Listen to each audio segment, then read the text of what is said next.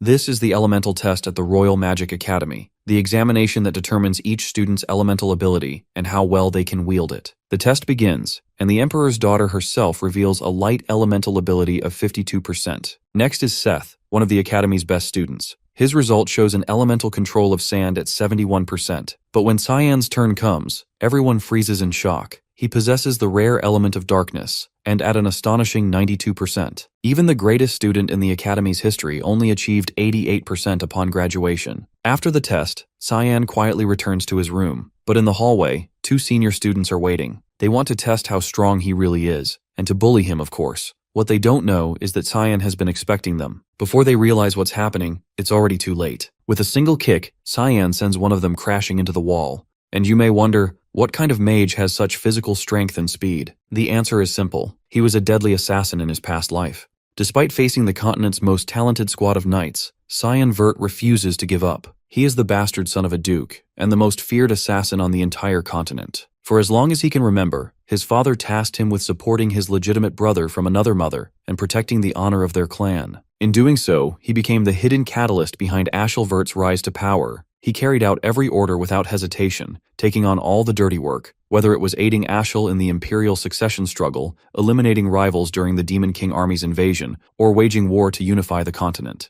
Yet after years of unwavering loyalty, the only reward he received was betrayal. His own brother branded him nothing more than a vile assassin who meddled with the forbidden powers of the mist. Using this as an excuse, Ashel conspired to have him eliminated. Cyan couldn't stomach being discarded so easily after sacrificing so much without question. Rage consumed him, and he attempted to strike his brother down before he ended up dying. But against this cheap imitation of Gilgamesh, he stood no chance, and was cut down. This was never how he envisioned his life ending. Then, a miracle occurred. He opened his eyes and found himself back in the past. And the very first person he saw was Emily, the maid he hadn't laid eyes on in 20 years. His eyes scanned the room. It's definitely the past. He remembers this moment clearly. It's 27 years ago, the year 985, 1 year before he enters the academy. Every year, the duchy hosts a training duel, and this year, Duke Vert, the current head, and their father will be watching. Today's opponent? His half-brother, Kranz Vert. They're the same age, but Kranz is the son of Margaret Urzeth, the Duke's wife, which meant all the attention went to him. Even though he was just as young, being born to a different woman made all the difference. After this duel, he becomes the butt of every joke in the family. This match is why their father stopped even acknowledging him.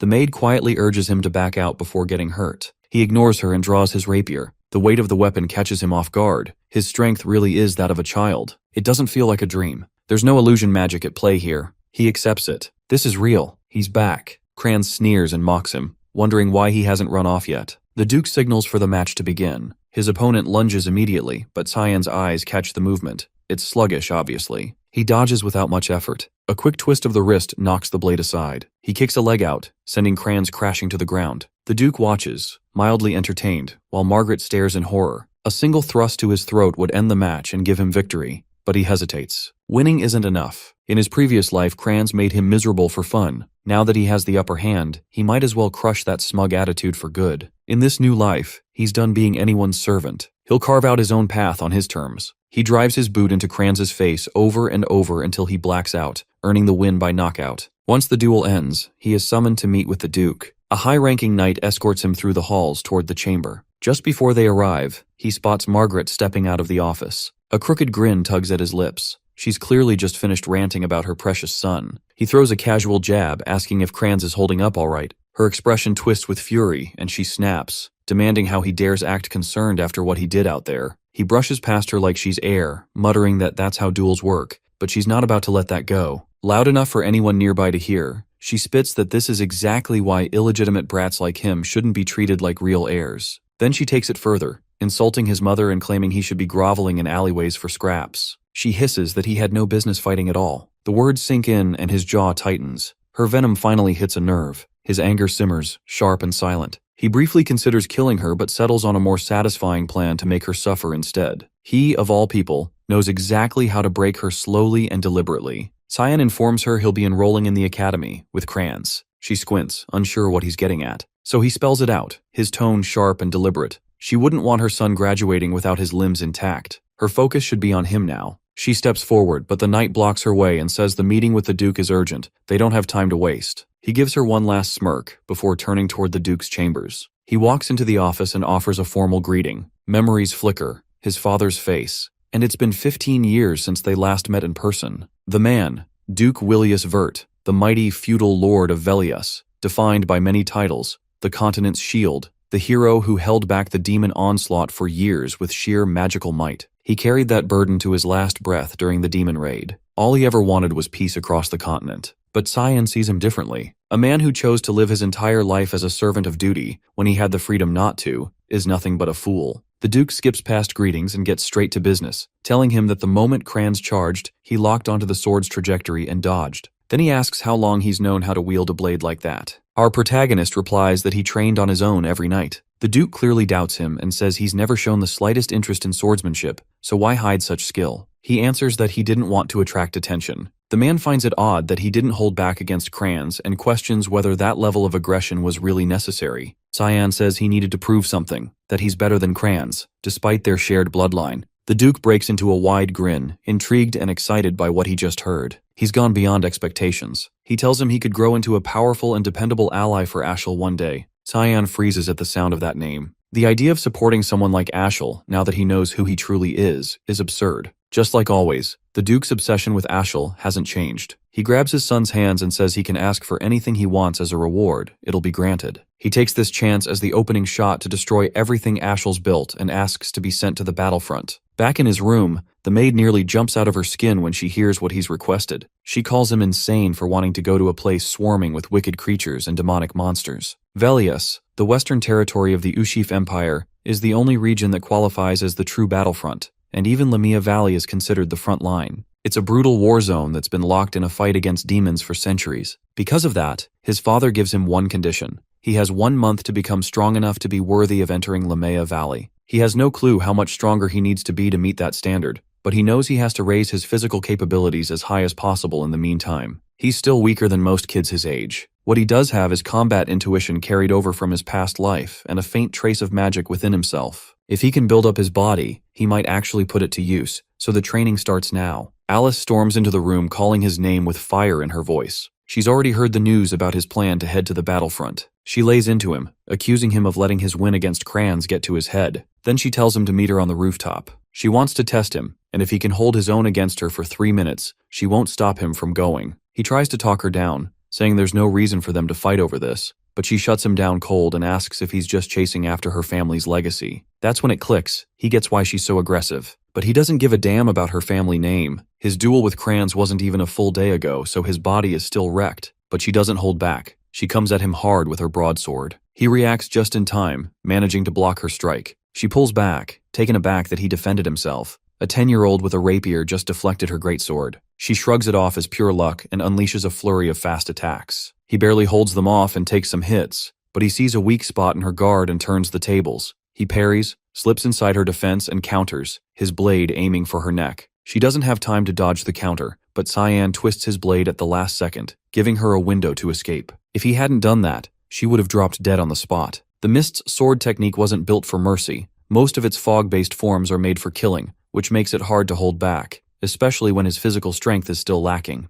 But now he's starting to burn out. To make up for what his body can't handle, he's been forcing mana through his sword, and he's just about hit the wall. He catches her mid-chant, blending earth and wind into her blade, and shifts into stance. The determination on her face says she's going all in, so he braces for impact, knowing damn well that trying to block that hit could send him flying out of the castle. He charges, hoping pure adrenaline and blind faith will unlock his magic mid-run. But before their blades connect, the knight Ulkin drops in and shuts the whole thing down, blocking them both. He scolds her for going too far on someone younger. Reality hits fast. She blinks, then suddenly pulls him into a hug, trembling and apologizing for snapping. She just wanted to stop him from throwing himself into the battlefield. He gets it. He knows how she is, how she gives everything she has to everything. His sister, the prodigy who scored top marks across every subject at the Royal Academy, her looks alone had people calling her a child blessed by the gods. She'd trained with the sword since she could walk. She once matched Ashel blow for blow in their fight for the title of Continent's Guardian, but then it all collapsed. She joined the Knights of Light and got killed. He clutches her tight and swears to himself. This time, he'll protect her. In the middle of their moment, she turns to Ulkin and narrows her eyes. Wasn't he the Duke's personal knight? What's he doing here if the Duke already left for war? The knight says he's just acting under orders, to guard Cyan while the Duke's away. It's supposed to be a quiet mission. No one's meant to know. The younger man had already sensed him back in the Duke's office, but still finds it odd that his father wanted this whole thing kept under wraps. Mid-thought, fatigue hits like a truck and he knocks out in her arms. She smiles softly, thinking to herself, he really is still just a kid. The next morning, she heads back to the academy. He gets to work training his body. He can barely crank out 10 push-ups, still weak, and the need to grow stronger is getting louder every day. For the past 2 weeks, he's been grinding through strength training. No results. He misses the strength he used to have. He needs anything that works. While he's sinking into that pit, the maid walks in with a message. A package from his sister has arrived. Inside is a bottle of hellhound blood, something he'd asked her for, a rare material from Lamea Valley. The blood of a demonic beast, notorious for its horrible stench and burning taste. People say it's poisonous, but from experience he knows better. It gives a permanent boost to mana and physical power. The maid looks horrified and asks if he's really about to drink that stuff. He shrugs and tells her that after surviving her cooking, this is basically tea, then downs the whole thing in one go. The heat and rush of power spread through his system. Then he says he's heading out for a walk. He goes to a spot he remembers clearly from his past life. He's been waiting for 2 weeks to do this, specifically for a moment when Yulkin isn't around to report back. Years ago, Ashel received a divine revelation from Lumendel, the god of light. It spoke of an ancient temple hidden in the mountains. He hadn't believed it then, but the place turned out to be real, a zone where mana gathers in heavy concentration. In this timeline, though, that prophecy hasn't happened yet. He's the only one who knows it exists. He crouches, feeling along the earth, searching for the exact spot where the mana thickens. Then he channels his magic, and the entrance to the temple begins to open. He steps inside the temple and instantly realizes something's off. It doesn't look quite the same as it did before. This place, once a shrine devoted to the god of light Lumendel, had its history erased during the demon god war that wiped everything clean 3 centuries ago. He moves deeper into the ruins, eyes locking onto a glow pulsing from a sword, the temple's core. Back in 999, BF, before Foundation, humanity had finally driven the Demon King's forces out of Velius. The demons had power far beyond human capabilities, but humans found salvation in ancient relics called the God's Weaponry, artifacts that turned the tide. Among them was Duran Dark, a sacred blade personally blessed by Lumendel. This sword was credited as the key that let humanity win the war, and it will also be the weapon that ends his life someday, when it's in the hands of Vert Ashel. He places a hand on it. As expected, it doesn't react. He walks away, not even surprised. There's an old legend. After stepping beyond the blade's glow, a strange shadow appears. It looks like the sword's cast at first glance, but it's not a shadow. Where there's light, darkness follows. And this darkness is actually a concealed passage, hidden beyond the altar, leading to a secret chamber. He follows it in and finds a sword resting dead center in the room. His eyes soften. It's like reuniting with an old friend, the same blade from his past life. He steps forward, grips the handle, and speaks its name,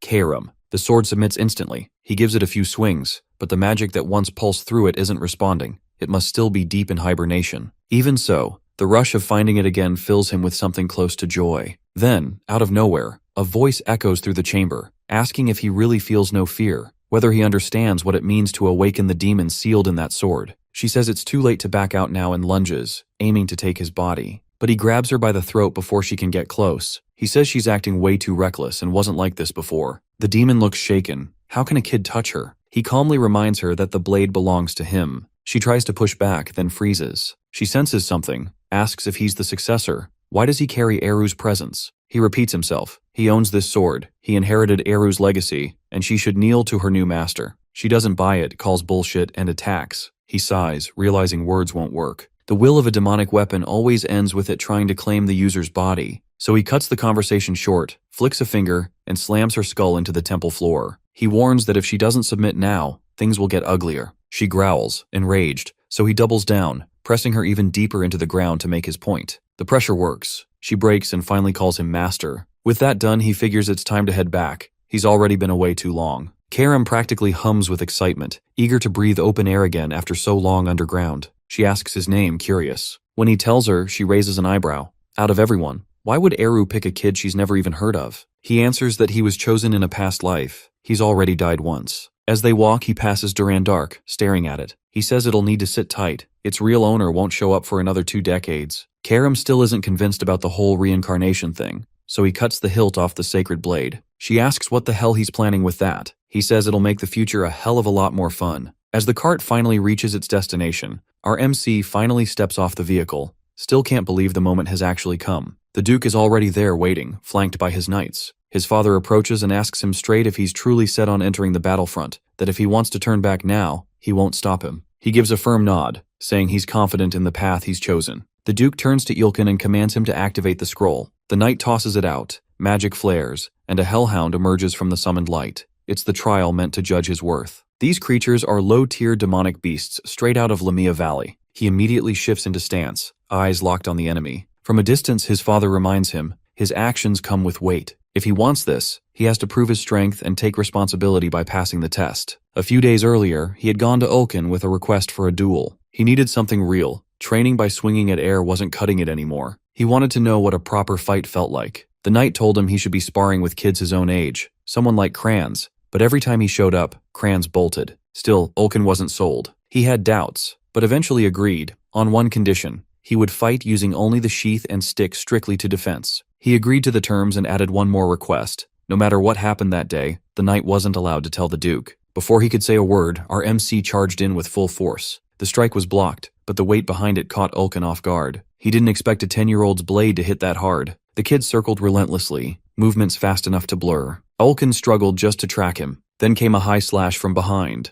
The knight parried, but there was no room to breathe. Blow after blow came crashing down, every strike backed by full effort. He blocked them all barely. Eventually our MC stopped. As expected, he wasn't ready to win yet, but he thanked Ulkin for the fight and headed off. The knight stood there in shock. The fragile little noble he once knew had changed, grown way too fast. So now, watching him face the hellhound, he's convinced those beasts aren't going to be a problem. He watches it make its move, it charges. He dodges cleanly. Even with how far he's come, taking on a beast like this still pushes his limits, so ending it fast is the only way. The next time it lunges, he sidesteps and drives his blade across its throat, straight into its brain. It collapses immediately. As the blood pools out, he eyes it with a stray thought. How fun would it be to bottle up a few jars of this stuff? But people would probably lose it if they saw him doing that. His father claps, impressed. The test is over, he passed. The Duke tells him they'll meet again at the front lines. Karam murmurs from his sword, asking why he didn't use her to finish the beast. She needs blood if she's going to wake fully. He reassures her. Soon enough, he'll use her to his heart's content. At the battlefront, a massive ogre is tearing through the front ranks.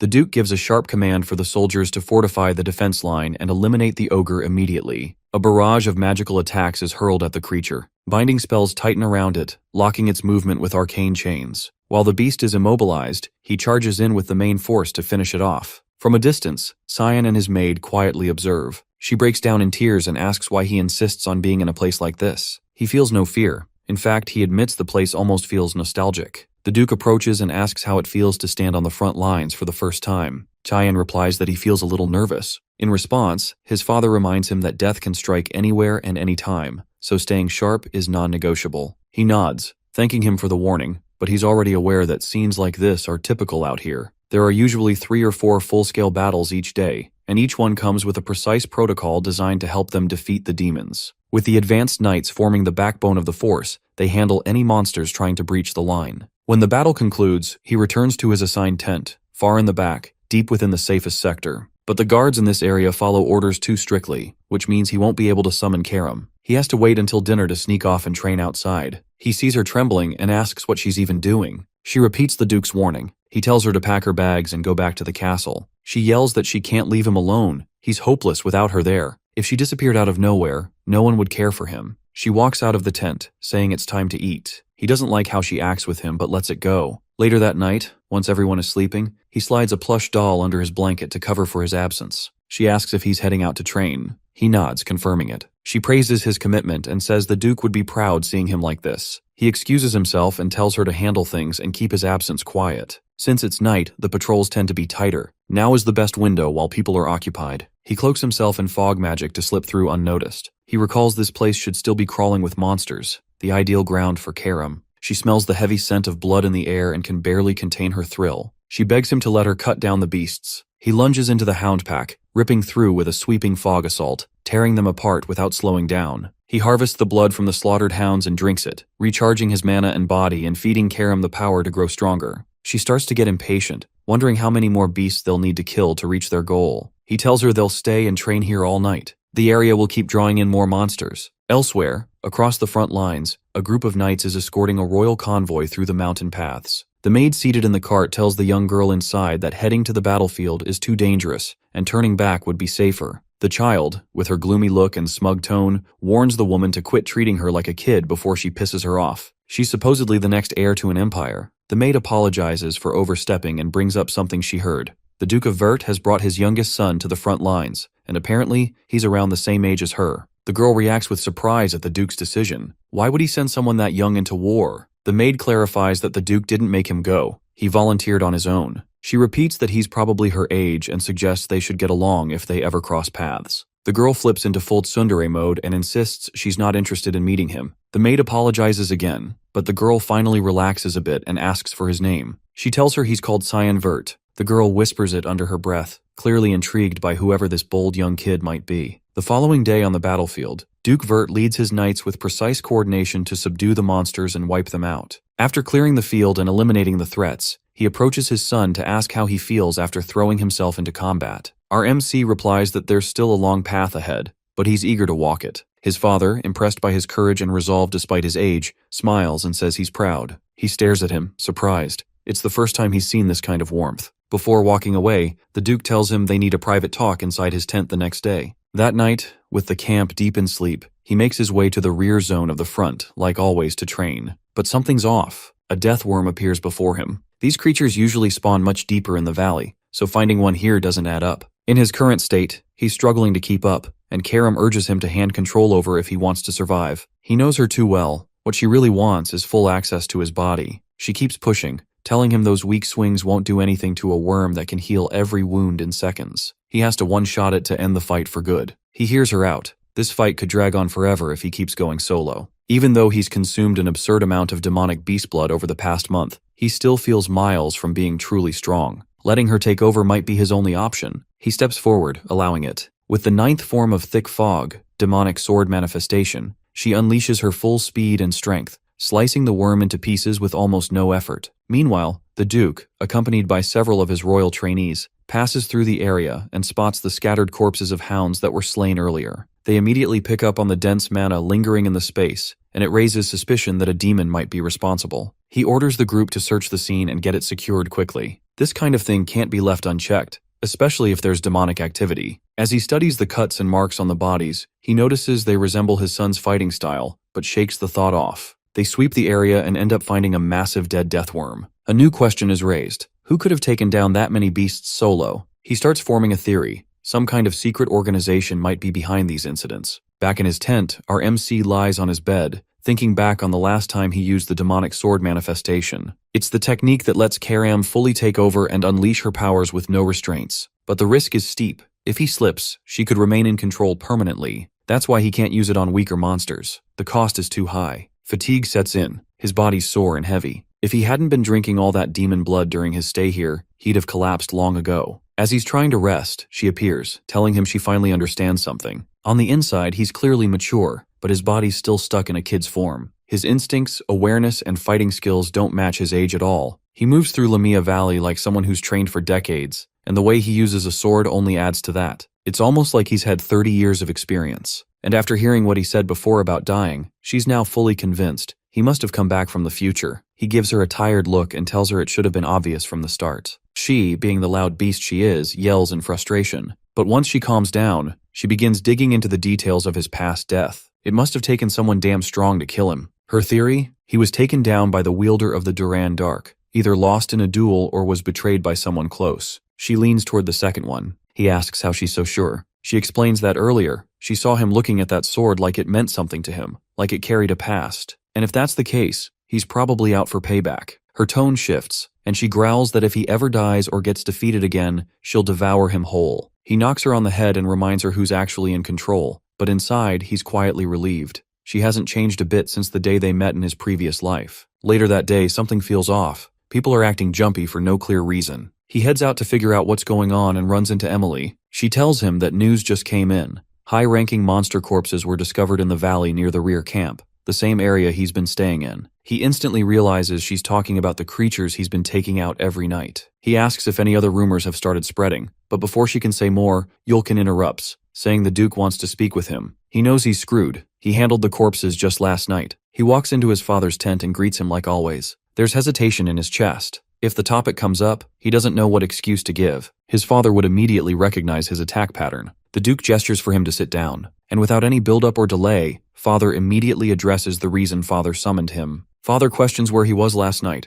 With no hesitation and a straight face, he lies, claiming he went to bed early. Suspicion flickers. Those markings they discovered yesterday bear an uncanny resemblance to the cuts left by his sword style. But after a moment, the Duke tempers his thoughts, pushing the suspicion aside. There's no way a kid could have taken down something as massive and dangerous as a death worm. Father asks why he's being questioned. The tone shifts, more serious now, as Father brings up the monster corpses found near the camp. They need to look into it thoroughly, but the one theory Father keeps circling back to is that it might be tied to an old assassin organization known as the Mist. He plays dumb like he's never heard the name before, but the explanation continues. Supposedly, the Mist has existed for centuries. No one knows their motive or ultimate purpose, but they've left a trail of dead nobles in their wake. Their signature? Every kill site is shrouded in black fog. Then one day they just vanished. The last known sighting was 300 years ago. But the troubling part is, the monsters found yesterday were surrounded by that same black fog, the kind linked to Eru, the god of darkness. He's the source of the organization's power and the deity they worship.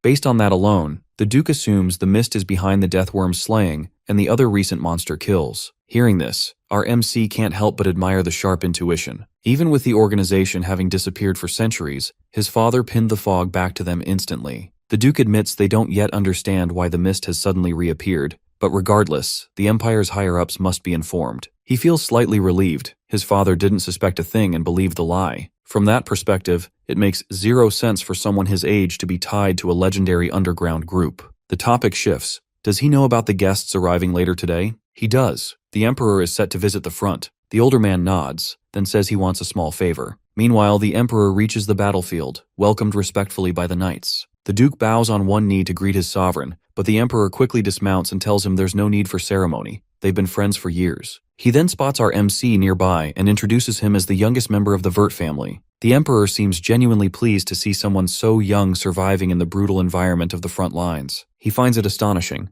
Now he understands why his father wanted him present for this visit. This was the first time he was being formally introduced as the Duke's son. Back in his past life, whenever the Emperor came by, he was always told to stay locked in his room. But now, he feels real happiness, finally being recognized publicly with pride. The Emperor then gestures to his young daughter, introducing her. The white-haired girl from earlier is none other than Arin Severs, the 5th princess of the Ushif Empire. He immediately identifies her. She's infamous as the tragic 5th princess. The favor mentioned earlier was about her. His father wanted him to ensure her safety. Since they're the same age, he could look after her, keep her company, and stay close. It would help to build a bond now, especially since they'll likely see each other again at the academy. He mentions it's a smart move to be on good terms with a member of the royal family, and hopes they'll get along. He isn't exactly eager to befriend her, but he gets where this is going. His father wants him to build the kind of bond he himself has with the Emperor. Still, that's just not who he is. There's no chance they'd ever actually be friends. For now, though, he has to go along with it. He ends up walking beside her like he was told. She pauses by the river, eyeing it curiously, and asks why the water is red. He tells her it's called the Blood River. Name says it all. When demons get fatally wounded or lose their ability to fight, they instinctively crawl to this river. Eventually, the bodies rot, and the fluids run into the water, staining it red.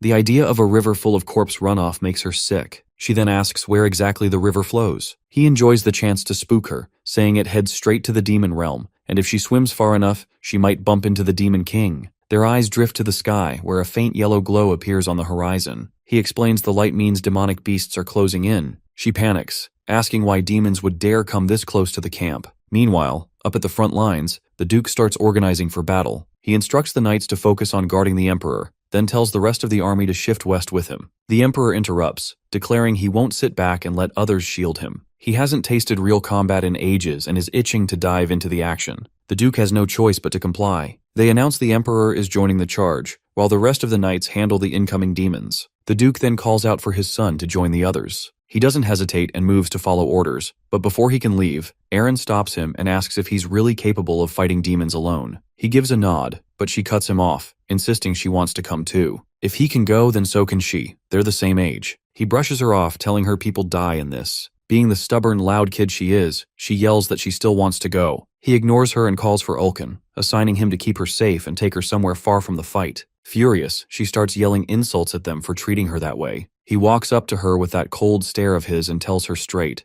If she keeps throwing herself into things like this, knights will die. Maybe dozens, maybe hundreds. Is she ready to bear the weight of that? Her eyes well up. That hit too deep. He turns and starts to walk away. Before leaving, he tells her to pack up and go home if she's just going to cry like a child. Back in the camp, high-level demonic beasts begin their attack. The Duke commands the army to prep for battle and wipe out every last one. The soldiers respond with fire and charge straight for the demonic snail. The ruler of Ushif, Emperor Dionysus Verus, has taken 2 wives throughout his reign. The first, Diana Kozel, passed away years ago. The second, Cassandra Nepellus, currently serves as a royal judge within the empire's court. Diana bore him 2 daughters, the empire's first and second princess. Cassandra, on the other hand, gave birth to the 3rd and 4th princes. But then came Erin, the 5th princess, born not of nobility, but from a commoner woman. A child born out of wedlock, her existence has been treated like a blemish, ostracized and labeled as something unnatural, unworthy of royalty. Still, despite the constant humiliation and social scorn, she never let their judgment define her. She carried herself with the grace and presence expected of any princess, and she dedicated herself with intensity to her academic path. Even so, things eventually spiraled. She was later accused of turning her back on the empire and banished from the royal bloodline.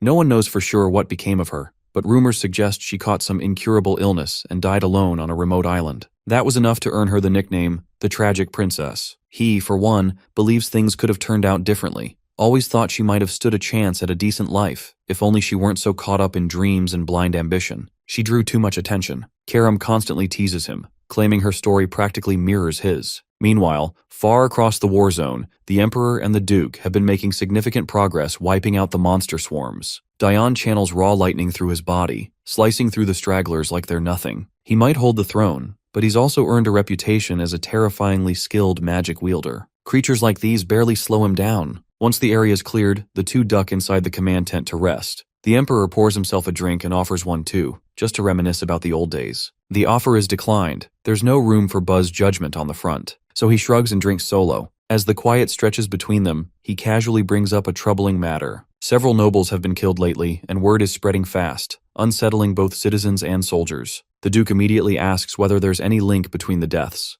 Patterns. Strange signs. Dione tells him the common thread is corruption. Every noble taken out so far had a dirty record, and more importantly, every corpse showed signs of black fog residue. That makes his companion pause. He says he noticed the same kind of fog behind the camp just yesterday, which leads him to suspect that the black fog users have resurfaced. The Emperor agrees. It's definitely something they'll have to look into further. Then the topic shifts. He's heard whispers that Erin is being blamed for the recent chaos, and it's starting to weigh on him. He's been trying to keep things from boiling over, but some factions are clearly looking to use the situation against her. He turns to the Duke, face open and serious, and asks for one thing. If something happens, if he dies first, he wants his old friend to watch over her in his place. The promise is made without hesitation. The Duke swears on his life to protect her, no matter what. And with that, the conversation draws to a close. Back in another tent, he's catching Emily up on everything that went down while she was away. She seems let down that he barely spent time around the princess. He tells her not to expect too much. She laughs, half serious, and throws out that he'll never get married at this rate. He brushes it off and steps out to return to his usual training. But outside, he runs straight into Erin, standing there soaked from the downpour. She walks into the tent beside him and asks where he's heading next. Before he can answer, she tells him to stay for a moment. There's something she wants to talk about. She asks how long he's been stuck out here. He replies, nearly a month now. Not wasting time, he pushes the real question. Why did she come all the way here just to find him? But whatever she wants to say, she holds back. Emily's intense, almost unhinged gaze behind them makes her too uncomfortable to speak freely. He tells her to give them some space so they can talk privately, but she replies with a sarcastic grin, joking that they should all just have fun together. Once she's out of the way, Erin begins by apologizing, admitting she hasn't been behaving like she should, hasn't lived up to what's expected of her. He accepts it without hesitation and admits he might have gone too hard on her earlier. Her voice lowers, weighed down by emotion. She says he's well liked by everyone, that he carries himself with more maturity than she does. He instantly notices the shift in her demeanor. She brings up the fact that he's probably heading back to the academy soon, but he stops her before she can finish. He already knows where she's going with this. She wants to ask if they can be friends once they're there, but he cuts it off. Looking her straight in the eye, he tells her if she came here looking for friendship, she's wasting her time and should walk away. Trying to hold it together, she says she wasn't looking for that, just hoping to be on good terms, and says he's being unnecessarily cruel. With tears starting to fall, she says he probably sees her like everyone else does, a fake, undeserving princess. She takes a breath, pulls herself together, and apologizes for showing up at all, says she overestimated him and walked away with nothing. Then she mutters that he's nothing like his brother, Ashel. That name hits hard. He grabs her arm without thinking, demanding to know how she even knows him. She tells him she ran into Ashel during a walk near the Royal Academy. He told her not to worry about other people's opinions, only to focus on her goals and what she wants. That makes him freeze. It's clear now that his brother had started manipulating her from the very first moment they met, already laying down the trap. He tries to warn her, but before he can get anything out, a deep rumbling shakes the tent. Emily rushes in, panic written across her face, yelling for them to get out immediately. But they're too late. An orc crashes through the top of the tent, smashing into the ground and launching her through the air like a broken doll. From outside, the nearby knights spot the torn-up tent and realize he's still inside. Emily, sprawled in the dirt, breaks into sobs, convinced he's just been killed under the wreckage. Word of the attack reaches the Emperor and the Duke immediately. Both of their children are trapped inside the wreckage of a tent, torn apart by a high-ranking demonic beast. Without pausing, Dione commands the entire military force to head straight to the scene and secure his daughter's life. Meanwhile, panic floods his mind. He can't wrap his head around why powerful monsters keep showing up this far behind enemy lines. They're supposed to stay deep within the valley. Something feels seriously wrong, and he's starting to suspect he might be the reason behind it. Tears well in her eyes when she sees him alive, after genuinely believing the orc had killed him. But he managed to get out before the structure collapsed. There's no way he'd let an orc finish him off when he's slain demon kings in a past life. Beside him, she asks if the knights stationed at the camp are all right. Then she breaks down, overcome with guilt for coming here at all, knowing they would have followed her straight into danger. The knights approach and reassure her that protecting her is their sworn duty, and they're ready to die if that's what it takes. But the words are cut short when the orc storms back into the scene, grabbing one of them, crushing his body in a single grip, and hurling him across the field like nothing.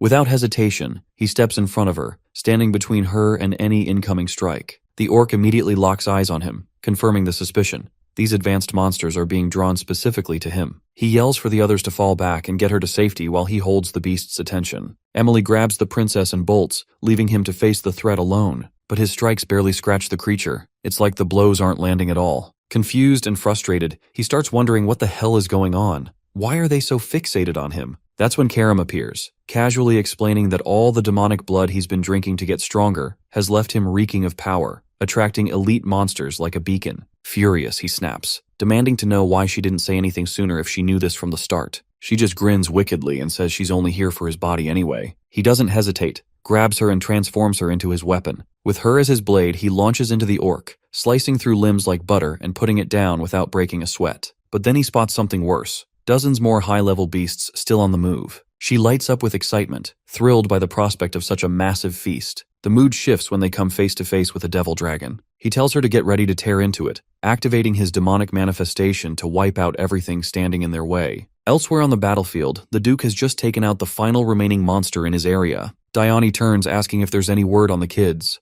The reply is grim. There wasn't a single sign of them near the collapsed tent. The Emperor says he must be panicking over his son, but the Duke answers with a cold expression. Any member of the Vert family should know how to survive something like this. What matters now is the princess's safety. As they speak, the knights arrive, successfully bringing her back to her father. She rushes into his arms, breathless, pleading with him to save our MC before it's too late. Meanwhile, the Duke walks up to the maid and asks if she's his personal attendant. When she nods, he asks what happened. With her voice shaking, she explains that he told them to run while he stayed behind to hold off the monsters. One of the knights offers to go retrieve him if given the order, but the Duke takes a moment, then declines. Their focus has to remain on the current wave. If these creatures break through the camps, nothing will stop them from reaching the Empire itself. They have to return to formation before more lives are lost. When someone asks what's going to happen to him, the answer is calm and final. Our MC has already done his part. He protected the princess. That's what being a Vert means. She continues to cry, still blaming herself for everything unraveling around them. But then a sound cuts through the noise, a voice she instantly recognizes. She looks up, eyes wide, as he appears overhead clutching the reins of a flying dragon, shouting desperately for someone to help.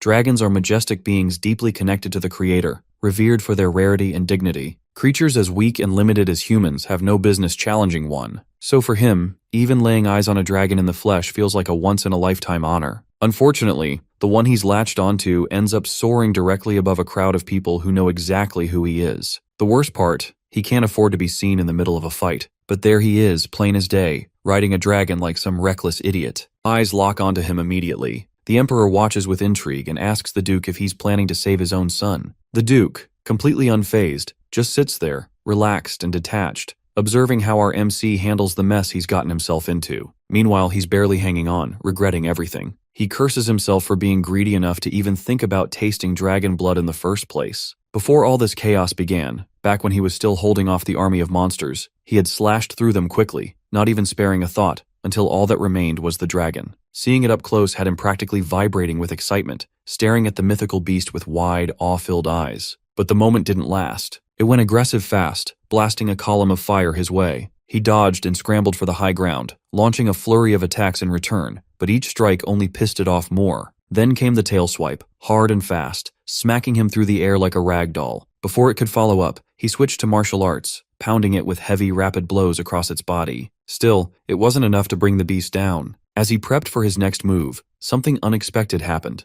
It stopped. Then it simply turned and flew away. But of course, being the impulsive little gremlin he is, he leapt after it without thinking, grabbing onto its side like a maniac just to steal a taste of its blood. That's how he ended up stuck, clinging to its back, powerless and exposed. She demands to know why he hasn't used her to fight back. At this rate, he's going to get himself killed. He screams back that if anyone sees him use his powers now, he'll be fried alive. He can't let that secret get out. While they're still arguing, they spot the Duke beginning to cast a massive, high-level magic spell, an 8-star incantation. Panic hits immediately. That serious look on his father's face means only one thing. He's about to target the dragon, even knowing his son is on it. The spell launches. Blades of magic shoot into the air, slicing through flesh with terrifying force. He leaps off just in time, trying to dodge the raining blades mid-air. As he falls, she yells for him to use his powers to escape, to fly out before it's too late, but he still can't risk being seen. Desperate, he scans the area and spots a river of blood not too far off. As a last-ditch effort, he shifts his trajectory and aims for it, hoping it'll cushion the fall. Somewhere else in the valley, a pair of demons had been watching the commotion. One, the older of the two, remarks that it must have been a young dragon getting itself into trouble. The white-haired one next to him counters, saying something incredibly powerful must have scared it off.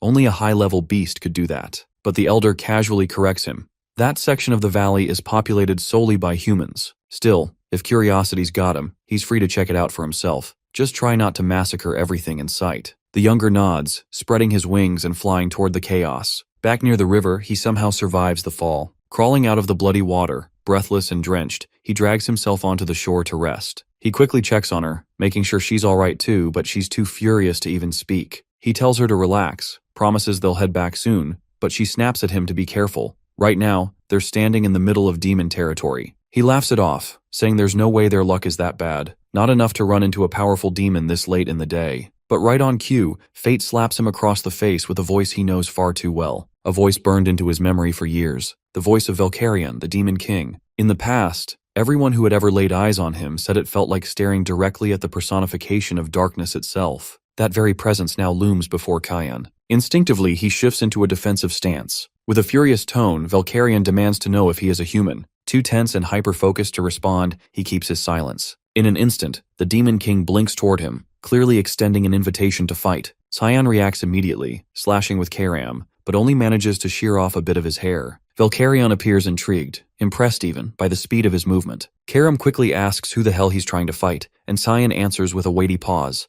It's the Demon King. That alone sends her into a panic. She says there's no way he can beat someone of that caliber at his current strength. Now stuck in a dire situation, he realizes he's got no real chance of winning, and even escaping could end with him being caught. He locks up briefly, trying to process what to do. But then Valkyrian surprises him by calmly telling him to relax. He claims he won't lay a finger on a kid like him. He even lies down casually, suggesting they just talk for a bit. Cyan finds this strange and out of character, completely baffled by the Demon King's demeanor. Once again, Valkyrian asks if he's really a human and how he ended up here. He answers that yes, he is, and that he ended up falling into the Blood River, which dragged him all the way to this place. Valkyrian, however, isn't fully convinced. He senses something odd emanating from our MC and asks if this is truly his first time here. Cyan nods, but the other still isn't buying it. He then questions whether our MC has seen him before, to which he firmly denies. That answer, however, does feel genuine enough that Valkyrian believes him. After all, how could a human possibly know him when the latter had never even met a human before? Still, Cyan remains unsure, his mind racing to figure out if this really is the same Valkyrian he remembers from his previous life. He decides to ask why he's even here,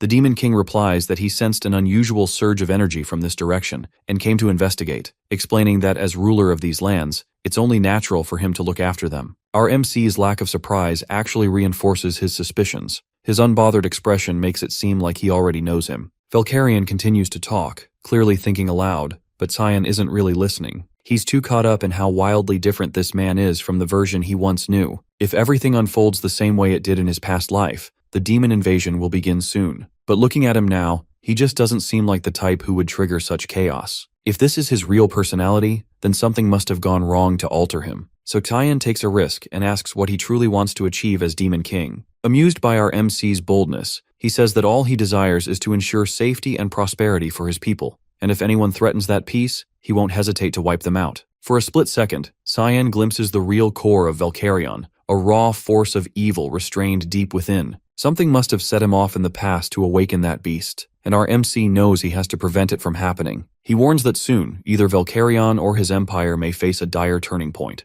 The Demon King frowns, puzzled by the vagueness, asking what he's getting at. Cyan admits he doesn't know the exact details, but if events spiral, a massive conflict between humans and demons could erupt, and he wants terms to stop it. Valkyrian wonders aloud why he'd want to start a war with humans to begin with. Cyan responds with a plea. No matter what happens, promise never to invade the human lands or declare war. That raises an eyebrow from him, who presses, what's in it for him? Cyan promises that whatever threat comes his way, he'll do all he can to support him. Valkyrian still finds it amusing, but there's something about our MC's courage he respects. He asks for his name, and upon learning it, solemnly vows, as Demon King, that he will never initiate war with the humans or encroach upon their lands, regardless of circumstances. But he warns that Cyan must uphold his end. With that said, he takes off into the sky. Not long after, our MC is spotted by frontline scouts patrolling the river. Word spreads fast. He becomes known as the one who survived the Devil Dragon. Later, back within the abbey near the Velius border, Cyan rests in a hospital bed. Erin sits nearby. With flushed cheeks, she hesitantly gathers her words and asks him if he would be hers. Cyan can't make sense of what's unfolding around her. From the look he gives, she picks up that he clearly doesn't want to go through with it, and it hits her hard.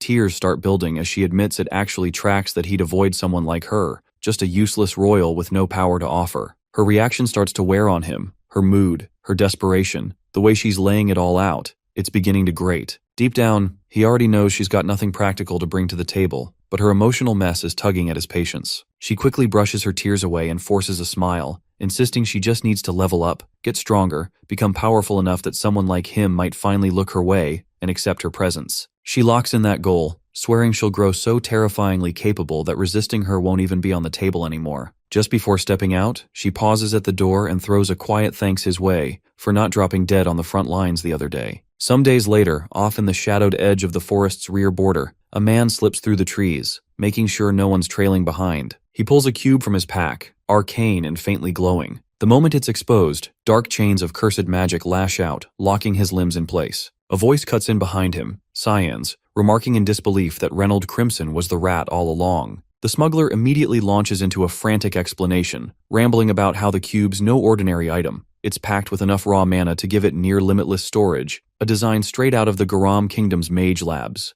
The assassin yanks the cube away and pulls off his mask, revealing his face and casually reciting his full name like he's reading it off an arrest warrant. Reynold freezes, stunned that Cyan's the one who got the jump on him. He demands to know what brought him out here, but the other man doesn't even acknowledge the question, already digging through the crates and supplies the smuggler's been hauling. He notes everything, contraband parts, demonic remnants, and it clicks. Reynold's been draining corpses of their corrupted blood, packing the stuff into carts, and slipping them through the borders with inside help. He's sure of it. Someone's been feeding him access. Reynold shrugs it off, swears he has no clue what his captor's going on about. But Cyan's way ahead. He's seen the demonic blood floating around the underground markets. Somebody's selling. While he tries to piece together who the mole could be, Reynold tries to blindside him with a fireburst. He thinks it'll land, but instead, Cyan's already closed in, slicing through his hands and pinning them into the bark of a nearby tree. Then comes the deal. Either Reynold spills everything, the smuggling path, the identity of the traitor, the whole operation, and gets a clean end. Or he holds out and gets dragged through a torture so drawn out and merciless he'll be begging for death before long. Later, over on the western edge of Velias, inside a trade station near the border, a group of merchants crack open a box of supposed blood shipments, only to recoil when they spot Reynold's decapitated head hovering in a swirl of black mist inside one of the containers. Not far from the scene,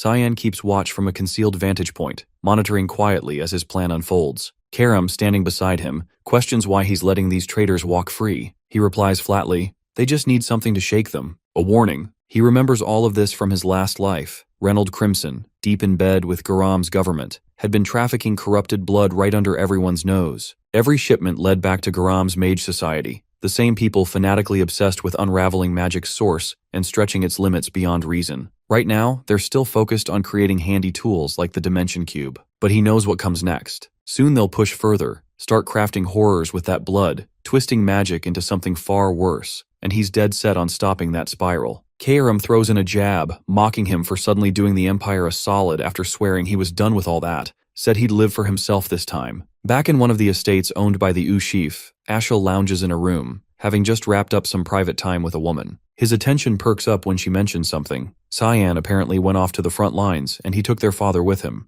That's all it takes. Now Ashel's ready to pay his brother a visit. The bastard's been getting on his nerves lately, and he's not letting that slide. Emily lets out a loud cheer the moment she's finally off the front lines and safely inside the castle. The relief is real, and she practically shouts her excitement. She turns to Cyan, saying the academy's going to be a total upgrade compared to this grim place they're stuck in now. But he doesn't share that energy. His face says it all. He already knows what's coming, what's waiting inside those academy walls, and it's nothing like what she's imagining. Truth is, that place isn't the bright new chapter she's hoping for. It's a maze of backroom politics and shallow alliances. Envy fuels everything, and clout outranks talent. Actual learning takes a backseat to social climbing. She, on the other hand, is hyped because she's heard the academy's full of good-looking guys, and she's convinced it might finally be her shot at finding romance. Time passes, and eventually the entrance day arrives. Cyan reaches the front gates and on his way in, runs into Crayons. The moment the guy notices him, he bolts without a word, still spooked from the last time he completely wrecked him. Karam, confused by the sudden retreat, asks what's up with him. Cyan brushes it off, explaining he's just his half-brother. She comments that he doesn't really resemble the rest of the family, but he disagrees, saying he's not all that different from Alice. Once inside, the academy staff greet him, excessively polite, overly respectful, and he clocks something odd. None of them will meet his eye. Their behavior reeks of someone important lurking nearby, probably his father, the Duke, or maybe even his older brother. But he doesn't dwell on it. After grinding non-stop for the past year, he decides to take it as a win. Maybe this is what reward looks like. He moves through the hallway until he reaches his assigned room. Before he even opens the door, a familiar aura cuts through the space. It's strong, unmistakable. Ashel is on the other side. He already knows. And right on cue, as he pushes the door open, there he is, his older brother, standing there with a smug,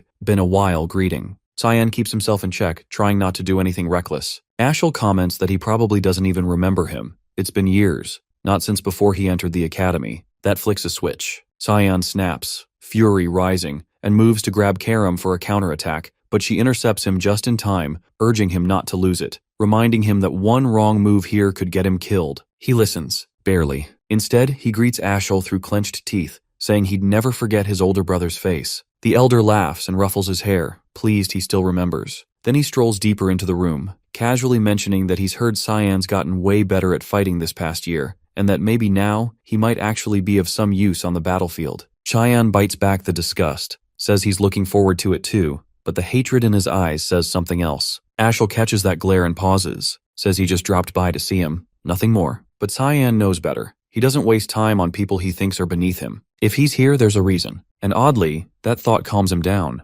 Meanwhile, just down the hallway, Emily's lugging his stuff toward the room. She yells out, pissed he didn't come help carry it. But as she approaches, she freezes. Ashel walks out instead. He brushes right past her, telling her not to mind him and to just get back to work. Once he's gone, she vents her frustration, demanding to know why the hell Cyan didn't warn her he'd be here today. He doesn't respond, just tells her to leave him alone for a bit. He locks himself in the bathroom, leans over the sink, and throws up. The pressure, the tension, it all hits him at once. When he steadies himself, he turns to Karam, demanding to know why she stopped him earlier. To him, it made no sense. It was the perfect opening. She could have taken over his body right then. She shuts that down, says she didn't hold back because she was being soft. She just wants his rage to keep growing. The more twisted it gets, the better he'll taste. Cyan smirks, says he prefers her this way. Over in Ashel's private room, a butler enters with an update. As ordered, he's been tracking the second princess, and now he's found her. She's deep in the northern region of the White Elves' territory, Fruina. Ashel raises an eyebrow.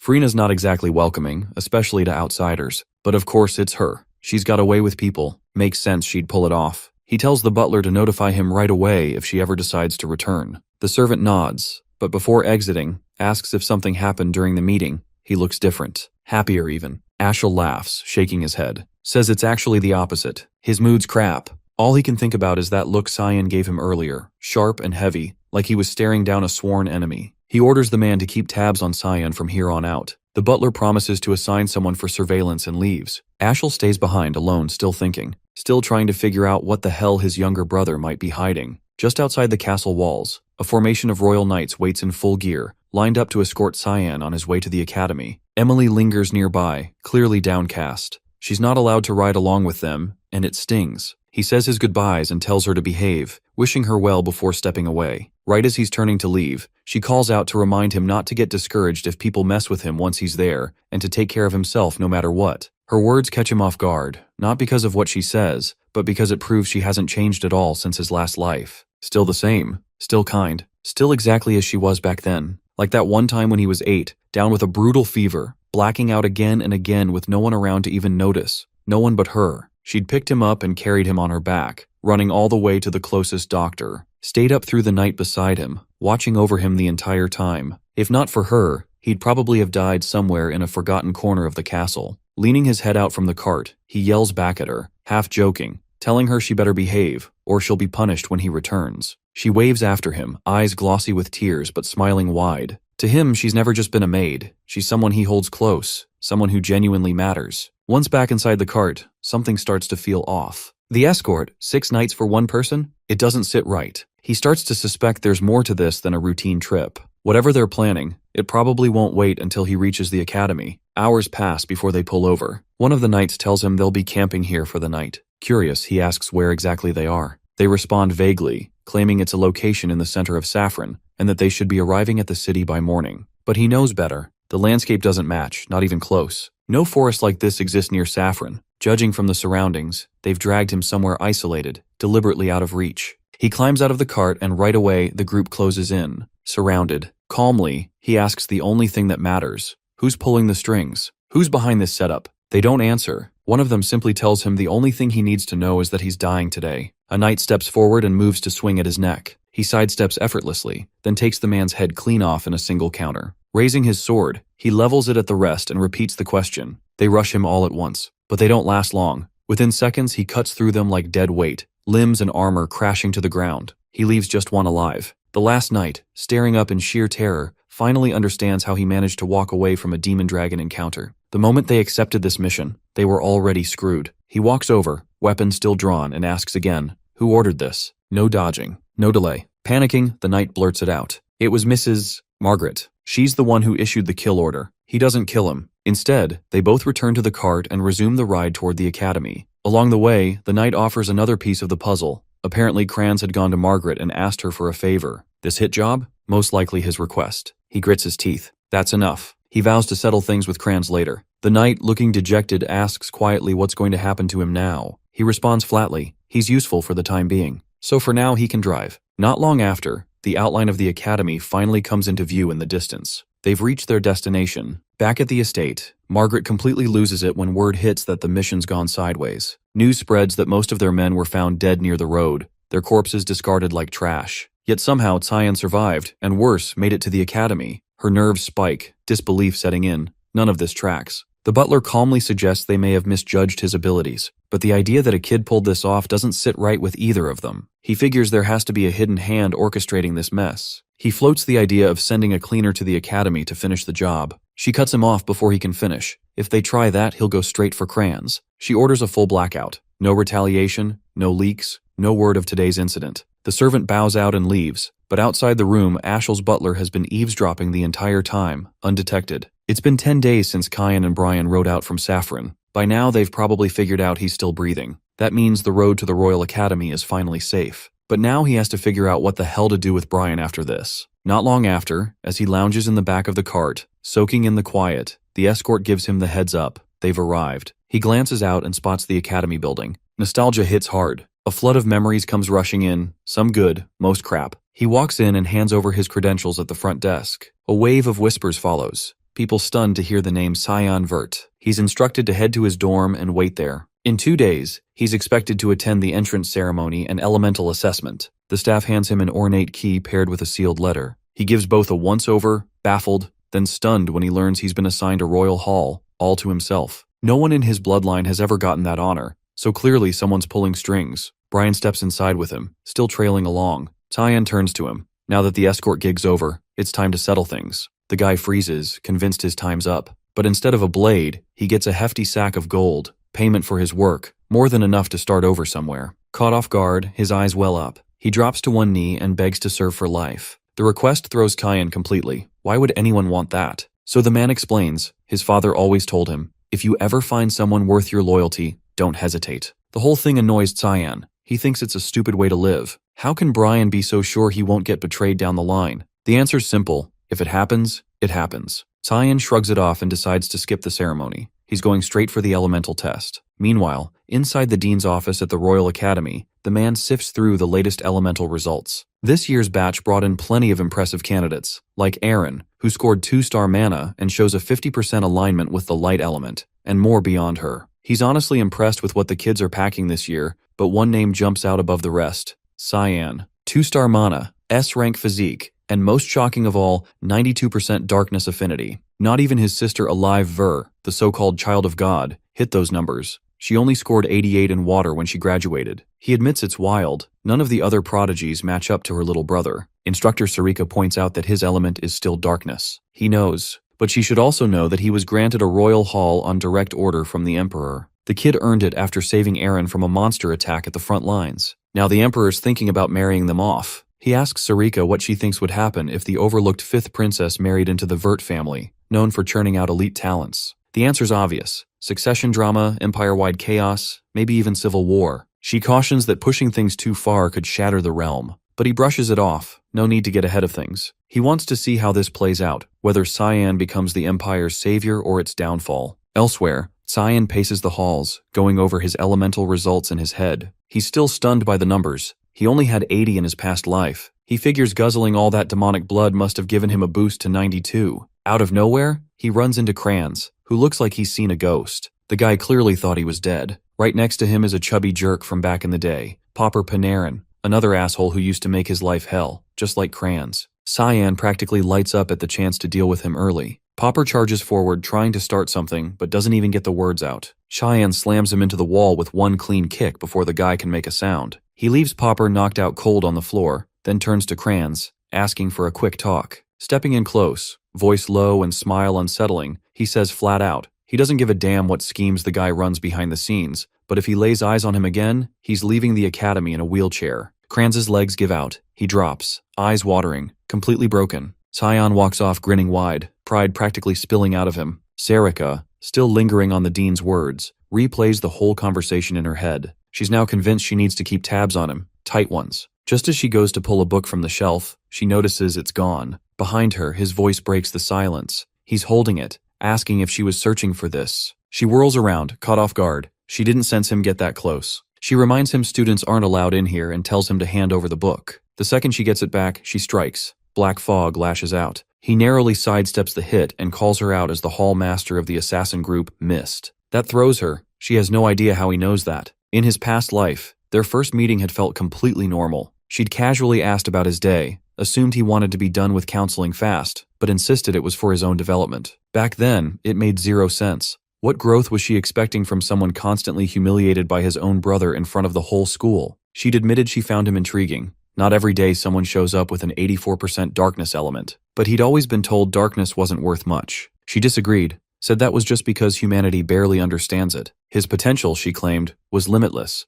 and she was looking forward to seeing what he became. Her sweet tone and soft smile had fooled him completely. The whole instructor act? Just a cover. She's hiding out in the academy, smack in the middle of royalty and nobles, while working as a real assassin. Her demeanor shifts. She tells him they'll continue this in her lab. He's a bit thrown off by how calm she is. Inside, it's just like he remembers. He takes a sip from the tea she pours and instantly knows she laced it. She laughs it off, but he shrugs. Poison doesn't work on someone who's been chugging demonic blood. He tells her she'll need a better recipe next time. She asks how the hell he knows all this, especially the fact she gets her orders from specific books in the library, the exact spot he went for. Now she's suspicious he might actually be Miss too. He tells her there's no better proof than that. That pisses her off. He brings up how, before he left for Chatan, someone questioned whether one night would be enough. Nobles have been dropping like flies lately. He grins and casually asks when the purification project kicked off. She plays dumb, claiming she has no idea what he's on about, but he calls her bluff, says he's on to the assassinations. She warns he's going to regret running his mouth. They both gear up to fight. Fog thickens around the lab as she suddenly hurls the table at him. He doesn't dodge, just drives his fist straight through the wood, splitting it in two. He tells her he's already shown more than enough to prove who he is.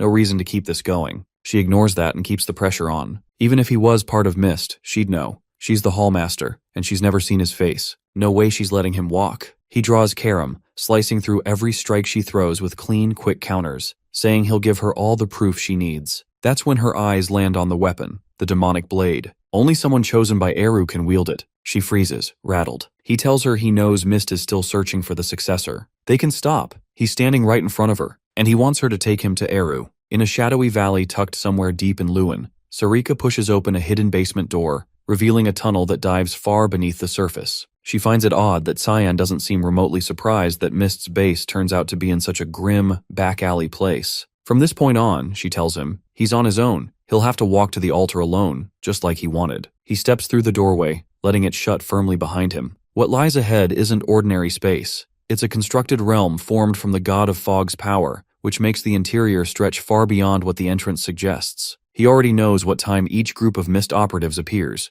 2 show up at 4 p.m., 3 more at 11. As he walks down the dim path, a barrage of flying daggers comes at him out of nowhere. With a sharp swing, he bats them away cleanly. Honestly, this kind of violent greeting is exactly the sort of thing Mist would pull for new arrivals, though this might be a little much, even for them. A cluster of masked assassins leap from above to catch him off guard, but all they land on is his afterimage. He's already out of range. They throw another round of blades, but he isn't stupid enough to fall for the same gimmick twice. Hell, it didn't even work the first time. This time he swats the daggers back mid-air, sending them straight into the ones who threw them. They pause, clearly impressed by his reaction time and control. Now serious, they spread out and encircle him, ready to strike from every direction. He unleashes his fog magic, Bloodthirst Wave, a special mist-only technique that channels killer intent into a physical force to restrain opponents. The red mist wraps around their bodies, squeezing so tightly they can't even breathe. One by one, they crumple to the floor, passed out. But not all of them. One remains standing, unaffected by the spell. He clocks right away that this one is clearly higher ranked than the others. He gears up to cast Unshakable Roots, something more powerful, but the assassin blitzes in before he can finish, cutting him off. The attacker's mask falls in the scuffle, and it turns out it was Sarika the whole time.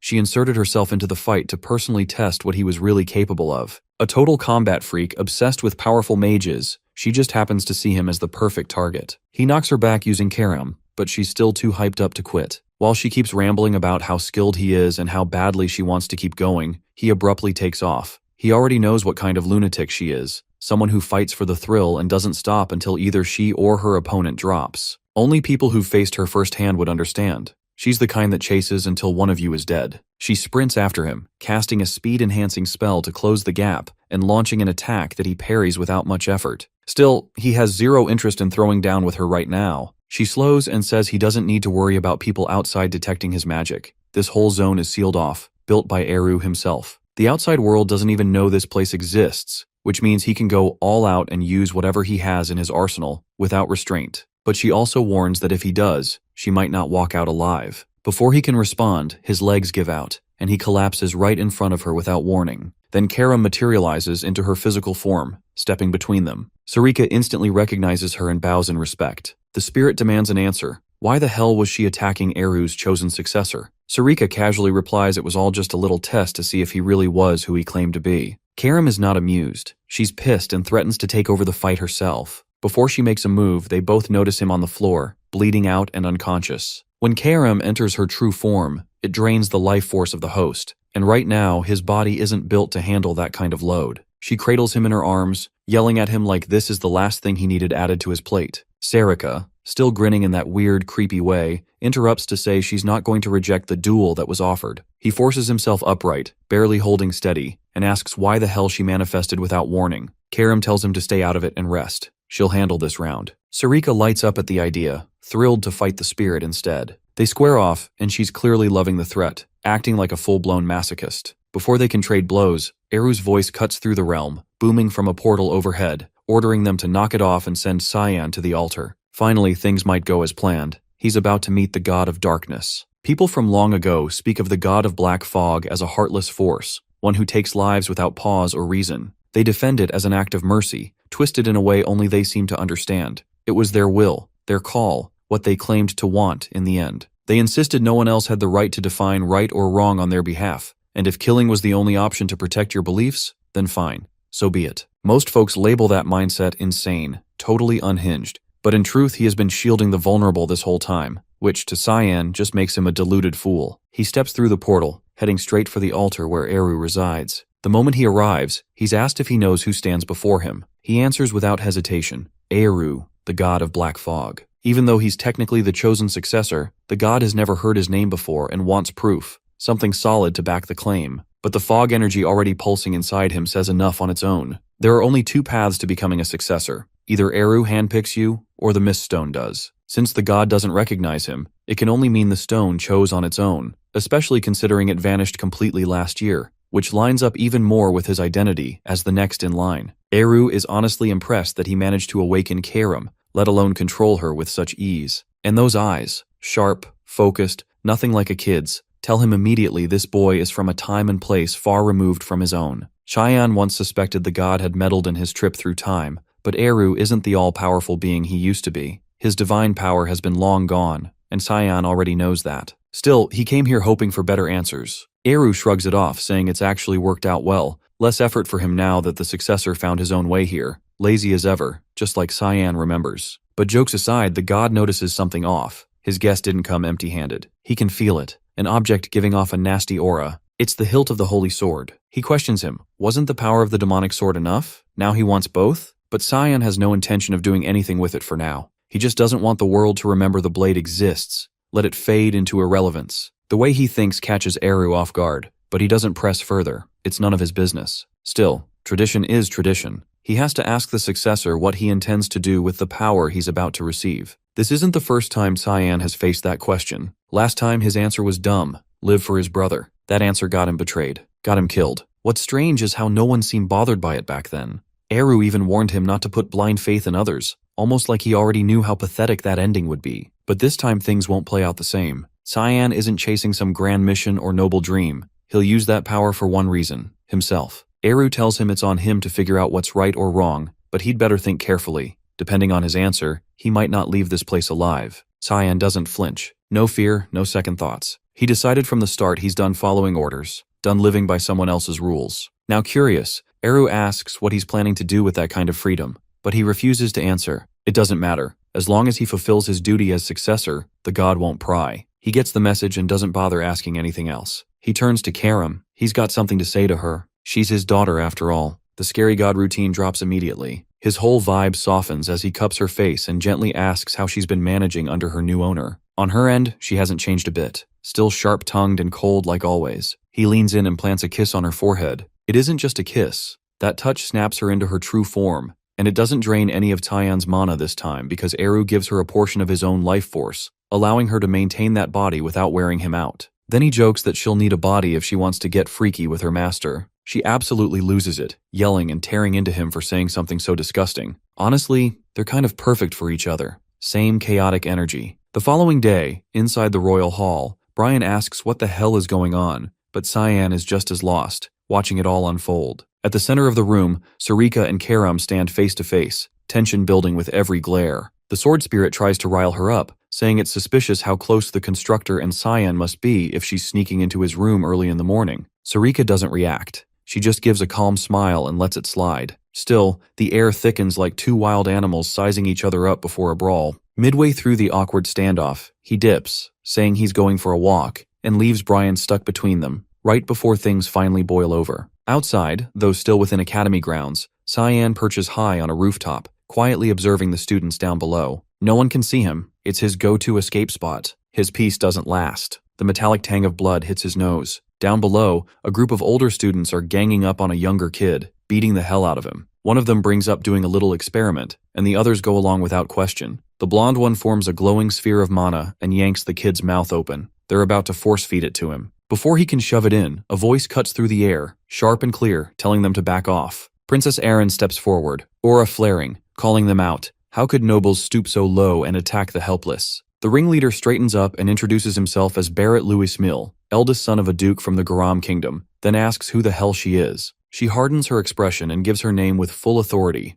Erin, 5th princess of the Ushif Empire. Barrett doesn't seem all that fazed by the princess title or the fact she's the emperor's daughter. He already knows she's the youngest of the imperial bunch. Puffing up his chest, he steps closer, clearly trying to intimidate her. She refuses to shake his hand and warns she'll report everything to the academy. In a sloppy attempt to defuse things, he spins around and points to the kid they were beating. He insists it's all just one big misunderstanding, claims they weren't bullying anyone. Turns out the kid's a girl, and according to him, there's no harm being done. He offers to let her speak for herself. The girl stands, trembling and bruised, eyes dulled with resignation. She quietly tells Erin nothing's wrong, they weren't hurting her, and it's best if she just walks away. He bursts into laughter, the kind that screams villain reveal, but she doesn't buy a single word. It's painfully obvious the girl's lying out of fear. Before she can lead the girl away, he grabs Erin's arm to stop her. He tells her it's already too late. Leximus made her choice. Right as things are about to spiral, Cyan steps in, sweeping his legs out from under him and sending him crashing flat to the ground. The inflated aura vanishes instantly. One glance is all it takes for Cyan to recognize Leximus. Hard to forget someone you had a brutal death match with in a past life. She was the continent's top swordswoman, born in the Ushif Empire, but after messy events post-graduation, defected to Count Klein's house in Garam.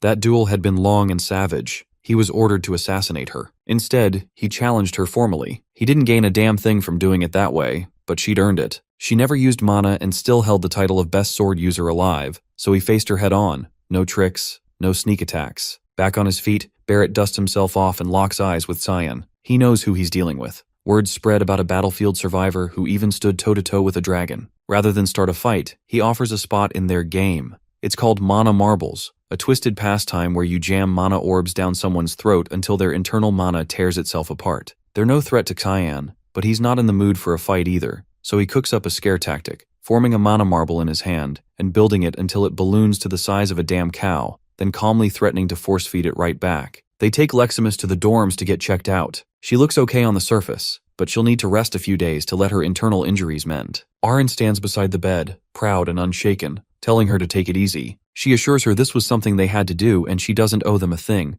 then teases how those cowards bolted the second Cyan showed up. At the far end of the room, he stays quiet, remembering how tough she really was. Cracked ribs, a concussion, still pushing forward. Exactly what you'd expect from the best swordswoman the continent would ever see. She catches him staring and asks if they've met before. He apologizes, saying no, but it's a lie. Aaron asks where her room is. She wants to walk her back so those guys don't mess with her again. Leximus mentions she lives in the commoner hall. That throws Aaron off. She didn't expect that. She blurts out, "Wait, you're a peasant?" Leximus nods. She got into the academy thanks to instructor Veltain, who promised to cover her fees, but after getting dismissed with no explanation, she's left without support. Cyan suggests she withdraw from the academy entirely. Things aren't going to get better here. Aaron, clearly upset, watches his face. He changes tone, telling her to take Leximus in as a servant, train under her, learn swordsmanship along the way. Leximus blinks, confused. Wait, why is he calling her a girl? She'd thought he didn't know. Turns out no one ever told him. She apologizes for the misunderstanding. She dresses in boyish clothes, keeps her hair short.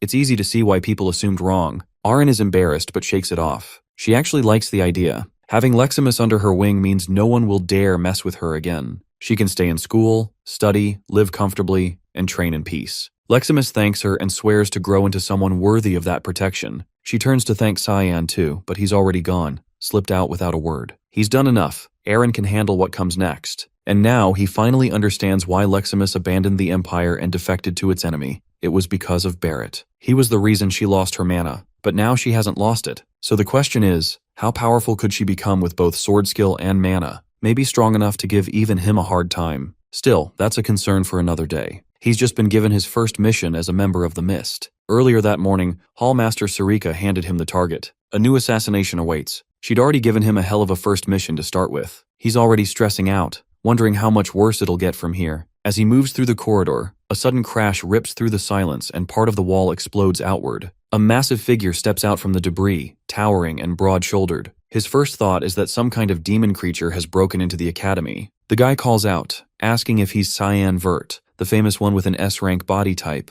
also the youngest in the Vert bloodline. Turns out he's not a beast at all, just another 11-year-old, Seth Chaharkin. Apparently, he's heard the stories, the kid who walked off the battlefield after fighting a dragon and lived to tell it. But the thing that really got his attention? The S-rank physique, a level even he couldn't reach. So now he's shown up just to throw hands and see how he measures up. Cyan finally spots the emblem pinned to his uniform and clocks where he's from. The Sparnia Empire, a desert-based nation tucked on the eastern edge of the continent. Back in his previous life, that place gave even the Ushif army trouble because of its brutal military, led by none other than Seth himself. But for all its might, it still crumbled after the prince suddenly dropped dead from illness. Dude had built himself into a walking tank, but forgot to take care of the basics, like not dying. And now, here that same guy is, standing in front of him way earlier than expected. The timeline doesn't match. They weren't supposed to meet this soon. Fighting random children isn't on Cyan's to-do list today, so he shuts it down. He says the academy doesn't allow street fights. If you want a duel, file it properly with the main office. Muscle mass clearly doesn't equal brain power, because Seth bolts off in the completely wrong direction. Cyan just watches him disappear and lets out a breath, glad he won't have to deal with that walking dumbbell for a while. He's got a mission to focus on anyway. Out behind the academy, tucked away in a shadowy corner, two men are speaking. One's a knight, confirming that everything's ready to go. The other gives him the order to move, deliver it to the buyer immediately. This man is Zickerman Albus, one of the richest 3 on the continent. On the surface, he looks like a saint, donating to charities and handing out cash like a hero. But in reality, the man's a monster, the kingpin behind the slave trade. He runs it, manages it, and even breeds creatures specifically to sell them off. Today, he's about to unveil the jewel of his twisted collection. He shouts at the staff to handle it with care. This one's his masterpiece. From the lack of guards, Cyan figures this is probably the best chance he'll get for a clean hit. But just as he's about to move, Karam senses something odd, an energy she doesn't recognize. There's something unusual here, something that isn't human. Albus, meanwhile, is too distracted admiring his captives to notice anything wrong. Then it hits, a pressure in the air, and dark mist begins curling through the space. One of his attendants suddenly drops, his head gone in a flash. Before anyone even thinks of reacting, Cyan's already sliced through the rest, silent and precise. In a matter of moments, every last bodyguard inside and out has been dealt with. Albus, now pale and shaking, begs for his life. He pulls out money like it's a shield, offering it desperately. Cyan isn't impressed. He responds by severing the man's hand. For someone who's tortured and trafficked lives, built a business out of breeding and breaking others, death is the only sentence that fits. Still, he gives him 60 seconds to confess, say his piece, and go out without screaming. The man crumples, bawling. He knows how this ends. He starts ranting, saying he was just filling a need. It's the buyers who are the real villains, says the demand's out there, and he's just the supply guy. Cyan isn't moved. That pathetic excuse isn't even worth a reaction. He had his shot at redemption. Now he'll bleed for it. Cyan opens him from the torso down, letting him writhe and slowly slip toward death. He then scans the room, hunting for whatever it was Karam had sensed earlier. She guides him toward one of the cages, where the energy feels different, off. He rips the steel bars away. Inside, a woman lies limp,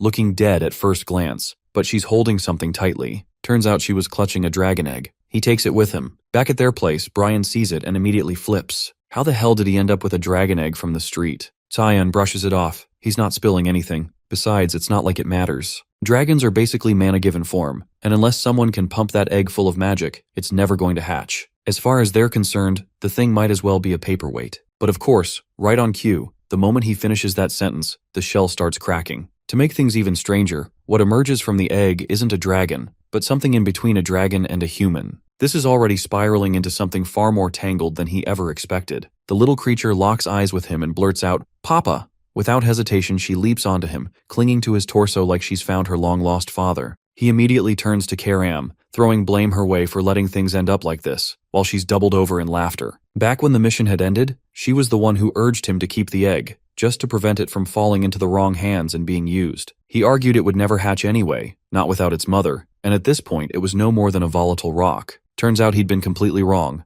and now they're stuck with a half-dragon kid and all the chaos she brings. The issue isn't just weird, it's massive. Her very existence is dangerous. Being a hybrid of dragon and human, she belongs to neither world. The Academy would purge her the moment they discovered her, just to preempt any potential disaster. As for the dragons, they're fanatics about keeping their lineage pure, and if they learn of her birth, they'll execute anyone involved. He's cornered and doesn't know how to handle her. The risk of sheltering a hybrid is astronomical. Logic tells him the kindest option might be to kill her now, spare her from the grim fate waiting ahead. Karam watches silently as he battles through the dilemma, visibly unsure what his conscience will decide. His hand moves around the girl's neck. His choice is made. He'll eliminate her. But just before he follows through, she opens her eyes and calls him Papa again, arms wrapping tightly around him. Her warmth and a strange, foreign emotion sweep over him. He lifts her slowly and takes in the small, bizarre creature clinging to him. Something changes. He decides he'll raise her. With Karam, back in the halls of Vert Castle, Margaret paces in circles, spiraling over what to do about him. If she lets him run free, there's no telling what he might do to her precious spoiled child, Kranz. Her anxious storm is broken when Ashel interrupts, offering to lend an ear if she needs someone to talk to. She quickly dismisses him, brushing it off with an excuse and making a swift exit. Once she's gone, he calls for Kellen and asks for an update. The report says 6 of their knights have turned up dead in the Velius forest. The only survivor appears to be in Lewin, most likely staying close to Cyan.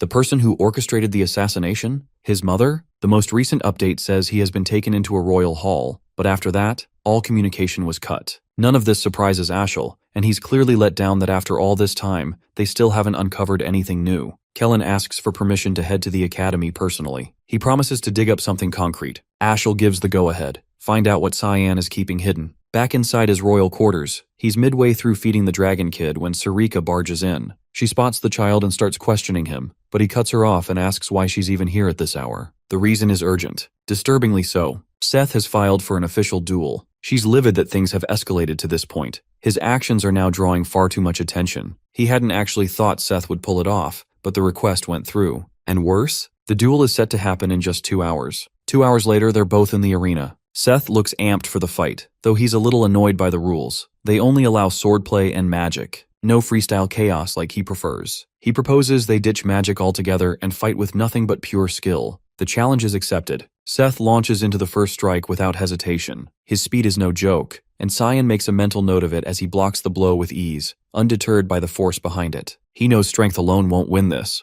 What he needs is precision, clean movement, and speed to dodge and counter everything coming at him. Seth pours everything he has into the barrage, but he can't land a single hit. Even though his opponent is only using a rapier, every strike is parried with tight, controlled movements. In one last desperate move, Seth speeds behind him to try and land a sneak attack, but Cyan doesn't even raise his sword. He flips the match in an instant, grabbing Seth's leg without him noticing and slamming him into the ground. Right before he hits the ground, he jerks himself upright and lashes out with a kick to break Cyan's grip. That quick recovery finally manages to catch his attention. The audience is absolutely locked in, watching what feels like a duel to the death. Seth rises, admitting he's lost the edge when it comes to swordplay. Now he's going all in. Whatever he's got left, he's throwing it. He shifts into stance, readying a high-tier spell. Off in the distance, the dean observes in silence, clearly invested in how this match unfolds. There's a glint in his eye, waiting to see how Cyan reacts to the next move. Cyan may hold an A rank in physical ability, but his opponent sits 1 tier higher, an S rank. If this were only about raw stats, the outcome would already be written. But Seth carries an ace. His mana rank's a rare 3-star, the highest among any student here. Sarika watches from the sidelines, holding back the urge to yell at Cyan for dragging things this far. Seth summons a magical fist, ready to strike. Cyan barely shifts, dodging it takes no effort. The spell is redirected mid-air, forced to track him, yet he still evades with ease, not even breaking focus. He's studying the way the caster works, and it's starting to click.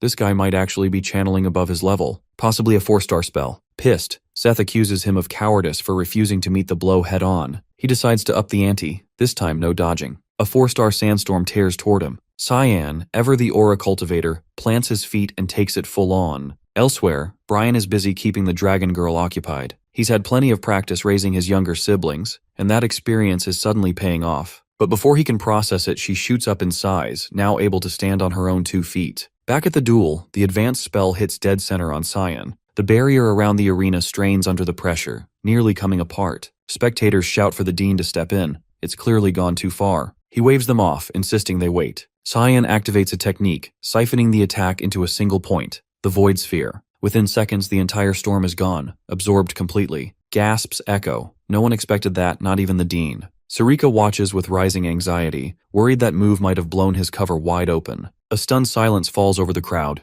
Cyan turns and asks if Seth still wants to go another round. He concedes and drops, drained, defeated in both magic and steel. Though frustrated, he takes it as fuel to push himself further. He walks over, hand extended, offering mutual respect, saying he hopes they'll meet in combat again someday. Cyan declines the handshake without a word. When he returns to his spot, he's hit with a shock. The dragon girl's not just taller, she's aged up in appearance too. Everyone knows dragons age differently than humans, but watching it unfold in real time is something else. She now resembles a 6-year-old human, and at this pace, she might look his age by the end of the week. She greets him with a bright smile, but all he can think about is how the hell he's supposed to raise her without getting caught, telling him flat out he won't be able to keep her hidden forever. She's still able to shield his identity, but covering for the girl is beyond her. Then she tears into him for putting on such a spectacle during the fight. She also spots how much the girl has grown during the short time she was gone. Still, it's his mess to deal with. He chose this, and now it's his to manage. But dragging something like this around is bound to put everyone at risk. He takes full responsibility for raising her, already placing a magic barrier around the room to make sure neither Karam nor the girl can be detected by others. That setup is solid enough to ease Sarika's concerns. Before heading out, she hands him a crimson envelope and warns him not to pull this kind of stunt again. Inside is a formal reprimand for causing trouble during the duel, and a threat that he could be expelled over it. The girl looks up at him, asking innocently if they'll end up living on the streets now. He reassures her with calm certainty. Nothing bad's going to happen. He'll sort things out with the school. He already knows the dean sent it personally, not the admin office, which likely means it's more of a summons than a punishment. In his previous life, he had once gone to that same dean to request entry into the Knights of Light. He had finally decided to follow his father's wishes, surrendering to his brother's commands. The dean hadn't supported the choice. He knew it wasn't a good fit, but he hadn't been able to stop him either. Right before granting entry, the dean had given him a warning, one that proved to be true. Nothing worthwhile would come from chasing that path. Whether he faced consequences or a miserable ending, either way, he'd come out empty. That's the reality of living like someone else's puppet. No matter how things turned out, the resentment would always circle back to his brother. That's what the dean told him the last time they spoke. But now, the situation's changed, and whatever the dean thinks this time, he's about to find out. Brian brings up a suggestion. They need to stop calling the girl Kid and just give her a name already. Without hesitation, he casually names her Nana. Brian snorts at how basic it sounds, but she lights up at the name, running in circles and repeating Nana Vert, completely delighted. Back in his office, the dean is still mulling over what happened during the duel. He already had high hopes for Cayenne, but what he saw today shattered those expectations, absorbing a 4-star spell with a 1-star technique and doing it without breaking a sweat. The kid's raw potential is too massive to ignore. He wants to know exactly how deep that power goes. Kundal Kuzel once trained Emperor Dayan himself, and also taught the father of the last empress. He's one of the rare few alive who hold a 9-star mana rank. But after his sister Dana died, he stepped back from the battlefield and focused solely on running the academy. Even so, there's one thing Cyan has always wondered. He's never actually seen the man fight, and assumed he was a peaceful figure. But in this lifetime, Quazel has thrown himself into the royal succession crisis, yet his personality doesn't seem any different. On his way to the office, he runs into a dense wall of magic blocking the path. The dean clearly expected him to show up, and this 9-star ward was planted as a test. From his office, he waits to see how the challenger handles it. Only a capable mage could break through. He acknowledges the challenge, but instead of forcing the barrier, he circles around the building and hops in through a rear window. He introduces himself face to face and says he's here to formally complain about the warning letter. The dean accepts the confrontation and asks what the issue is. Cyan points out that the letter came straight from him, but after seeing the tomb, he's certain now it was just bait to test him. The dean doesn't deny it. He admits the trial was excessive, but Cyan passed it, no question. Still, the warning stays. He repeats it. He's not retracting the warning. Cheyenne insists on asking something first. Does the dean want to expand the empire, or protect his family's legacy? The older man replies, calling it a gutsy question, but claims he doesn't care about either. Cyan isn't buying it. He presses further. If Emperor Dayan dies and the 3rd or 4th prince makes a play for the throne over the 1st, wouldn't the dean pick a side? The dean's tone sharpens. He's clearly pissed, and calls him arrogant for pushing the question. He says Cayenne was a pawn for Ashel, but from where he stands, the dean isn't any better. In his previous life, he had been just another puppet for Ezreal, and nothing about the man in front of him seems any less controlled. The dean slams his desk, voice rising. Does he really think a century of peace is that easy to break? He thought Cyan was a prodigy, but now sees nothing but a naive idiot. Then he throws another question at him. Does he honestly believe the mother of the 1st prince and 2nd princess just died of illness? Does he think the 3rd and 4th princesses are fair competition for the 1st prince? The Napulis family, the one Empress Cassandra comes from, is notorious for hoarding power. That clan would do whatever it takes to stay at the top. In Cyan's view, peace in the empire is already collapsing, and once it does, the academy goes down with it. And the dean? He's scared. It's hard to believe a kid barely 11 is analyzing politics like this. He seems to understand the whole mess like someone twice his age. The dean asks what he wants from sharing all this. He says it plain, he wants to negotiate. He's willing to help preserve the Academy's future and the safety of the Dean's family, but he wants the warning rescinded in return. The Dean just laughs. He casts a spell above, conjuring magical restraints that snap tight. Chains wrap around Cyan, locking his movements. Then the Dean stares him down, wanting to know what kind of power he thinks he holds to even dream of offering a deal like that, because now he's going to learn what it means to screw up. The Dean activates his spell, latching Cyan in place with his chains of judgment. Magic coils around him, restricting movement entirely. He looks confident, convinced the protagonist won't be breaking free from a 9-star spell like the Chain of the Tower. He quietly wonders if he might have given him too much credit, but that thought doesn't hold for long. Cyan calls on the Void Sphere. To his shock, the supposedly weak 1-star spell starts pulling in the high-rank magic. Cyan meets his gaze, asking if he still seems useless now. The Dean admits it. He's impressed. And yeah, he'll revoke the warning. But that can't be the only thing the kid wants from this, right? Meanwhile, Brian has stepped out to grab food for Nana. He ends up buying a random collection of sweets, already picturing how happy she'll be devouring them. But something's off. The streets are unusually quiet for this time of day. He brushes it off, assuming it's nothing. That is, until he feels something strange coming from a shadowed alley. He calls out, telling whoever's hiding to show themselves. When they do, his eyes go wide. He recognizes them instantly. Before he can react, they take him. Back at the academy, after wrapping up his talk with the dean, Cyan decides to attend his final class of the day. He's there, but mentally, completely checked out. It's hard to stay interested in material he already mastered 30 years ago. He tries to sneak out mid-lesson. No assignments today, planning to head straight to training. Aaron catches him mid-exit, asking where he thinks he's going. Class isn't over yet. He throws out the bathroom excuse, hoping to slip past, but she's not buying it. Wrong hallway for that excuse. Leximus chimes in, reminding her to carry herself like a proper princess. She ignores him and presses Cyan again. If he's not going to the bathroom, then where? He tries switching topics, asking why she lets Leximus speak to her so casually in public. She shrugs, saying she only allows him to use her first name in private, then adds that Cyan should do the same, since they're friends now. He replies that he's just some nobody while she's the Emperor's daughter. She calls him too uptight. Before their exchange can go further, two upperclassmen step into view. Aaron freezes when she sees them. One smirks, saying it's been a while. Pavian stands in front with his brother Nerovian beside him. She bows politely, showing deference. Nerovian mocks her, asking why she's running around with peasants she once had chained up. Cyan clocks them immediately, the Neptune brothers, her half-brothers, and they're clearly not fond of her. Then they notice him. He steps forward and introduces himself as Cyan Vert, youngest heir of the Vert family. They nod, saying they'd recognize a duke's son anywhere, and mention they caught his duel earlier. It left an impression. They tell him next time there's a gathering, he should come. Might even become friends. Then Pavian turns back to Aaron, telling her flat out to stay in her lane, drop the arrogance, and remember her place. With that, they leave, dragging her pride along. Leximus looks over, confused,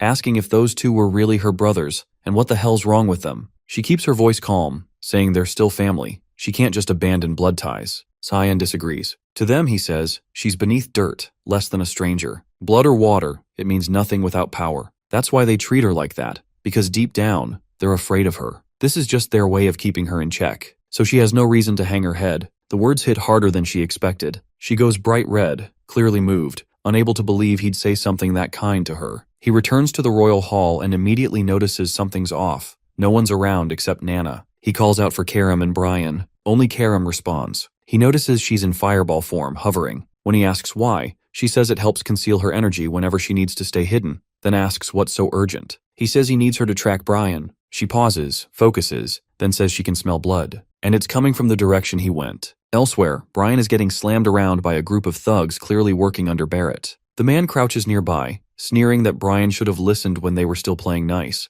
But now they're done holding back. They're going to cut him up and mail the pieces to Cyan like a present, all because he dared act bold in front of him. Brian just laughs, unshaken, telling him he's still got nothing. That's the last straw. Barrett loses it and gives the order, kill him. Now, they raise their swords, ready to strike, but Cyan cuts in with a sharp question. What exactly do they think they're doing? Barrett freezes the moment he hears that voice. He knows who it belongs to. The S-rank mage turns his attention to Brian, who looks absolutely wrecked, barely able to speak. The eldest Louis Miles sees the moment as perfect. This might be his shot at payback. He growls out a threat, saying he'll rip out Cyan's organs. The other boy cracks a smile, welcoming the fight, then unleashes Thick Fog, 8th form, Assault, slicing the knights into bloody fragments in an instant. Barrett stands stunned, speechless as every mercenary he brought drops dead in seconds. There's no chance he can beat someone like that. It's beyond what his brain can process. Cyan's strength is too unreal. He tries casting a spell in desperation, only to get cut off by a brutal kick to the gut that sends him flying. The mage glares down at him, asking if picking on weaker people is what he calls fun. The would-be noble coughs and laughs it off, saying it's just one of his hobbies. He wants to know if Cyan's really going to kill him over that. Barrett, the eldest heir to the Lewismile family, is effectively the shadow ruler of the Garum Kingdom. His reputation for being twisted is well known. Beating people up was the least of his crimes. He once set a small animal on fire just for fun. Then came the moment he crossed the line entirely. He murdered a female classmate. His excuse? She was simply practicing magic. Eventually, the Mist issued a purification order against him. When Cyan broke into the Lewismile residence after the exile, he discovered piles of corpses, dead servants stuffed into the basement. He hadn't planned a quick death. He intended to make him suffer first. But then the criminal laughed, telling him to skip the drama and just get it over with. He claimed he didn't mind dying, said he'd already wrung all the pleasure out of life. Now thinking back on it, Cyan realizes that killing him like that wouldn't have been punishment. It would have been mercy. Barrett already got what he wanted out of life before dying. Just dying won't ever come close to repaying what he's done. The mage grabs him, pries his mouth open, and begins forming a marble of mana. The Lewismile heir recognizes what's coming and suddenly panics, begging him to stop. He throws out threats, warning what'll happen if Cyan dares hurt someone from the Garum Kingdom's most powerful bloodline. But before he can finish, the sphere is jammed down his throat and swallowed. The victor tells him it's fine if he wants to hate him, talk trash, curse him, whatever. But there's one thing he better not forget. Never lay a hand on someone under his protection. Barrett writhes in agony as the mana marble detonates inside him, permanently shattering his internal mana flow. From a nearby rooftop, Ashel's butler has been watching everything. He's stunned. Cyan's power far exceeds what he expected. He realizes he has to report back to his master immediately, before the mage ruins everything. But he doesn't even get the chance. A cold blade presses against his neck. It's Sarika. She's finally tracked down the stalker who's been tailing her student for days. Meanwhile, Cyan heads over to Brian, checking him for injuries. The injured man apologizes, saying he didn't expect them to gang up on him like that. The mage straightens up and asks if he truly sees himself as a subordinate. Then why the hell was he fighting a losing battle? He says charging into a hopeless fight might be noble, but it's still dumb. A dead loyalist is useless to him. He cuts the scolding short, telling him they'll finish this conversation back home. He then calls out, demanding Sarika reveal herself. A group of mist assassins appear, with the woman leading them. She's impressed. He noticed them despite their perfect concealment. She drops down, dragging the butler with her, saying she brought him a present. But Cyan already knows the guy's been shadowing him for a week. The assassin acknowledges his growing capabilities, outclassing a mist assassin, outwitting the dean, and handling a demonic sword without losing his mind. He checks all the boxes of an ideal successor. Still, she warns him, it can't go on like this. More people are getting suspicious. He promises to be more discreet, but he has no plans to keep playing the idiot who takes abuse from others. He makes it clear, if anyone touches one of his people again, he'll destroy them. No exceptions. Sarika gets it. She respects that he wants to protect his own and prepares to leave. Before she goes, she tells him to deal with the butler and that she'll handle the situation with Barrett. The captive has been listening to every word. He thinks he's about to die, but Cyan has something different in mind. He asks if the man is Ashel's top subordinate. He clearly never leaves his master's side. The mage used to envy that loyalty in his past life. He could kill him here, but there's a better use for him. Cyan casts a shadow personality spell. The butler screams as the dark energy pours into his body, taking control from the inside. Leximus and Aaron are sparring nearby, using their match as part of their training routine. She struggles to keep pace with his speed and precision. Eventually, he slips behind her, gently placing the blade near her head and declaring the match in her favor, still addressing her formally as Your Highness. She yields, accepting the loss, but insists he should drop the title and just use her actual name instead. Elsewhere, they hear Brian groaning through clenched teeth as he trains with Cyan, who's been running him into the ground. He's taking hit after hit but holding up thanks to his high stamina and brute strength. Cyan's already considering he might be a decent asset down the line. He checks if Brian wants to pause for a break. The other boy brushes off the pain, pretending he's still fine and ready to continue. Not that it would have mattered. Cyan would have kept going regardless. He knows there's no telling when someone like Barrett might strike again. Brian needs to be prepared to hold his own. Brian brings up Kellen, asking if he's really alright after the spell was used on him. Cyan tells him not to stress about it. Kellen's with them now. He explains the spell. It hijacks a person's personality and puts them under external control. He's only used it once before, back in his previous life. Cyan questions Kellen directly, asking who he is now. The knight answers without hesitation. He's Kellen Diego, a guardian from Velias, assigned to monitor Cyan. He pushes further, asking who his master is at the moment. Kellen says it used to be Ashel, but that's changed. He wants to serve Cyan now, and asks to stay under his command. Cheyenne gives a sly smile and tells him to deliver his next message exactly as dictated, word for word. Kellen nods, fully on board. Back on the field, Aaron asks if Cheyenne's here to train. He gives a nod and returns the question. She says she trains here every weekend with Leximus. Lately, she figures it's a smart move, especially after last week's chaos. Barrett had been found collapsed outside the infirmary, completely unhinged and covered in bruises. No one's been able to get a word out of him about what went down or who was responsible. Thing is, it's not that he's unwilling to talk. Sarika straight up erased his memory, and just to twist the knife, he's now permanently blocked from using any form of magic. Still, what throws Cyan off is Leximus's reaction to hearing all this. He expected her to be satisfied, but something in her expression says otherwise. His thoughts are interrupted when Nana drops from the sky, screaming his name. Apparently, Karam left her unsupervised again. The little half-dragon crash lands straight into Aaron's arms, still shouting Papa, while staring at Cyan. Aaron stares at the kid, baffled, and asks what the hell is going on. He gives her the whole backstory, start to finish. Once she understands, she's clearly relieved. Nana isn't actually his daughter, and there's no secret affair with some mystery woman. He braces for blackmail or some school scandal fallout. Instead, she quietly reassures him she won't say a word to anyone. Not the faculty, not the students. He's thrown off. Why help him when there's nothing in it for her? She simply pities Nana. She belongs nowhere. Neither humans nor dragons will ever accept her. If he's willing to care for her, Aaron's fine with it. But there's one condition. She wants to visit whenever she feels like it. She tries to cover the request with her usual detached tone, hiding whatever she's really feeling. He agrees anyway. He doesn't exactly have room to argue. He jokingly calls it their little secret. As he leaves, she blushes faintly, feeling a weird mix of giddy and flustered, like she's finally stepped closer to him. Meanwhile, in the other room, Karam is roasting him for letting Nana show up in front of classmates. She smirks, teasing that maybe they should get a look at her too. He snaps back, blaming her for passing out when she was supposed to keep Nana in check. The mage shrugs it off without guilt and flips the blame right back at him. Brian steps in with a more practical idea. Maybe some walks around the grounds would help Nana unwind instead of keeping her locked inside all day. Cyan agrees. It's probably for the best. Above the academy, two dragons glide across the sky. One of them halts midair, catching a stench that turns his stomach. He turns to the other, Catalina, and asks where they are. She tells him they're flying over Lewin's domain. He scowls, saying he needs to drop by the academy. There's a foul presence down there, and he's not about to let it fester.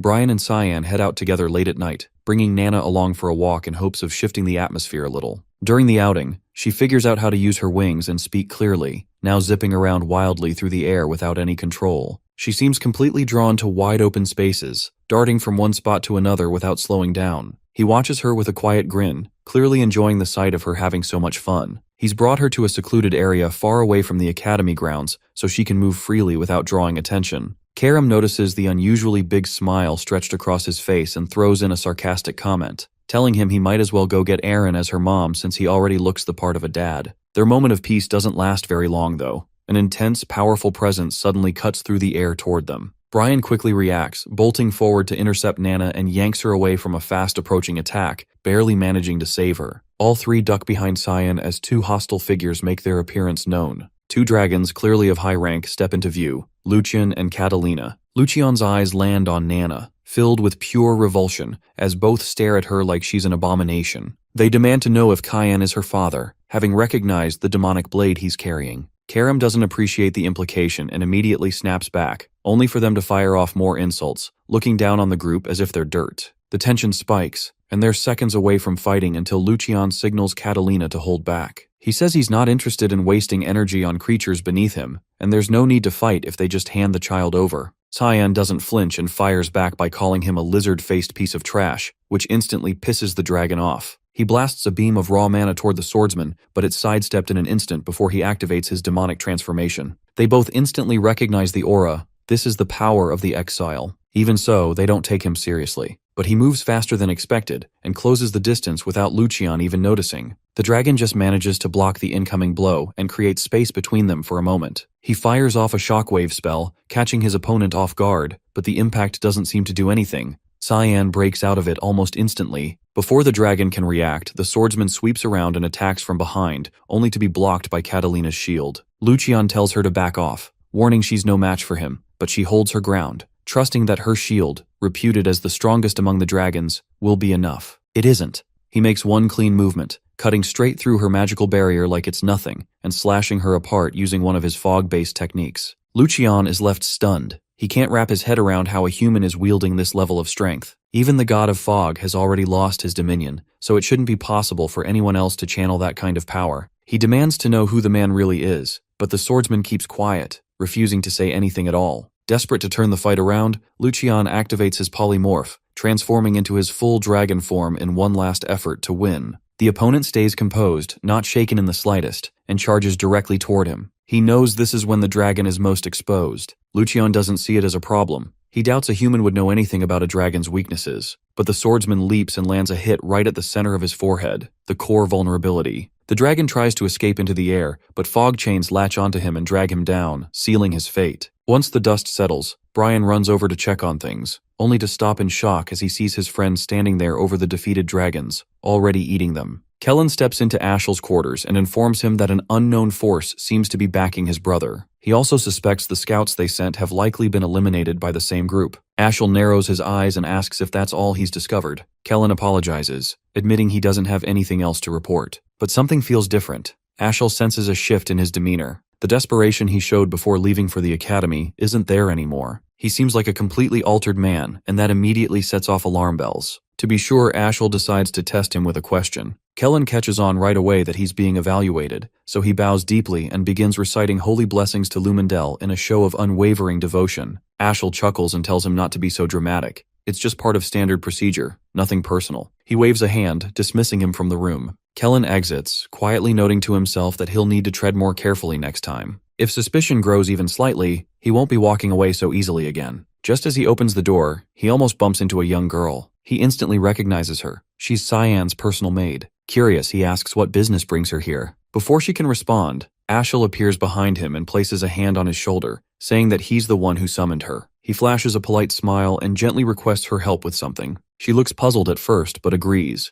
ready to assist however she can. Elsewhere, the dragons hold a private emergency meeting. They've realized that Catalina and Lucian have gone completely off the grid. The last trace of their presence was a massive divine power surge recorded near Lewin's borders. After that, nothing, just total silence. What's alarming is that both were above 8-star rank, and their mana cores were shattered. All that remains of the battle site is raw destruction. No bodies, no clear evidence, just overwhelming magical residue. Whoever killed them went through the trouble of wiping every trace clean with magic. That suggests a dark element caster was involved. The only one they know of who could kill both is Kundal Kazeli. But Kundal doesn't possess dark affinity, which leads them to one conclusion. There's someone out there with dark element powers they haven't identified. They already know of Cyan, who's enrolled at the Royal Academy. To them, he's just a teenage boy who happens to wield dark element mana. But now the rumors are piling up. Apparently he survived a clash with a devil dragon. They also suspect he might be tied to the deaths of Reynold and Zykerman, two major players in the slave trade. Both men had been supplying the dragons with human test subjects and magical materials.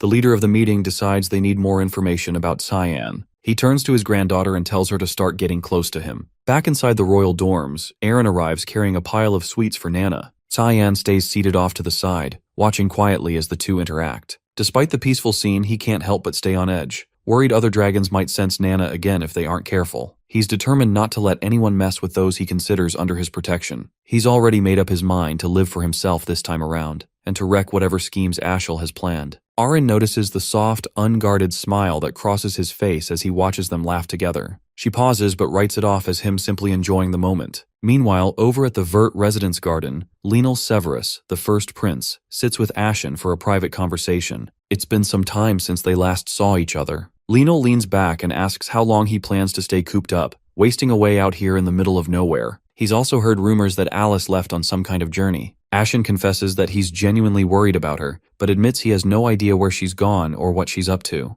Lenal smirks and teases him, suggesting that maybe he's more concerned about his influence and position than he is about Alice herself. Ashen warns him not to discuss sensitive topics out in public, but the prince shrugs that off, saying they're close friends. It's fine to be honest with each other. He then asks if Ashen's brother is named Cyan. Apparently, the Emperor is starting to take an interest in the protagonist. He's even been thinking about arranging an engagement between Cyan and Aaron, the fifth princess. Lenal admits he's not sure why the Emperor is so adamant about it. Maybe it's his way of trying to shield his daughter. Ashen advises him not to act impulsively. He believes the more attention Aaron gets, the more her value and influence will rise, and the more useful she'll be to them. Lenal raises an eyebrow and chuckles, clearly entertained by his calculated approach. A butler arrives with drinks, offering them politely. Ashel, who's now joined them, glances over and asks who this knight is, as he doesn't recognize the man. Lionel replies that he's a rare find, a real gem he discovered while scouting through the slums. Ashel nods, commenting that he certainly looks like an impressive specimen. The butler introduces himself formally as Burris Lahallam,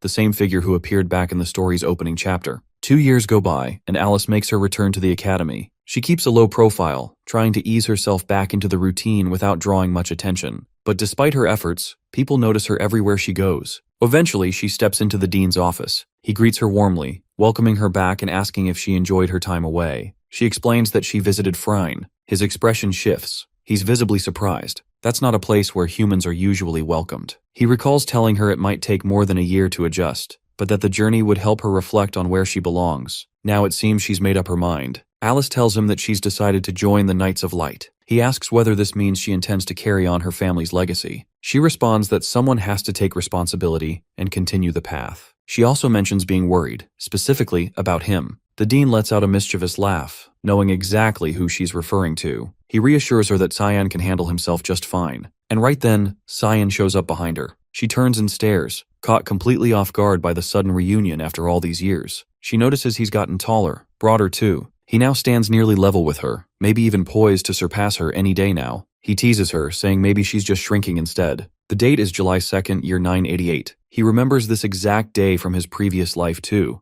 That was the final time he saw his sister alive. She asks if he's planning to return home for summer break. He tells her no one back home would even bother welcoming him, except for her. She's caught off guard by that. She asks if that's why he's avoided coming home for 2 years. The truth is, his reasons for staying away run much deeper. Ashel is one of those reasons, and the Duke's wife has been hunting him down, grasping at every opportunity to end his life. And their father? He does absolutely nothing about it. Going back would be no different than signing his own death warrant. He's made up his mind to stay away until graduation. She then asks if he's gotten close to Crans. He replies that there's no chance of that, at least not right now. She reacts with visible surprise. He explains it's because the guy has been nothing but hostile, even tried to kill him once. She freezes in disbelief, shocked silent. Brian steps forward then, ready to confirm every word. She asks who the man is. He introduces himself plainly. Brian Kendrick, a guardian knight. Cyan walks her through everything, how things played out between him, Crans, and their mother. Her expression twists with a mix of emotions,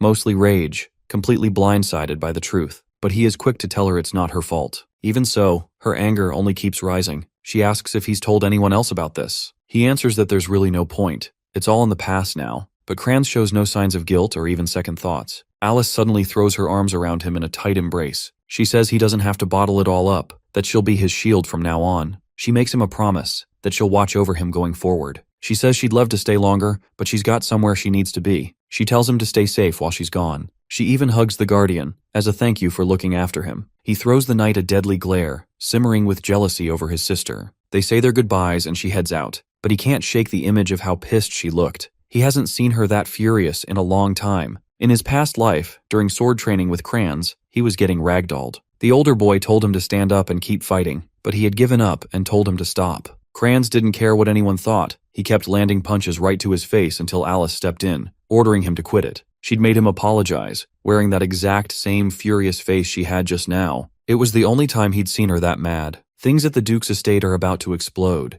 and she needs to learn the truth about her family so he can protect her properly next time. Brian walks up, holding out one red envelope and one black. The red's from the academy, the black one from some janitor. He takes the black letter and flat out ignores the red. He figures the red one's from the palace. It's sealed with the imperial crest. He even asks what it might be. Cyan says the palace usually throws a banquet this time of year. But the black letter? That's something far worse. It's an assassination contract targeting the Drenian Nephilis. It had caused major chaos during the banquet back then. Considering the man is the younger brother of the reigning empress, it's no surprise Karam is stunned to hear he's attending, especially since he already has other matters lined up. But when Cyan thinks back, someone else pulled off that mission in his past life, which makes it pretty clear the Hallmaster is showing him favor. Karam opens the red letter and finds it's from Princess Erin. She jokes about how he's not a kid anymore, even if he still acts like one. Basically, it's a confession letter disguised with jokes. In response, he activates the demonic sword's curse to give her a light punishment. She just laughs it off. The letter also talks about prep for the upcoming palace trip. Suddenly, the doors slam open. Nana charges in, loudly announcing that she's starving. Everyone turns to look at her, all of them stunned by what they see. She now looks like she's their age. The speed at which she's grown is wild and hard to believe. Meanwhile, back at Vert's castle, Alice storms into the royal hall, every step loaded with fury. She demands to know her mother's whereabouts. One of the servants quietly answers, "She's in her room, sitting there." Alice enters without hesitation. Margaret, her mother, greets her kindly, but she doesn't wait. She walks right up to her and slaps her across the face, with everything she's got. The guards rush in after hearing the screaming, trying to figure out what just happened. Margaret demands to know if her daughter has lost her mind, but Alice fires back that it's her mother who's insane. She accuses her of trying to murder Cyan, causing the woman to freeze for a moment in stunned silence before muttering a question, asking if there's any proof. That was the wrong thing to say. By asking for evidence, she's basically admitted to the crime. Alice snaps at her, furious that she dared to lay a hand on him without even having the courage to deny it properly. She screams at the guards to throw her out. 5 guards lunge toward the princess, but she flips back, dodging the rush, then launches into a barrage of attacks using both water magic and spirit arts, taking them down in seconds. The older woman stands there, wide-eyed, watching her daughter dismantle the guards alone like it was nothing. Alice walks right up and says that Cyan's guardian has come clean. He's confessed everything, including naming her as the one behind the assassination attempt 2 years ago. Even if Cyan has chosen to stay quiet, she won't be able to hide anymore. The accused tries to shift the blame, insisting her daughter shouldn't take the word of a commoner over hers, but Alice doesn't care. She calls her by her full name, sharp and cold, then says she'll inform her father, and once he knows, she'll see what real consequences look like. Alice leaves the dormitory feeling victorious, believing she's finally bested her mother. But the woman only grins behind her, amused by how clueless her daughter still is. Even after all these years, Alice hasn't figured out the truth. The Duke has never cared about Cyan. His only priority has always been Ashel. She barges into her father's office and spills everything she's just found out. But the Duke doesn't look angry. He stays perfectly calm and tells her he already knows about the assassination attempt his wife made. Alice stares in disbelief and says his child almost died. Shouldn't he feel something? He replies bluntly that he doesn't see a problem, so long as Cyan ends up dead. She snaps that 6 knights were surrounding her brother, and he would have been slaughtered if Brian hadn't stepped in. The Duke laughs and corrects her. Brian didn't save him. He's just an errand boy. Now she's truly confused. That would mean Cyan took out all 6 knights by himself. Her father lets out another low chuckle, realizing she doesn't know her brother at all. He hands her a red envelope, an invitation to a royal banquet. He says he won't be attending, and that she should go in his place. Then he casually tells her not to worry about Cyan. He's far stronger than she thinks. Alice leaves the room, but his words keep echoing in her head. Just then, she runs into a girl with white hair, returning from a long absence. She lights up and throws her arms around her, demanding to know where she's been hiding all this time. The newcomer is Cecilia Rain, a high-ranking member of the Knights of Light, and once Alice's maid, mentor, and close friend. She gently cheers her up and invites her to come along to the banquet with her. Meanwhile, Cyan and Brian have already begun their journey to the banquet. Nana is thrilled, staring wide-eyed at all the scenery and wildlife they pass. He reminds her to hide her tail. He doesn't want trouble. She uses magic to disguise both her tail and wings, making it easier to blend in. He asks if she still remembers what he told her. She quickly nods and says she'll introduce herself as his maid, but he doesn't look too convinced she'll manage to stay normal in public. The cart rolls to a halt. They're being blocked by bandits. Cyan glances at Brian and tells him to deal with it. It's nothing major. Without hesitation, the swordsman slices their throats and finishes them off in one clean movement. He's clearly come a long way since their training sessions. With the road clear, he hops back onto the cart and they continue the trip. In the office of the hallmaster, Sarika flips through some papers handed to her by her assistant. The aide comments that this year's banquet has way more attendees than expected.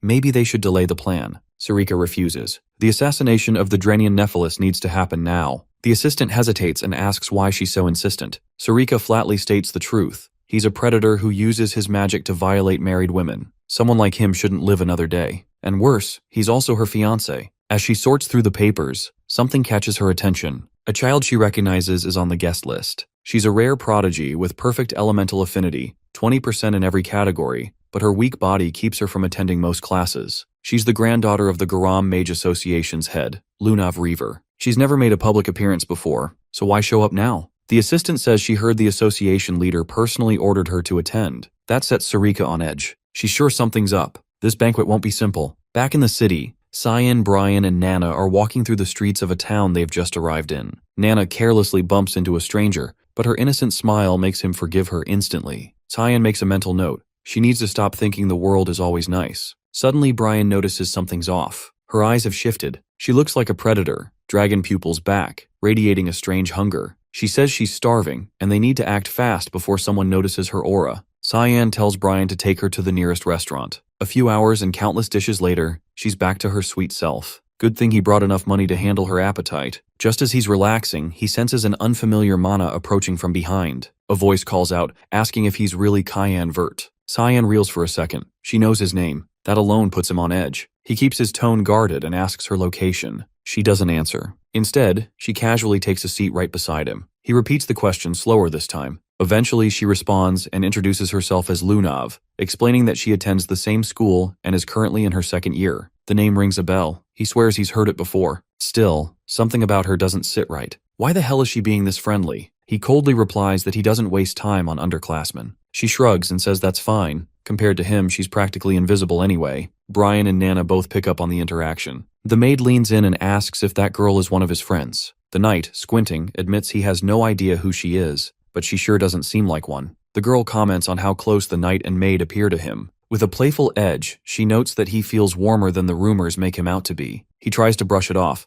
but the way she just complimented him out of nowhere only spikes his suspicions. She asks if he came to the capital because of the banquets. He nods, then immediately questions how she knew that. She answers flatly, there's no other reason he'd bother showing up in this city unless it's for those events. With a flirty little grin, she tells him they'll be seeing each other again at the venue, since she's been invited too. He figures that if she's attending, she must belong to nobility. All of a sudden, she rises and says she's heading out. Time to wrap up the introductions. She tosses him a wish, don't forget her. Then she drops her full name, Donald Rayner. And just like that, it clicks. He remembers her from before, granddaughter of the Gun Major Association president in Rain River. That man must have sent her here. In his former life, she died while studying at the academy. He can't tell if her death was from illness or the grotesque experiments the association had been running. This is uncharted territory. People he hadn't encountered in his past life are suddenly entering his path now, which means the future is in constant motion. And to top it all off, this is happening on Banquet Day, the day history will later remember as the Banquet of Blood. Elsewhere, Erin gets dressed for the occasion. She glances at Luxemius and asks if she looks okay. He reassures her. She looks stunning, more beautiful than ever. Even so, she's not convinced about the outfit and switches into a new dress. Luxemius grins, teasing that Cyan's going to love it. Her cheeks light up, her whole face flushing red, completely flustered. It surprises her that he'll be there tonight, even though she's the one who sent the damn invitation. A maid enters holding an ornate box and presents it to her. It's a necklace, sent by her brother, Lionel, who insists she look her best for her future wedding. She blinks, caught off guard by the gesture, but doesn't dwell on it much. Finally, the banquet arrives. The atmosphere is lively. Crowds pack the place, laughter and chatter flooding the space. Cyan moves through the hall, eyes scanning for his target. So far, no luck. That's when he spots Kellen among the guests and quickly asks whether Ashel is here too. Kellen confirms he's currently with Prince Lewin. But before anything else, he has something urgent to say, urging Cyan to get out of there immediately. He pauses and checks what's going on. Kellen doesn't doubt the intel, but says that if Cyan stays, he and plenty of others could be at serious risk. Ashel had personally warned him to leave the palace before the event began, mentioning he was preparing something. Unexpected. That final piece falls into place. Cyan finally sees the full picture. The one pulling the strings behind the Banquet of Blood is Ashel himself. Kellen admits he couldn't stand the idea of him getting hurt, so he begged him to leave. But Cyan tells him not to worry. He'll be fine. Kellen, on the other hand, better watch his own damn back. He heads off, mulling over what kind of stunt Ashel is cooking up now. Every passing day proves his brother is even more unhinged than he thought. Kerm shows up, casually mocking him, asking if he's suddenly grown a conscience about innocent lives. He shoots her a look and says, nah, it's just that the plan's kinda cute in a twisted way. Still, if things spiral, it's gonna get real ugly. He needs to intervene before it's too late. Using Ashel's astral lens, Cyan taps into Sarika's psyche and nudges her thoughts. He starts with a compliment about her dress. She immediately catches on that he's manipulating her mentally and cuts to the chase. What's he after? He tells her to delay the purification mission. She wants to know why. He says he got a tip-off. The banquet's about to go full massacre. He promises to explain more later, but right now, they need to confirm if any monsters have infiltrated the venue. She questions whether the intel is legit. He assures her he even knows who's pulling the strings. The dread's been creeping up for a while now. That scream in his head hasn't shut up. He didn't have full confirmation until now. He tells her to forget the target for the moment. With a smug tone, he adds that her creepy fiancé is probably going to die in the chaos anyway. He walks off while she stares after him, clearly pissed. Alice sees her and calls out. Sarika hears the voice and turns. She didn't expect to see Alice here. This wasn't part of the plan they agreed on. Alice replies that she just wanted to step out and get some air. But this isn't good. Alice is about to get caught up in the shitstorm. Sarika grows anxious about the mission. Then another voice cuts in, addressing her as Miss Sarika and calling out to Alice too. His tone practically drips with sleaze. And just when things couldn't get more chaotic, the target makes his grand entrance. He introduces himself with a smirk, Drainy and Nephilis. That grin says it all, trouble. Meanwhile, Cyan pulls Brian aside for something critical. The knight perks up, eager to jump in. Cyan can tell he's getting more into this protector role lately, probably the excess dragon blood. He gives him orders to check the palace's underground tunnels. Brian takes off, ready to go. But before Cyan can say anything else, he stops him with a reminder. This isn't a game. The mission matters. Before he finishes, Brian picks up on movement behind him. Cyan immediately senses the presence, but before he can react, the knight leaps into action, assuming danger. He crashes into the figure. Turns out it's Emily. He stammers an apology as she hits the floor, unconscious. While that mess plays out upstairs, someone is already deep inside the palace's lower levels. He performs a ritual, issuing commands. Dozens of armed fighters begin to stir. The room is filled with shadows ready to strike. Inside the banquet hall, Princess Erin stands still, visibly irritated. Cyan and his group are nowhere to be seen. She had gone out of her way to invite them personally. This wasn't the response she expected. Out of nowhere, Lunav approaches, offering a polite greeting and saying it's an honor to meet the princess. Aaron turns to her confused and asks for her name. She responds with a proper introduction. A moment later, Erin places her, same academic year, back at the academy. She remarks she could never forget someone that brilliant. With a dignified tone, she welcomes the girl to the event on behalf of the Empire. Lunav seems genuinely moved by the kindness and remarks aloud that Cyan should see how thoughtful the princess is. That catches Erin off guard. She hadn't expected her to know him. Lunav casually mentions they spoke just yesterday. Without meaning to, Aaron blurts out the question, "Are they close?" That's all Lunav needs to confirm her theory. So the princess is jealous and in love. Their conversation is cut short by a woman's scream from across the hall. She yells for help, begging the guards to protect her, but it's already too late. A soulless fighter from the depths of the palace slashes her throat clean. Aaron stands frozen. A monster has made it inside. The killer turns his head and locks eyes with her. There's no doubt she's his mark. Elsewhere in the palace, Cyan is in a side chamber, introducing Nana to Emily. He refers to her as his mate. Emily collapses to her knees, stunned. It hits her like a truck. He swapped her out for a younger, cuter maid. He doesn't humor the idea. He moves on, asking if Ashel was really the one who brought her here. She nods and says Ashel was so desperate to have her, he even offered her a job. She recalls how, a few days ago, he summoned her to his office. He asked her to work as his personal maid, claiming that since Cyan was away at the academy, she must be feeling lonely. She had declined, saying she'd rather stay and wait for him to return. He narrows his eyes and asks if she's absolutely sure, but she doesn't have any more answers. That's all she knows. He turns to Brian and tells him to stay close. Emily and Nana aren't safe on their own. Brian checks if he's heading out. Cyan confirms it. Emily wasn't supposed to be part of this timeline. Now, with spies crawling around and Ashel clearly pulling strings, he sees the whole play. His expression turns sharp. Ashel's crossed a line. Without another word, he storms off, set on reaching Aaron and whoever else is in danger. After he leaves, Emily breaks down crying. She clutches a bow tie tightly, the same one Ashel had asked her to give to Cyan. As she weeps, Nana senses something off. The gemstone on the bow tie radiates a faint, unsettling magic. She stiffens. Something about it feels wrong. Meanwhile, in a private chamber, Ashel and Prince Luenel talk in hushed tones. They both know the mission is officially underway. After everything, the moment has come. Luenel's gift is about to be delivered. Ashel gives Boris a nod of approval, calling him surprisingly effective. The prince grins and says, "This is only the beginning. Their unit will become even more valuable from here on. They're not just disrupting a party. They plan to tear down this peace-soaked empire and remind it exactly who it needs." Back in the grand hall, panic ripples through the crowd as the monster's attack causes chaos. Aaron keeps calm, helping direct people toward safety. Lunav urges her to leave while she still can,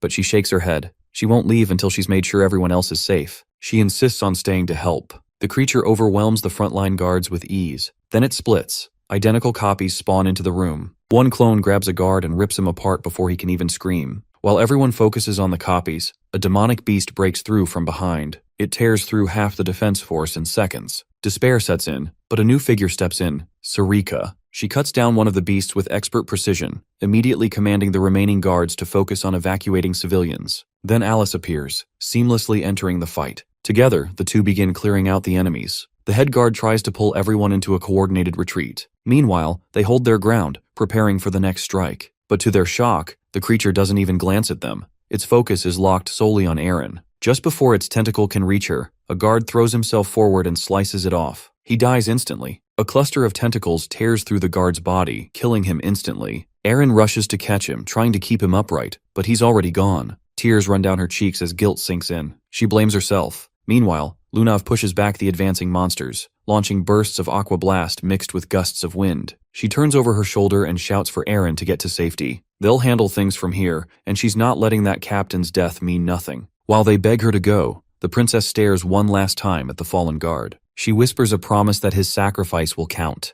The creature's roots are soaked in lethal toxins. Just brushing against them would mean instant death. This shield will block the poison. She commands the survivors to stay alive and fight back. The guards, fired up, charge in. Swords flash as they slash at the enemy, pushing through injuries and exhaustion. Even with her spell, the tide starts turning against them. That's when Alice steps in, releasing a freeze spell to halt the advance. One of the royal guardians pleads with Aaron again. She needs to evacuate, but Sarika finally reveals what she's really capable of. Drawing a dagger, she slices through monster after monster with precision. Although she teaches alchemy at the academy, wielding a blade like this risks exposing her true identity, but that's irrelevant now. She shifts to her fog sword technique and slays the towering demonic tree beast. An assassin lunges out of nowhere, catching a guard off guard. The alchemist spins and splits his face in two. She yells to the remaining soldiers. There are still more out there, and they can't lower their guard. Her plan is for Elise to get the princess out while they hold the line. But something itches at her. This still feels wrong. Alice and Aaron sprint down a hallway, escaping the chaos. The princess's thoughts swirl. If this girl really is one of the Verts, that would make her Cyan's sister. The thought snaps her back to him. Is he okay? Is he safe? Their train of thought shatters as a skeletal creature drops into their path. The thing doesn't seem lost.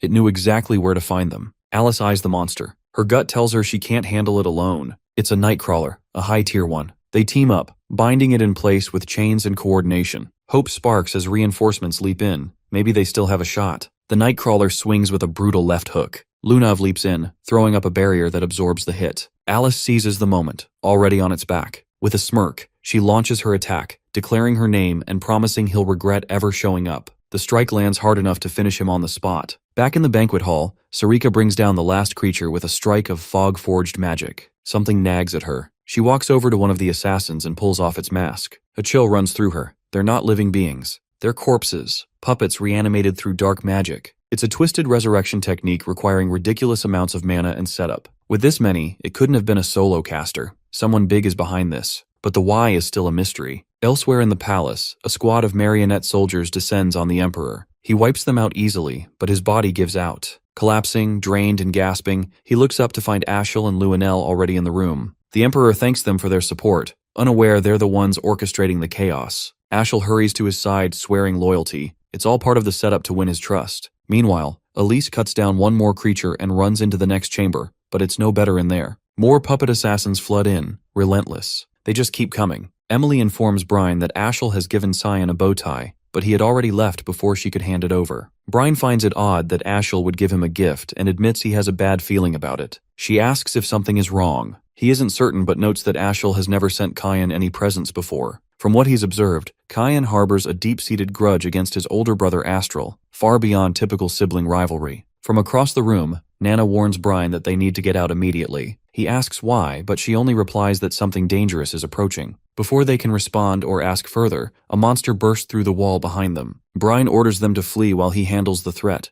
a powerful beast, a behemoth. Meanwhile, Drainian, the target of the purification, runs desperately for his life. The others help evacuate him. He escapes faster than anyone else, but is ambushed at the front doors by a horde of marionette corpses. Fear grips him. His only hope is to survive and return to his sweet, dear mate, whom he has been tormenting and abusing in his absence. He turns to suggest retreating to the back doors, thinking it might be safer, but before he can get a response, a marionette decapitates him in one swift motion. Just as the marionettes prepare to kill more, Alice intervenes with an aqua explosion. Paired with Lunav's freeze spell, they overwhelm and destroy the marionettes. Everyone in the room stares in shock at their display of power, curious about who they are, but there's no time for introductions. The mage warns that the danger isn't over, and urges them to protect Princess Erin. They turn their attention to the princess, checking if she's unharmed. She, however, is more concerned about Lunav's frail condition. Lunav reassures her not to worry and promises to recover quickly. She warns that the next assault will begin soon, and that Erin needs to evacuate. Despite that, the princess can't shake her concern for them. The guards step forward, pledging to shield her. Alice confronts the monsters directly and commands the guards to use their magic to defend the noble guests. They must hold the line until the battle ends. The Royal Knight's priority is the princess's safety, Alice promises to do everything in her power to stop the monsters, though inwardly she doubts her chances. No matter how many they eliminate, more keep showing up, as if tracking them constantly. It seems they are being tracked through the gemstone given to Aaron. Back to Brine, he faces off against the behemoth, doing his best to keep Emily safe and the monster at bay. For such a powerful creature to invade the palace, there must be a deeper plot. Until now, he had Cyan by his side to back him up, but alone, he must defend both himself and Emily. She places her full trust in him as a monster charges. He prepares to block the attack, warning her to stay behind him and not stray. He manages to deflect the strike flawlessly, surprising himself with how strong he has become. This boost of confidence makes him believe he might stand a chance to defeat the creature. He parries every blow, matching the monster's ferocity blow for blow. Emily asks if he's okay. He reassures her that not a scratch will come his way. Then, distracted for a moment, the monster lunges with its jaws. Brine won't be able to block this attack in time. Just when it seems too late, Nana leaps in, forcefully driving the monster away. She seems transformed, like a different person. Meanwhile, Aaron and Alice continue battling the remaining marionettes. The princess raises a magic barrier to shield the knights, while her ally uses spirit water spells to immobilize the enemies. The fight feels endless. Whoever masterminded this is unknown, but clearly planned thoroughly. The knights will wear out eventually, and they need another strategy. In the heat of battle, a mask is knocked off, revealing the corpse beneath. Alice realizes these are essentially marionettes, reanimated by dark magic. To counter them, they need something that opposes dark magic. The first thought that comes to her is Lumendel, the god of light, and his light magic. If someone can wield it, they might have a chance to turn the tide. She calls out to Princess Aaron, asking her to infuse her sword with mana. Aaron replies that she can't. Doing so would break the protective spell cast on the knights. The guardian knight consoles her, saying they'll be fine without it. She hesitates but knows they have no choice. She proceeds to bless the sword with the blessing of light. Although combining two mana types is difficult, the princess channels the blessing of light into the blade. Spirit magic flows through the sword as smoothly as water, giving it a tangible mana form. Alice isn't fully confident this will work, but is willing to take the risk. On the other side, Cyan had already eliminated most of the marionettes in his path and quickly realized these enemies were nothing more than puppets and mandrakes. Apparently, he had begun assisting Ashel. This was also when Boris officially became one of Ashel's subordinates. Karim expressed surprise that humans still practiced necromancy-type dark magic, such an ancient and forbidden art. He acknowledged her observation and mentioned there was a particular individual who frequently wielded it. He explained how the use of dazed stones accelerated the monster's strength and that the mana within those stones attracted beasts. She confirmed she could sense the dazed stone's mana emanating from a specific direction. He urged her that they needed to move faster, warning that the palace was turning into a slaughterhouse, but before they left, he insisted on changing his clothes. Meanwhile, Alice, aided by Aaron, summoned the spirit Marion using light-type mana. Since mana types couldn't be combined easily, the spirit's existence was unstable and couldn't be sustained for long without risking bodily collapse. They needed to end the summon before the spirit deteriorated completely. Suddenly the spirit spoke, questioning why the girl was willing to sacrifice herself. She confessed she hadn't found any other way to defeat the enemies. The spirit expressed disappointment that a child blessed by Freen would face such a cruel destiny. As the marionettes advanced,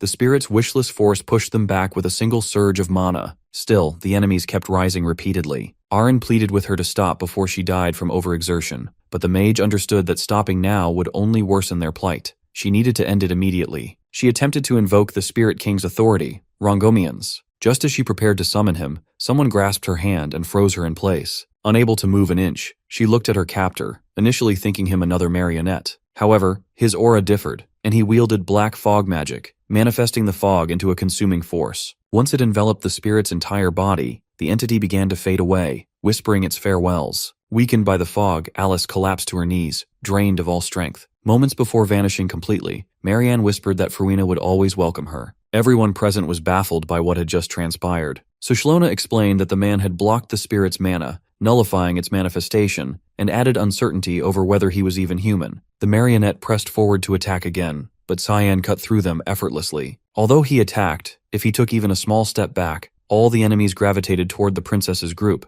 as if irresistibly drawn. He asked Karim if she sensed any mana around the group. She confirmed feeling demonic mana emanating from Aaron's necklace. He requested her help to clear the situation swiftly and cleanly. Using his creation space technique, he enveloped the entire room in a fog domain. Panic erupted as no one knew what lurked inside the fog or what threats might emerge. The marionettes began sinking into the mist, consumed within seconds. In moments, all of them vanished completely, leaving the space silent and empty. It was as if nothing had occurred. Both parties were intrigued and amused, wondering who the masked man could be. Suddenly, Lunav collapsed, unconscious from exhaustion. Cyan appeared behind Aryan, attempting to remove her necklace. She sensed a vague familiarity but couldn't place him. He shattered the gemstone that had been attracting the marionettes, but the guards attacked, fearful for the princess's safety. Rather than dodging, his body transformed into fog, dissolving from sight. He reappeared beside Lunav, performing something on her, but Aaron counterattacked with her light stinger, also turning him to fog without harm. Employing psychological manipulation, he spoke, assuring them he meant no harm and was there to help.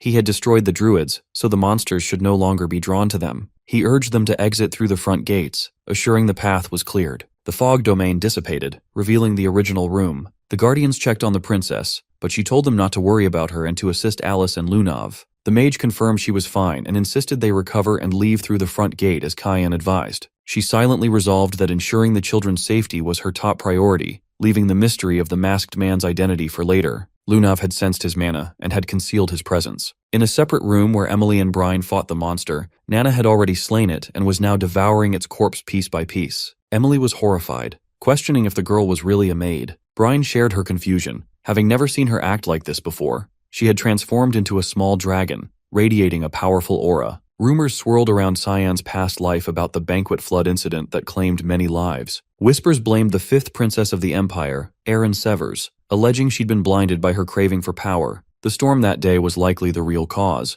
but speculation suggested either Ashel or Luenell had handed her something that sparked the disaster. Following the chaos, both were hailed as Empire heroes, emerging as the biggest beneficiaries of the tragedy. Karam struggled to believe they had fabricated the whole event to their advantage, sacrificing their own people for profit. Her disdain ran deep. She even considered humans worse than demons. He responded that this was nothing compared to the atrocities they would commit later, though he admitted feeling regret for the massacres he'd wrought in his previous life. Perhaps he was even darker than them. Rising to his feet, he prompted her to ask if they were leaving. He replied that Nana was probably waiting, and that the knights should handle the palace mess. She hesitated, then recalled her unease about the princess's necklace. She also mentioned Emily, noting the girl carried the scent of Day's stone as well. His shock was immediate. Emily was in serious danger. Nana had lost control, obsessively repeating how delicious Emily smelled as she tried to approach her. Brian stepped in to shield the girl, but was no match for the little one's ferocity. He was forced to admit she was no longer herself. Something monstrous had taken hold. Strangely, she targeted only Emily, ignoring him entirely. He faced a dilemma. He needed to stop her without harming her. Both feared their end as Nana lunged forward, but Cyan arrived just in time, intercepting the attack with his own body, sacrificing himself to save them both. Emily grabbed the bow tie from Nana and destroyed it instantly. Karam shouted at the girl to snap out of it, reminding her that her father was here. The words broke through. Her awareness returned, and she understood what she had done. He stood, a large slash across his back, assuring her it was fine and didn't hurt. Since she hadn't meant it, she hadn't done anything wrong. She collapsed to her knees, consumed by regret over her actions and the destruction she'd caused. The aftermath of her assault had demolished half the room. He turned away, telling her they needed to get out. Meanwhile, Luenell and Ashel assisted the Emperor's escape.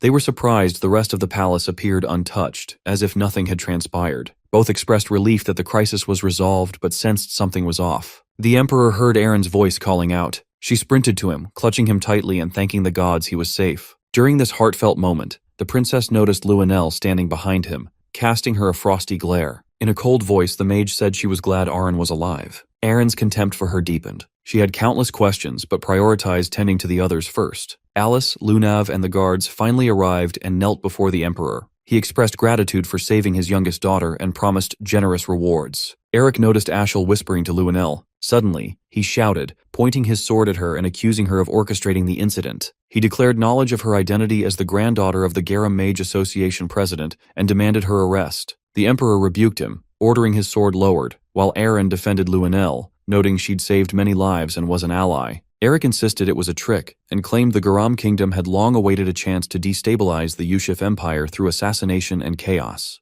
Luenell, unmoved, challenged him to provide evidence. Ashel interjected, revealing a suspicious mana aura had been detected at her residence the previous night. The Emperor demanded proof or for the issue to be dropped. She explained that she had invited them in peace but kept watch as a precaution. She assured him she would uncover more evidence if given time. He consented, though Aaron voiced frustration. Luanel remained uncertain whether this was a trap or part of her grandfather's design. Lunav of Rain Reaver and her group from the Garam Mage Association were imprisoned for investigation. Meanwhile, Luxemius, separated from Aaron, collaborated with other knights to safeguard nobles and oversee funerals for Marquis Dranian and many others. Funerals took place openly on the streets. Cheyenne had prevented far more deaths than in his past life, yet the event would forever be remembered as the Banquet of Blood. Still, it could have been much worse. Alice tended to his open wounds, cleaning and bandaging them. He protested that she needn't go to such lengths, but she insisted it was her duty as his sister. She remarked on how dangerous the situation had been and was grateful he had escaped alive. She mentioned the masked figure. If not for him,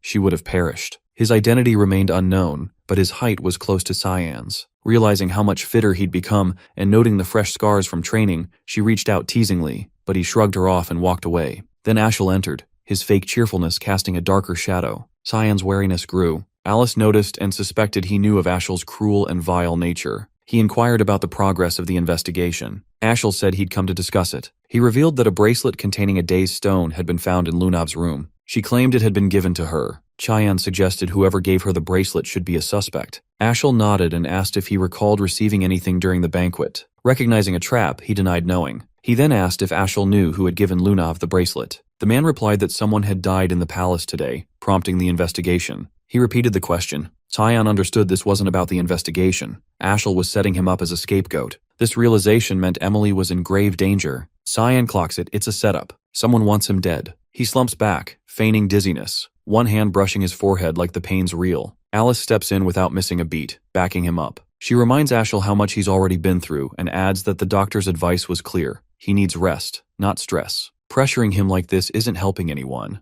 Ashel seems to buy it. The act is good enough to ease his suspicion. He suggests heading out, but before turning, Cyan finally gives a reply. He says he doesn't recall receiving anything, and even if someone had tried to send something, they probably didn't make it through that hell alive. Ashel gives a slow nod, acknowledging the answer. Something about it satisfies him, maybe because it means he no longer needs to take him out. Still, a part of him regrets it. This was his best chance to erase him. Cyan stays on alert even once he's gone. Alice forcibly pushes him to lie down, insisting he rest whether he likes it or not. Elsewhere, a maid runs through the halls in a panic, Boris not far behind. She keeps shouting that she did exactly what she was told. She gave the necklace to Aaron just like they ordered. She doesn't even know what the damn thing does. Her voice cracks as she begs for her life. Boris catches up and, almost calmly, tells her she didn't mess anything up. But there's still something he has to do. No choice. He slits her throat without hesitation. As she crumples, he quietly curses how all his careful planning just went to shit. Before leaving, he summons a demonic hound from the dark. It snarls, then starts tearing the body apart, erasing the evidence. Far out in a secluded forest, Emily and Brian lie low in a quiet wooden house, far from any eyes. He walks over with a handful of apples and offers her some. Dropping down beside her, they snack in silence before conversation picks up. She asks how long they're supposed to stay hidden out here. He says Cyan gave clear instructions. They're staying put until told otherwise. There's no timeline. It's open-ended. Back in the palace, just before their escape, she had handed him a gift, the bow tie Ashel meant for Cyan. He stared at it,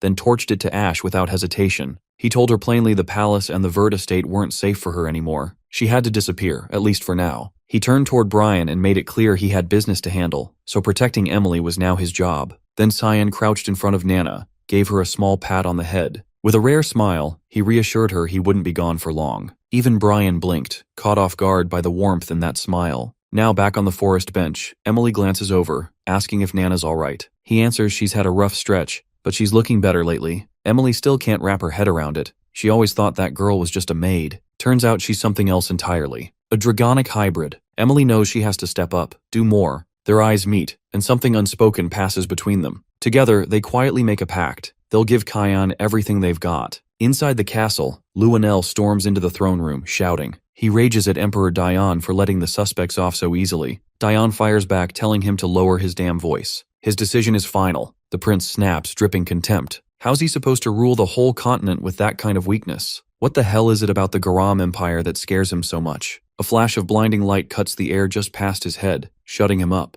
The emperor speaks coldly. Conquest sounds noble, sure. But the Ushif Empire borders more than just Garam. There's also the Demon Realm, Sparnia, and Fruina. If Garam becomes an enemy, they'll lose the only buffer keeping demonkind in check. That floodgate opens, the whole continent drowns in monsters. Even if they could seize power, the death toll would be unthinkable. Anyone who wants that kind of blood-soaked rule doesn't deserve the title of emperor. They're just a monster. Luenell tries to pivot, redirecting the topic back to the suspects. Dion cuts him off again, this time mentioning the day's stone. The prince stiffens. He didn't expect his father to know about that. His agents shouldn't have gotten that far in the investigation yet. Dion catches his expression. It says everything. He's known his son long enough to know that once he wants something, he doesn't let go. He looks at him, disappointment heavy in his gaze, and mutters that Aaron would make a far better emperor than Luenell ever could. And with that, he walks away, adding he has no desire to see him again. Hearing Aaron's name praised like that makes Luenell boil. He lashes out in anger and storms toward her dorm without wasting a second. He slams open her door with heavy, furious steps. Inside, Leximus immediately steps between them, warning him that Princess Aaron is resting.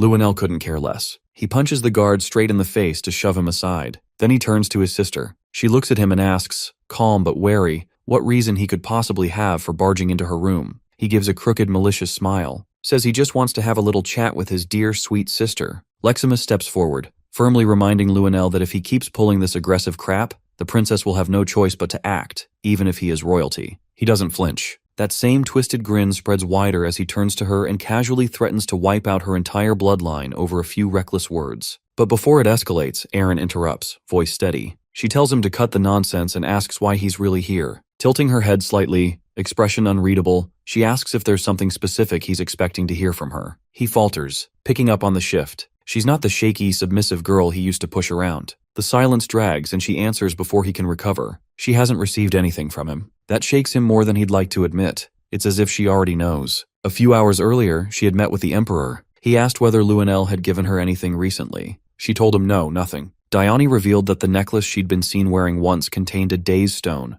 a forbidden gem from the Blackblood tribe. These stones were used to manipulate outlawed magic. Most despise them now, but rumors claim they can command monsters. Recent intel suggested someone inside the palace had been buying them on the down low. The black market merchant Gilbert and the maid Merlita had been arranging the deals. Both were now dead or missing. Shock flickered across her face. Dione pressed again. Did Luenell gift her the necklace? He had ties to both Gilbert and Merlita. She paused, held her nerve, and said again, she never received anything from him. After thinking it through, she brought up Lunav, asking if the investigation had cleared her name yet. If they already knew who smuggled the stones into the palace, then Lunav shouldn't be considered a suspect anymore. Dione nodded, assuring her he'd leave the girl out of it. Still, Aaron couldn't shake the fear that if she exposed Luenell, he might lash out at anyone close to her. She couldn't let anyone else get hurt. Back in her dorm, she repeats her earlier claim. He remains quiet, still thrown off, but doesn't deny it. This was what he came for. Even so, her sharp tone bruises his ego. He threatens to go after Leximus instead. She holds her ground, completely unfazed. She informs him calmly that she has a guest right now, and he should leave. He raises an eyebrow, asking who it could be. From the far end of the room, Cyan steps into view. He's been standing there the whole time, silent, unreadable, not making a sound. He casually says he heard everything.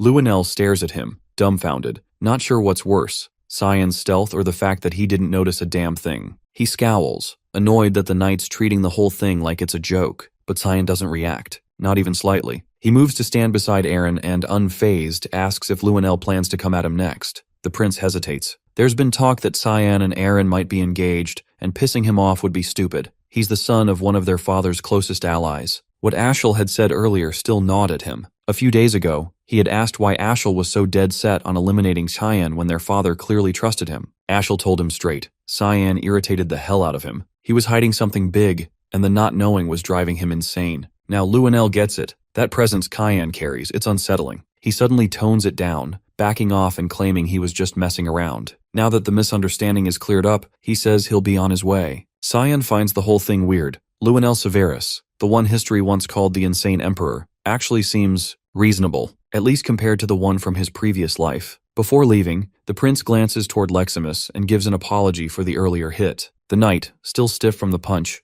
apologizes back for what he said. Once Luenell's gone, Leximus mutters that he's a piece of crap. He thanks Cyan for showing up, but Cyan shrugs it off, saying Aaron handled everything just fine on her own. Without warning, he drops down beside her. She stiffens, cheeks flushing. She points out that he's sitting way too close. He just glances over, unbothered, and asks if he's not allowed to sit there now. The teasing tone flusters her more. She doesn't even try to hide it. Cyan had one goal, make Luenel believe he and Aaron were a thing. Now that the bluff worked, the prince wouldn't dare touch her. With that handled, he gets up, ready to leave. Leximus watches him go, visibly confused by how casually he's bowing out. He's done his part. He walks away without looking back, while Aaron quietly sinks deeper into her feelings for him. Luenel storms into Ashel's office, slamming a fist against the stone wall. He demands to know how his ally plans to fix the mess. The plan was supposed to be airtight, so why are all their targets still breathing? Even worse, he's lost his father's faith. Ashel was supposed to be the shining hope of the Yushif Empire, and now everything's falling apart. Boris enters, interrupting with a calm tone. He mentions that there's been some progress. He introduces himself and offers a polite greeting.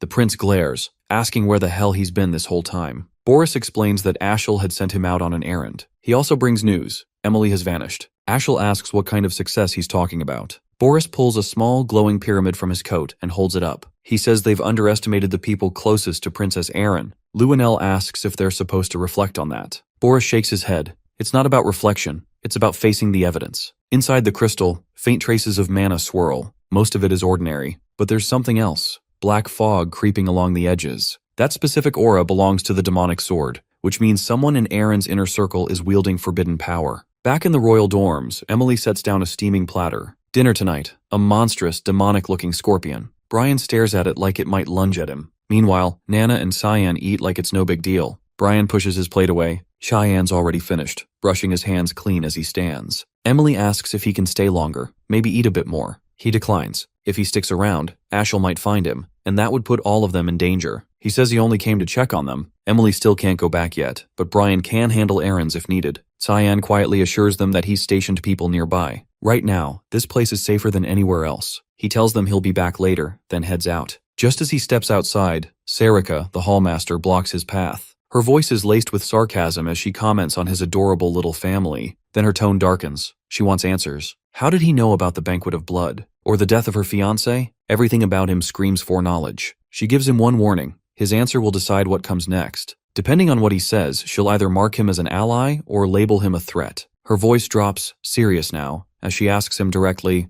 no more games. Who the hell is he, really? Who is Cyan Vert? There's no way he could have known who her fiancé was, let alone that he died. Cyan tells her straight. Drenian, her fiancé, was bound for purification regardless. It shouldn't matter. She doesn't buy that and suggests he might actually be part of another faction, one that's been spying on them. He stays unfazed and asks her directly, if he were a spy, what kind did she think he was? Her only reply is a dagger hurled at him in a flash. Karam bats it away mid-air, stepping between them and snapping at her for daring to attack her wielder. Sarika holds her ground, not backing down when there's a chance for a real fight. They throw themselves into a clash, sharp and fast. The blade spirit breaks away just enough to ready a technique, then unleashes a dense sphere of black mist straight at her. She narrowly twists out of the way, and everything the attack touches is obliterated behind her. Had it hit, or worse, had she tried to deflect it, she'd be dead on impact. Now she gets it, why Karam stays in sword form so often. It's the only way to keep her strength in check. If she went all out, she could level the whole city. Only another demon lord could go up against that kind of power.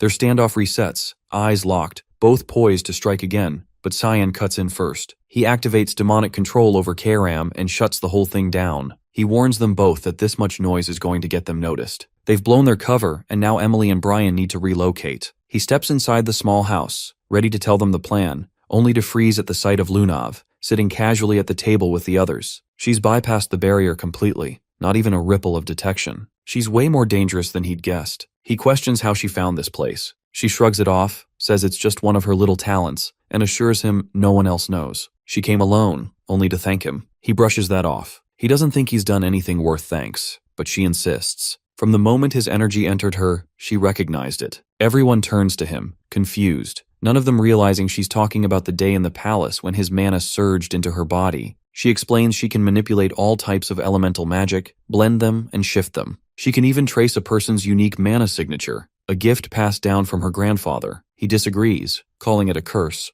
Her body's already cracked under the strain. Her expression shifts, half wonder, half gratitude. It really was him who helped her that day. He stops her there and suggests they continue the conversation somewhere else. Emily lights up when he says they're going back to Lewin Academy. Finally, she'll get to look after him every single day. Lunav opens up, saying most of her life's been spent locked away in a freezing, dark place, subjected to brutal experiments. She didn't have a choice. It was her role, her burden, as Reigen's Rainreaver's granddaughter. She asks if he also has some fate he's bound to. He says no, So she presses, then why save them? Why wear a mask while doing it? He answers bluntly, fame's a headache he'd rather not deal with, and she can figure out the rest. She falls quiet, then conjures a swirling orb of black mana in her palm. She tells him that when they first met at the restaurant, she thought she'd picked up pure darkness from him. He's clearly caught off guard. He didn't know she could read mana through touch. Not something he'd come across before, not even in his last life. She continues. The day she collapsed in the palace, the energy he pushed into her didn't match any element she knew. She's convinced it's his, but it's like nothing she's ever seen. So she asks him, what exactly is it? He figures out why she's really here, and asks if she plans on handing that information over to her grandfather. She shuts that idea down, saying it sounds like a hassle. He pushes again. So she's defying him now? She doesn't answer, just leans in and wraps her arms around him, thanking him again quietly. Her body had become a volatile mess, like a boiling pot overloaded with all types of mana. Someone had slammed a lid on top, trapping it all inside. The heat built up until the pressure began to smother her life force. She'd been standing at death's door. All he had done was poke a hole through that lid, enough to let some of it out, just enough to relieve the pressure. In his eyes, she looked like someone else's pawn, and that hit a nerve, because she reminded him of who he used to be. He gently pushes her back and tells her she owes him nothing. He asks her to keep it quiet. He's gotta go. Just before leaving, he turns and warns her not to overdo it again. Next time, it might kill her. A soft look crosses her face. Now she's sure, he really is a good person. Meanwhile, deep within the Garum Empire, inside Raigan's chamber, the Emperor's expression twists with fury the moment he hears the news about Lunav. His butler tries to calm him, saying no formal charges have been filed. But that's not what's eating at him. She still hasn't returned home. He orders them to track her down and bring her back, no matter what. Cyan and the rest of his group finish gathering their things, preparing to depart, and begin making their way back toward the academy. Among them, it's Emily who stands out the most, her mood brighter than anyone else's. Curious about her enthusiasm, he looks over and asks what's gotten her in such a good mood. She happily responds that it's because she gets the chance to serve him again, just like before. But then she adds something else, reminding him that the academy has a strict rule against bringing in maids and wants to know what exactly he's planning to do about that problem. He explains that the headmaster might allow it just for him, though he's definitely not in favor of the idea. If the principal lets it slide, he'll take responsibility and make sure no one notices her at all. He then adds that he plans to ask for special permission, but only for himself. The dean replies by asking why he should even consider making such an exception in this case. Trying to find a quick deal, Cyan offers to never skip class again, hoping it would be enough to win him over. But the man isn't impressed. That's clearly not good enough. Instead, he shifts the topic and asks why Cyan has shown up with 2 maids instead of just 1. He then presses further, wondering aloud if this has anything to do with the incident known as the Banquet of Blood. He doesn't believe for a second that the request would be made unless there was something more behind it. Cyan suggests a trade. He'll give him the answer, but only if the dean agrees to his request first. Condal gives a nod and agrees. In turn, Cyan admits that it's not easy to explain the situation at the moment. However, there is one thing he's absolutely sure of. He had nothing to do with the Banquet of Blood in any capacity, and he knows full well that this is the answer the dean was waiting to hear. The older man asks for confirmation, still not quite convinced, and wants to know if Cyan is truly certain about that. Although his reaction shows skepticism, he doesn't press further. The conversation ends on a relatively positive note. Even so, Cyan can't shake the thought of what might happen if the truth ever came out. If Condal realized that the real person behind the Banquet of Blood was none other than his own grandson, things would fall apart. From what he knows, it couldn't possibly have been Luanel, too sloppy for something that precise. He's pretty confident it was Ashel who came up with the plan, while Boris likely worked things from the shadows, pulling strings as usual. That's always been the pattern. Ashel runs the front while Boris manages things behind the curtain. Later, when Cyan returns to his dormitory, he's surprised to see someone outside his room doing push-ups on the floor. It's the same guy who challenged him to a duel a few years ago. As soon as he spots him, the guy jumps up and immediately asks for a rematch. Apparently, he's been showing up every single day for the past 2 years doing this routine. Cyan doesn't even acknowledge him. He just walks past and enters his room without a word. Inside, he stops when he sees Brian lying unconscious on the ground. Turning to Emily, he asks what's going on. She calmly explains that Brian passed out after eating some cookies she'd given him earlier. She then offers Cyan one, asking if he'd like to try them too. He immediately shuts her down, telling her not to feed Brian anything again, ever. Dropping onto the couch, he's ready to finally get a moment of rest. But his mind won't quiet, already stressing about what kind of chaos his new group might bring. That's when he notices a white envelope sitting on the table. He asks aloud where it came from. Opening it, the first thing that catches his attention is that it's from Lunav. Before he can get past the first line, she walks through the main door in person, stepping in casually and asking how things have been. Without hesitation, she tells him she's officially run away from home. Meanwhile, not far away beside a quiet lake, two unknown individuals are having a private conversation. One tells the other that guards from the Garam Mage Association are already on their way, so there's no need for concern. He assures them everything has been taken care of. The older man speaks again, saying this is the only option left if they want to stop Reigen's Rainreaver from completely losing control. The woman responds without flinching, telling him not to worry about her having regrets. Even though Lunav was once her student, she feels no guilt over what she's doing. She's revealed to be Mela Aronis, a teacher at Lewin Academy. She tells him plainly she isn't so naive that she'd feel pity for someone like that. She says she'll go to the designated location now and adds that her team should have already reached Lunav by this point. Back with Cyan, he grabs her by the arm and drags her out of the town toward a bench just outside the city. Once they're seated, he demands to know how she managed to bypass the warding spell on the dorm entrances. She tells him she examined the spell's structure using her mana,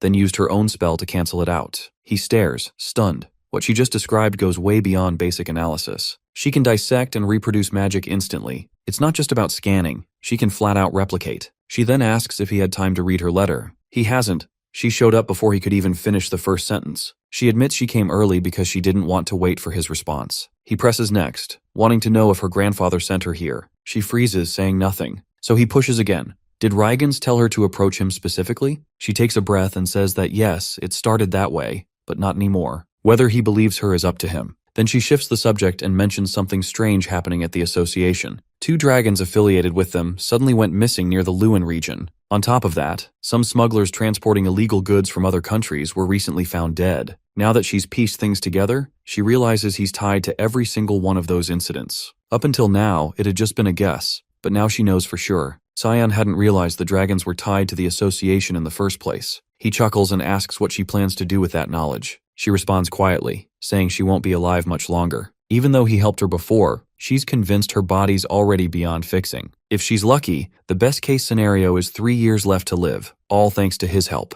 He doesn't accept that and asks how she can be so calm about dying. He doesn't understand why she isn't reacting or breaking down. She smiles faintly, saying she wishes she was capable of feeling something, anything at all. That irritates him. Getting up, he tells her it's not his problem and she should go back to where she came from. He walks away, saying he's not interested in being dragged into another mess. They part without another word. Kairam shows up beside him, asking if he's really just going to leave her behind like that. He figures that's the best move. He's already sensed the Garam Association lying in wait nearby. Right on cue, a squad of guards in all-white uniforms appears and surrounds Lunav. She watches them close in and mutters that she thought she'd done a better job escaping, saying they showed up way too early. The guards order her to return with them, telling her that her grandfather is looking for her. She narrows her eyes at them, guard rising as suspicion creeps in. Something feels off. She points out that it's always Victor who comes to pick her up, not a bunch of unfamiliar guards. They explain that he's caught up with something important, so they've come to take his place today. That response confirms her doubts. She's never known anyone named Victor in her life, let alone from Garam. Without hesitation, she unleashes a gust of wind, using the brief distraction to bolt away. She manages to break free from their grasp and slip out of sight,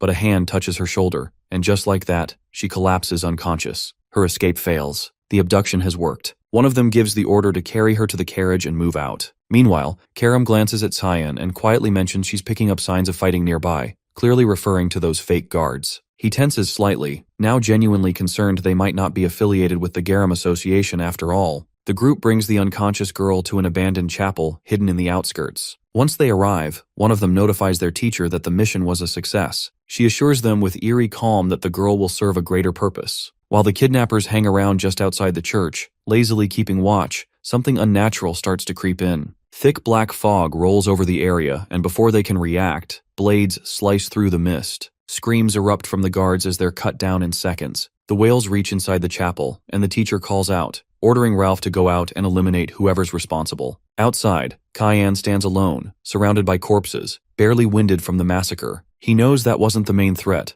The one he's really here for is still inside. Ralph storms out of the church and lunges at him, striking without a word. Cyan immediately senses that the man shares the same chaotic energy as Lunav, though far more unstable. Minutes later, the fight ends with Ralph collapsed in the dirt, fully defeated. Lema arrives and freezes, clearly not expecting to find her ally in that state. Cyan stares her down and asks if she's the last one left, and what her reason was for taking Lunav. She gives no answer. Instead, she launches straight into a violent barrage, merging fire with thunder in a single burst. Just like Lunav, she's using dual elemental magic. He counters the fire spells with Karam's help and instantly closes the distance. Lema hurls a blast of wind to shove him back and immediately follows with a lightning strike, but the sword spirit materializes behind her mid-cast, interrupting the attack before it lands. The lightning had force, but her aim was off, leaving him untouched. Cyan traps her with his black fog chaining spell, locking her in place so he can interrogate her directly. His first demand: who ordered the kidnapping, and how many more are involved? She breaks into a twisted laugh and tells him they'll come find him soon enough. Her skin begins to deteriorate, rotting as her body starts fading from view. Karam watches the strange decay for a moment, then deduces what's going on.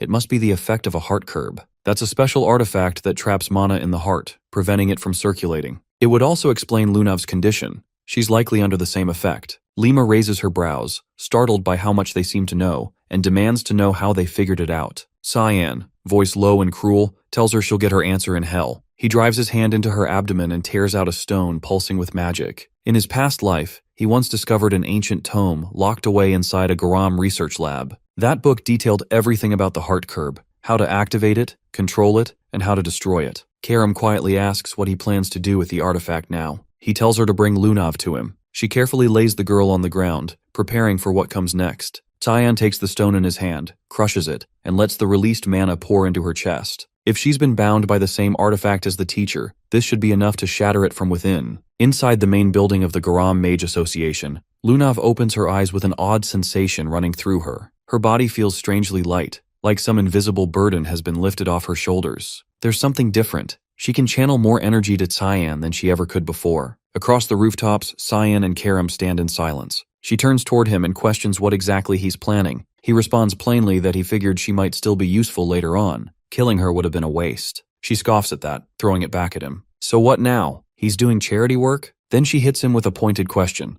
What happens if she stabs him in the back? Funny, considering it's the same one trying to hijack his body. She waves it off like it's nothing, and he cuts the chat short, saying it's time to move out. There's nothing left for them here. Meanwhile, over in the Garam Kingdom, Rygans is boiling with anger after hearing what she had to say. She admits she remembers nothing after the moment she was snatched and later dropped somewhere near the royal grounds by some unknown figure. She stands by that explanation, but he doesn't look convinced. He tells her the kingdom's already in chaos. People are calling it the Banquet of Blood. She's being careless with her words, and the butler steps in, apologizing. He says he should have gone to find her sooner. Riggins shakes his head. It's not his fault. She just acts on her own whims. He walks closer, claps the man's shoulder, and remarks that things only work because of his granddaughter. Then something shifts. His palm ignites, searing into the man's skin. He glares at him, saying he's known for a long time that the butler was a traitor. Now, he won't let that betrayal slide, not after what happened to her. The man drops to his knees, pleading for his life, insisting it's all a mistake and begging for a second chance. But Riggins shuts that down cold. No more talking. Flames erupt inside his body, consuming him from the core outward until only ashes remain. Lunav just stands there, frozen, shocked. Riggins turns to her and explains that the butler was one of the people who ordered her capture. Then he asks something else. Did she learn anything about Cyan? She lies, saying there's nothing notable about the guy. It's a weak lie and she knows it. He isn't buying it. His eyes narrow, asking what she really means. She tells him she was up late that night to meet Cyan. Their conversation didn't reveal anything special. That was it. He places a hand on her shoulder and says that's exactly the kind of answer he wanted. But then he asks again, what is Cyan hiding? Riggins knows he's one of the Verts. That alone means he's got secrets or backup. With a straight face, she tells him he's just got a bodyguard and a useless maid at his side. Nothing that connects him to anything major. She pushes back, asking why he's so hell-bent on him in the first place. That question strikes a nerve. His mood shifts instantly, annoyed now. He says it confirms it. Cyan's definitely hiding something. Then he cuts off her questioning. She's a Rain Reaver by blood. She doesn't need reasons, just orders. He tells her to leave unless she has anything important to add, and that she's not allowed to step outside for now. She stays put, gaze stuck on the pile of ash where the butler once stood. She's had enough. She's not just family, she's supposed to be a consultant in this house. Back at Lewin Academy, some buff dude's been loitering on top of Cyan's dorm roof for a while. 0 classes, just standing there. Cyan catches sight of him and immediately turns away, not in the mood for whatever that is. As he passes by a few students, he overhears them gossiping. Apparently, classes have been canceled for days and one of the teachers is missing. Then he hears a familiar voice, Erica. She walks up behind him and casually mentions that instructor Nella Aronis has disappeared, and she's got a feeling he's involved. She confronts him directly, asking why he killed her. He looks confused and tells her he's never even met the woman. He doesn't go to his lessons anyway. Nella Aronis had a rep as a powerful mage from Garam. Not unusual for Garam mages to hang around neutral grounds like Lewin, but rumor had it she wasn't a fan of the Rain Reavers. That's why the Mist had eyes on her. Lunav's kidnapping wasn't part of her plan. They were about to make a move, but he handled everything before they could even act. Erica says she's the only one who knows any of this, so he doesn't need to stress. Instead, she hands him a new job. He'll need to lay low outside campus for a bit. He asks who'll take over Nella's spot while she's gone. She tells him the other instructors will rotate for now, but they're already scouting for a new mage. She figures the recruitment flyers are already out. Somewhere in the countryside, Boris is riding with a local farmer. He gazes out at the landscape and compliments the view. The farmer asks what brings him all the way out here. Boris says there's a position he's after. He heard it opened up recently, so he's rushing to apply. The farmer connects the dots quickly. He wants to be the new teacher at Lewin. Back in Cyan's upscale dorm, Emily is sprawled across the couch, practically dying from boredom. Karam isn't thrilled about the overcrowding and tells her to move off her favorite spot. They get into a spat, and she doesn't wait. She forcibly kicks her off the seat. Cyan steps into the room mid-chaos and calls her over. They've got a mission. Emily perks up, begging to go with him. But he tells her she's got a more vital role. Her job, make sure Nana never goes hungry. Ever. At first she's offended. It sounds like the dumbest task imaginable. Then she hears a deep growl from the other side of the room. Nana's already starting to shift, predator instincts kicking in. Emily panics, shoves a cookie into her mouth, and immediately reassures him she's got this. No problem. Feeding duty secured. He reminds her, don't give Brian any food yet. He's still recovering. She tells him she's already cooked and prepped. They're covered. Karam asks where they're headed. He tells her, Southwest Ushif Empire, Lambaster, a city built on blood, corruption, and coin. The strong rise, the weak vanish. Below its surface lies a massive underground arena, echoing with the roars of a bloodthirsty crowd. Tonight's fight?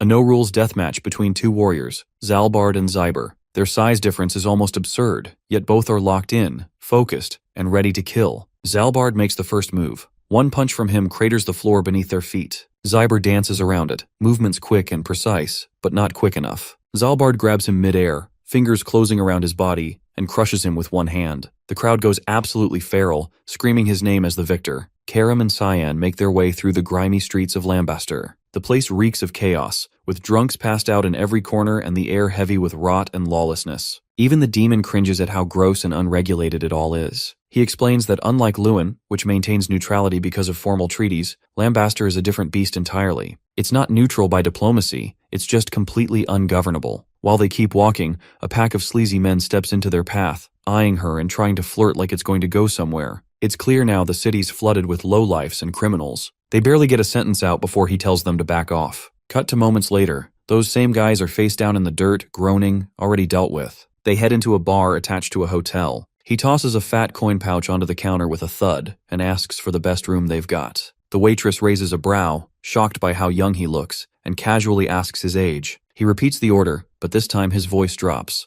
No more kid energy, just cold authority. He tells her this isn't how you treat customers. That shuts her up. She straightens and gives him a proper welcome to the Lambaster cage. From the window upstairs, he spots a crew of shady-looking men heading off in formation. He knows immediately they're going down to the cage under the hotel. He needs to move fast. The waitress, Lisa, asks if there's anything else she can do. He says he wants access to the cage. She politely refuses. Newcomers aren't allowed. He quickly clocks what's going on. Illegal trades, probably drugs, and she's playing it safe to avoid trouble. He pivots, asking if he's the only new face around lately. What happened to the other guests? That's when he catches the shift in her eyes. Sharp, cold, ready to kill. She apologizes again, hiding behind the excuse that she's just doing her job. He's not buying it. He flicks a handful of gold coins at her. Instinct kicks in. She whips out blades and slices them midair, scattering them across the floor. Even she looks surprised at how fast she reacted, confused that some kid with coins could radiate such intense killing intent. He bends down, picks up a coin, and deadpans that she just ruined him. Then he asks if she just tried to attack him. Lisa scrambles to explain it was a reflex, not an attack, and begs him not to take it the wrong way. But his face hardens.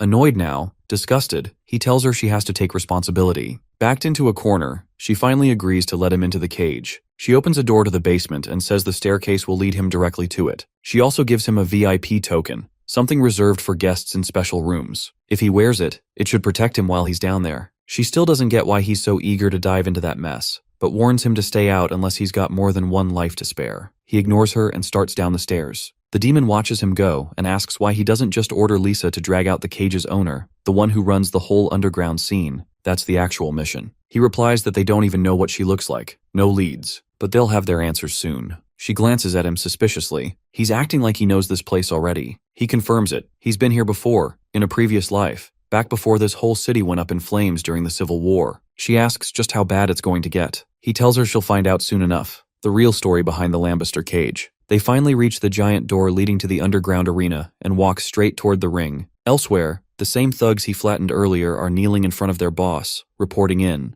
They explain that some punk kid wiped the floor with them. At first, the leader laughs, thinking they're joking, but they double down. This kid isn't normal. They swear it happened just outside the city gates. Now the boss is paying attention. They tell him the kid checked into the Lambester cage and even booked a VIP room, so they couldn't touch him anymore. That's why they came to report instead. He asks if the kid's from any noble family. They shrug. No idea. One of them pleads, calling out for help and referring to the man in charge as Mr. Gunther. Gunther raises an eyebrow, intrigued. He says he's heading to the cage himself to see what kind of kid causes this kind of mess. Back in the underground arena, a fight is already going down. Linda Weasley stands victorious, having just finished off another opponent. He watches silently from the shadows. The demon now sees exactly what's wrong with this place. These brutal underground matches are what dragged the city into chaos. That's why he's here. If he can't approach Linda Mihalov directly, then he'll flip the script and make her come to him. Security around the ring spots him and walks up, warning that this isn't a playground. Perfect timing. He throws down, takes one out, then another, then the rest. When it's over, he dusts himself off and asks flatly where he can register, not as a spectator, as a fighter. The energy in the arena turns wild as the crowd catches sight of a kid, Cyan, stepping into the ring to square off against Zarbark. Laughter mixes with disbelief, the audience buzzing, hyped that someone actually greenlit a child to fight. Most assume it'll be a total wipeout. The brute's no joke, a walking boulder, half human, half ogre by the looks of him. He casually raises one thick finger to squash the kid like a bug. Cyan launches off the ground, lands right on it, and snaps the finger in half. Then he drives his fist straight into the giant's face, shattering his nose and caving in part of his skull. Zarbark crashes to the floor, dropping to his knees after just one hit. For a few seconds, the crowd doesn't make a sound, frozen by the fact that a literal child just demolished him. Then the silence bursts. Cheers erupt. They chant his alias over and over, Lamai Simon. Karam leans in and asks what name he gave them. He says he can't exactly go around dropping his real one, not with noble blood and a duke for a father. She points out that his face is out in the open, so hiding his name is kind of pointless. He assures her that's covered too. He's got an enchantment running. Nothing to worry about. She catches on quick. That means Lord Fogg's power is backing him. He breaks it down. Unless someone directly interacts with him, they can't recognize who he really is. Even if they do, their memory won't hold on to his face. That's the spell at work, erasing all trace of his identity. From the shadows, Gunther watches everything unfold. But instead of being pissed, his curiosity only deepens. He's locked in, fascinated by the way this kid moves. Controlled, precise, deadly. A smile creeps across his face. In that moment, he makes a decision. He wants to fight him. Cyan's his next target, and he won't stop until they face off in that cage. Back at the hotel lobby, a tall blonde storms in. Delkia, head of the red light district. Her voice cuts through the air as she demands to see Cyan, accusing him of stirring up chaos in the underground matches. Lisa denies everything, claiming she has no clue what the woman's talking about, then firmly tells her to leave. Delkia doesn't back down, threatening violence and saying the incident happened on Lisa's turf, so she's not stepping aside. The hotel owner stands her ground, not about to let anyone cause trouble in her building. Tension spikes as the intruder's crew starts shifting, waiting on her signal to attack. Lisa's caught,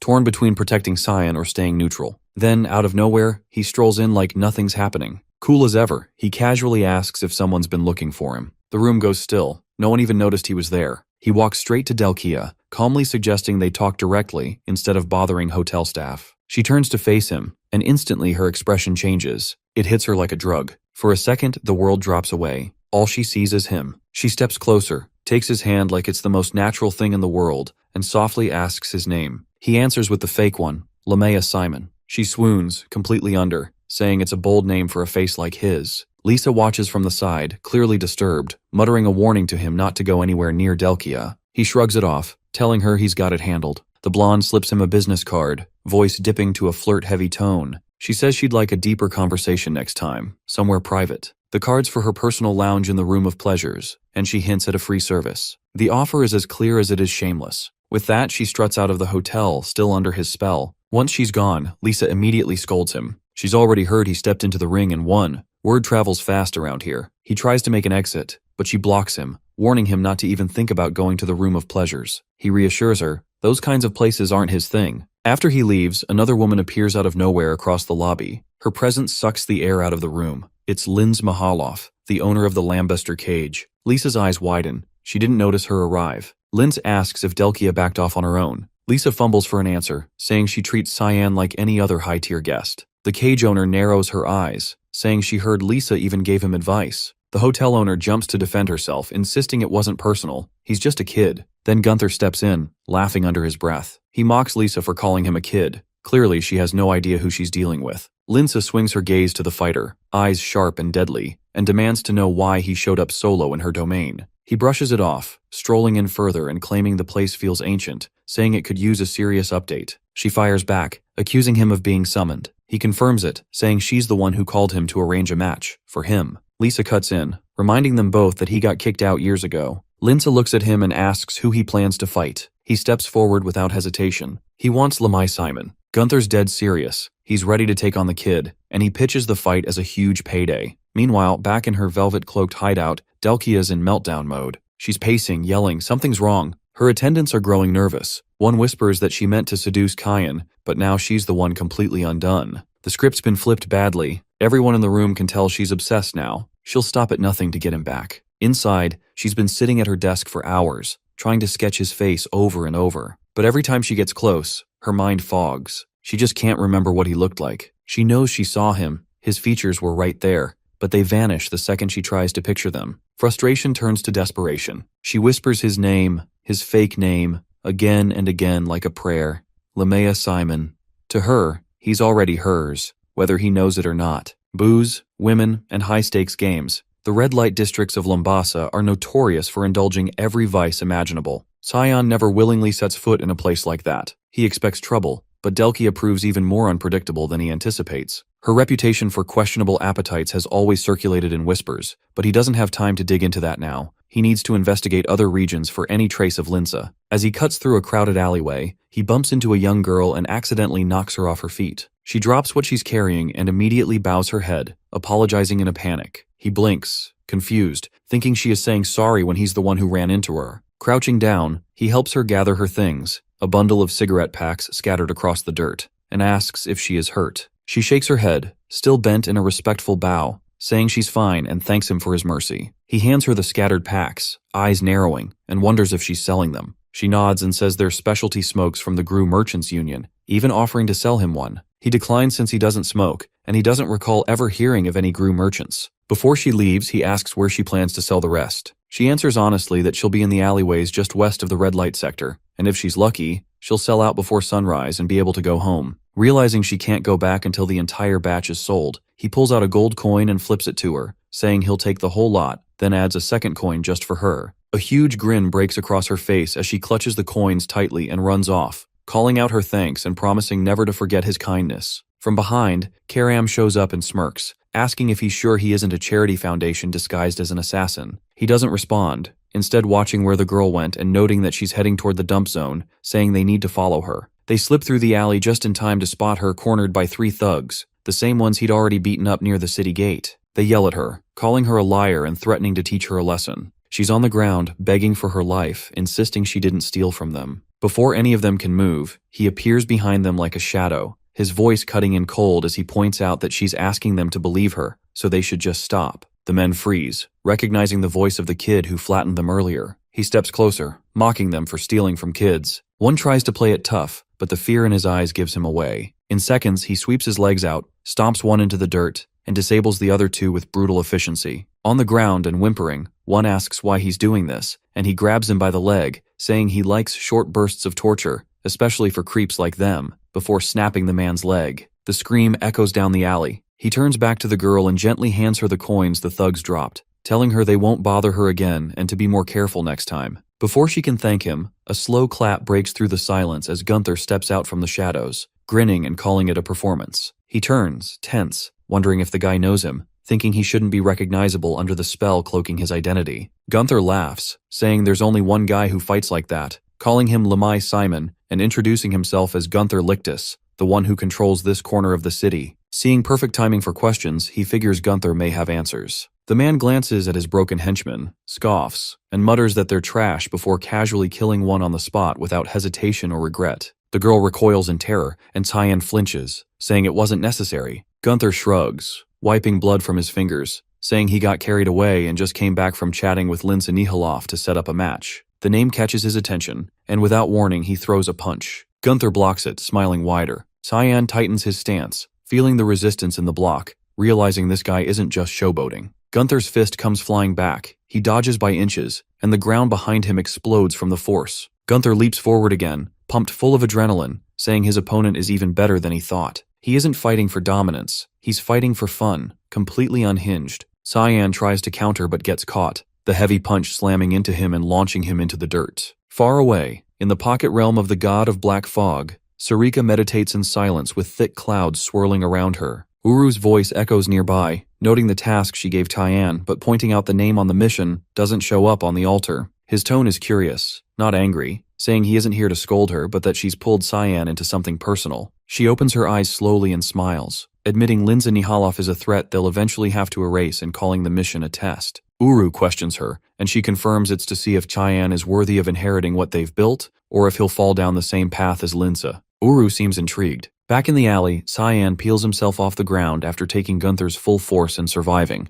Gunther is impressed, saying his opponent is still standing and grinning wider as his thirst for battle grows, urging them to keep going. He slams a series of heavy blows into Gunther, each one packing more force than the last. The impact sends the man skidding backward again and again, barely able to hold his ground. Mid-combat, Tyan demands to know where Linsa Nihilov is, but the fighter deflects the question, clearly uninterested in discussing her right now. Trying to regain control, he reinforces his arm and launches a strike, but it's sidestepped effortlessly. In that brief exchange, Tyan catches something troubling. His attacks aren't leaving a mark. That arm is tanking the hits, and he's charging forward without even slowing down, ripping through anything in front of him. Tyan realizes he misjudged the guy. Gunther isn't just strong, he's something else entirely. He leaps high, using elevation to create distance, and scanning the man's movements from above. Before either can land the next blow, a voice cuts through the chaos. Lisa's arrived. She tells them both to stand down. Tyan brushes her off, stating it's personal, and she should stay out of it. She ignores him and tells Gunther to back off, saying he's fighting someone marked as a VIP guest. He tries to defend himself, claiming Tyan started it, but she isn't in the mood to entertain excuses. The two of them bicker like siblings caught fighting in the living room while Tyan stays silent, just watching them go back and forth. Eventually, Gunther gives in and walks away, but not without tossing a reminder that he hasn't forgotten about their fight. Once he's gone, Lisa turns to check if Tyan's okay. His expression says enough. He's far from pleased. She immediately apologizes for showing up late and for letting things spiral like that. He studies her for a second, then points out that she looks like someone about to ask for a favor. She's caught off guard, but he already knows. Gunther told him she arranged this fight behind the scenes, reaching out to the owner of the venue to make it happen. Tyan reassures her he doesn't mind fighting, but he wants something in return. The little girl from earlier should be given a job at the hotel. The news of the upcoming fight spreads fast, rumors flying as everyone wants to know how it'll go down. Over the next several days, he drifts around the area, occasionally stepping into a fight. He picks up some intel about the Lambaster cage. Turns out it's not lawless. There are ground rules, no weapons, stop if the opponent gives up. And the most important one, no killing allowed. That rule's about to be thrown out. Match day arrives, and a commentator runs down the details. Both Tyan and Gunther are informed there are no rules for this fight, the change made by personal request of the owner. Tyan blinks. This is the first he's hearing about it. Gunther, meanwhile, looks like a kid unwrapping a birthday present. He's practically vibrating with excitement. Tyan doesn't even get a chance to ask questions before the bell rings. The match begins, the crowd roaring louder with each passing second, the arena buzzing with tension. From a hidden spot in the shadows, Linsa Nihilov watches silently, waiting to see what Tyan is really capable of. Gunther calls out, mocking, saying if Tyan's scared, he can always pick up a weapon. Tyan doesn't bother replying. He doesn't need a blade to win. He shifts into a stance, surrounding himself with black fog magic. This is where the real fight begins. Gunther grins, finally facing a real opponent. Without shame, he confesses that killing humans gives him a rush. That's why he was permanently banned from the cage. Tyan hears him but doesn't flinch. Gunther lunges, throwing a clean punch toward his face, but misses completely. Tyan grabs his arm, moves like a shadow, then, without hesitation, slices it clean off. Gunther screams as his right side spurts blood, the severed arm gone in one cut. Cyan gives a quiet warning. If he moves too much, the black fog will finish the job. The silence says it all. He knows it's over. Cyan wins. The arena erupts, the crowd chanting his name, electrified by what they just saw. But not everyone's cheering for the same reason. One person watching from the stands isn't focused on the fight. They saw something darker. The black fog from that strike looked too familiar. There's only one conclusion. He carries the demonic sword. After the match, Cyan can't shake the feeling that someone wanted him in the dark about the no-rules twist. He's starting to suspect Lince knows exactly what he's trying to do. As he's deep in thought, the little girl from before walks over holding a beer, grinning ear to ear and saying he looked badass in the ring. She's already started working, serving drinks as an assistant at the bar. He notices her name tag, Louie, and figures that must be her name. He pats her head and tells her to give it her best. Then Lisa calls him over. It's time to debrief. Right away, she apologizes again. He gets to the point, asking why she didn't tell him it would be a no-rules deathmatch. She sucks in a breath and shakes her head. She didn't know either. The change was kept between the owner and Gunther. Cyan exhales slowly. This approach won't work. He needs another route. As he turns to leave, he stops. An old man is standing in the doorway, the same one he spotted earlier in the crowd. The man introduces himself as Morris, representing the Gru Merchant Union, and wastes no time. He's here to ask one thing. That sword? Is it the demonic sword? And if so, would he be willing to sell it? He gives nothing away, brushing off Morris's comment with a flat denial, claiming not to know what he's talking about. The merchant isn't buying it, saying there's no reason to keep up the act and that all he's interested in is the sword. Leaning in slightly, voice smooth, he adds, there's no shame in wielding something demonic. If anything, it shows style. Cyan doesn't reply, just watches him, eyes narrowing. Unbothered, Morris grins and says they'll cross paths again very soon. With that, he turns and exits, security detail flanking him. Cyan's thoughts drift to the Gru Merchant Union. He remembers now. That group didn't exist until after he killed Zickerman Albus. Lewis approaches, eyes glossy, and shakily asks if he's okay. He gives her head a gentle pat and tells her there's nothing to worry about. Then he faces Lisa. His expression hardens, eyes sharp. He wants something and he doesn't ask. He demands. He wants to meet the owner immediately. She freezes, stunned by the sudden shift in him, unable to find the words. Elsewhere, deep in the rundown backstreets of the city, Gunther is unraveling. His rage spirals, smashing everything in reach, wrecking the alley as if that'll fix what happened in the ring. People nearby try to calm him down, telling him to stop moving before his injury tears open again. He ignores them and roars the name Simon into the air, vowing to kill him. The helplessness is eating him alive. He got destroyed, and it stings. He needs a new plan, something that'll actually work. But nothing comes, not until a thought hits. Louie. Cyan's taken a liking to her, looked out for her. Maybe she's the key. Maybe he can use the kid to get to him. Later that night, with the hotel quiet and the guests mostly gone, Louie is wiping down the bar counter. The door creaks open. Gunther steps inside, that same eerie grin spreading across his face as he asks if she remembers him. She hesitates, then nods. Yes. He doesn't drop the smile and says he needs her help with something. In a nearby room, Cyan is still talking with Lisa. The conversation hasn't cooled down. He wants to know why the owner won't meet him. She tells him flatly it's not that simple. Lince isn't someone people just meet. He narrows his gaze, wondering why she's defending Lince so hard. Lisa's not surprised he already knows the owner's name, maybe impressed, but not shocked. She figured he wasn't just some average guy the moment he walked in. She explains that Lince has been watching him closely. The fight with Gunther? That was her idea. And so was the rule change. Then she gets serious, saying if he's smart, he'll leave. Fast. Because staying might get him killed. He listens but doesn't speak. He can't tell whose side she's even on right now. Maybe none. Maybe she's just doing her job. Suddenly, a scream echoes from the main hall. Louie. They both bolt from the room. What they find is chaos. Tables flipped, walls cracked, and a massive hole blown through the side of the building. Neither can make sense of it immediately. Cyan studies the wreckage in silence before muttering that he might know who did this. Then he spots it. Lewis's name badge, tossed on the floor and streaked with blood. He turns to Lisa and tells her to stay put for a while. She protests, saying he doesn't even know who took her. He cuts her off, repeating the words but with ice behind them. He has a damn good idea who it was. Far from the hotel, in a private suite that hasn't seen sunlight in days, Delkia is slipping into madness. She's sprawled across her bed, sketch pads everywhere, each one covered in frantic drawings of Cyan's face. She stares up at the ceiling, face blank, whispering that she can't remember what he looks like anymore. Then a voice cuts through the silence, saying a woman's room shouldn't be this trashed. She shoots upright, demanding to know who entered without permission. It's Morris. He looks her over like she's something pathetic. She recognizes him instantly and asks what he wants. He says it's simple. He's a merchant,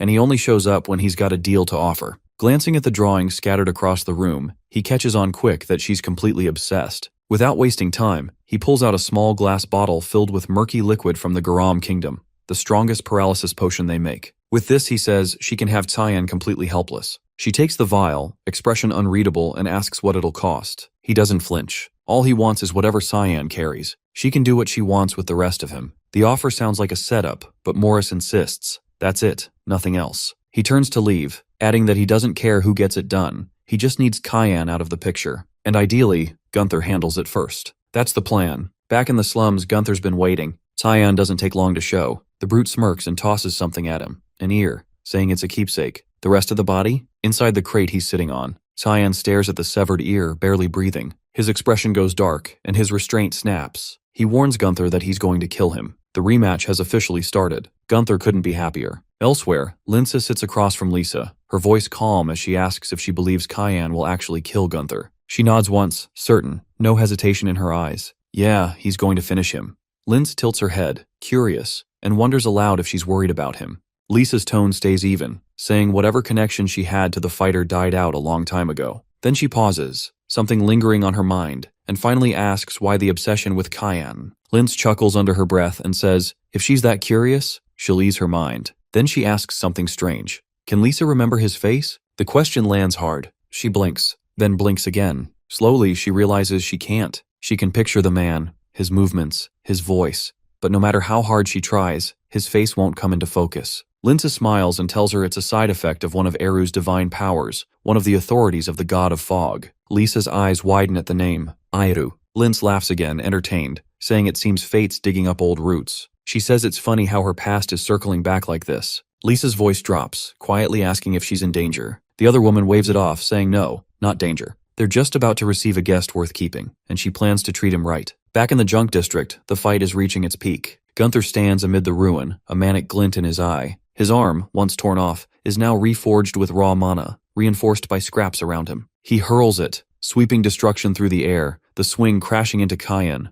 But our protagonist doesn't flinch or budge. Gunther snarls, demanding to know why he's holding back, why he isn't using the same move he pulled last time. He says if Cyan wants to win, he'd better start trying. Cyan glances down. The ground is scattered with bones, human bones. The brawler sees his look and grins, explaining it like it's nothing, saying he's been digging up corpses of people who were worthless to him. This entire pit is a junkyard. Lambaster's always been full of trash, and he and Lisa grew up buried in it, learning to crawl through garbage just to survive. He recounts how he'd fight off anyone who tried to take advantage of them, clawing, biting, punching, whatever it took. Then one day, a boy showed up. That boy took out the old junkyard boss who made their lives hell, saying he'd dropped out of Lewin Academy just to find some fun. And today's fun? Cleaning up the trash. Gunther remembers it clearly. Blood everywhere, bodies stacked like waste. The guy's name was Ashel. He recalls how the stranger walked toward them afterward, smiling, saying everything was fine now, the junk was gone, and they were safe. To this day, he still can't forget that face. That's when everything changed for him. He started looking up to Ashel, wanting to be like him, and swore he'd clean out all the garbage in Lambaster just like his idol. He started small, grew his crew, took over the junkyard himself,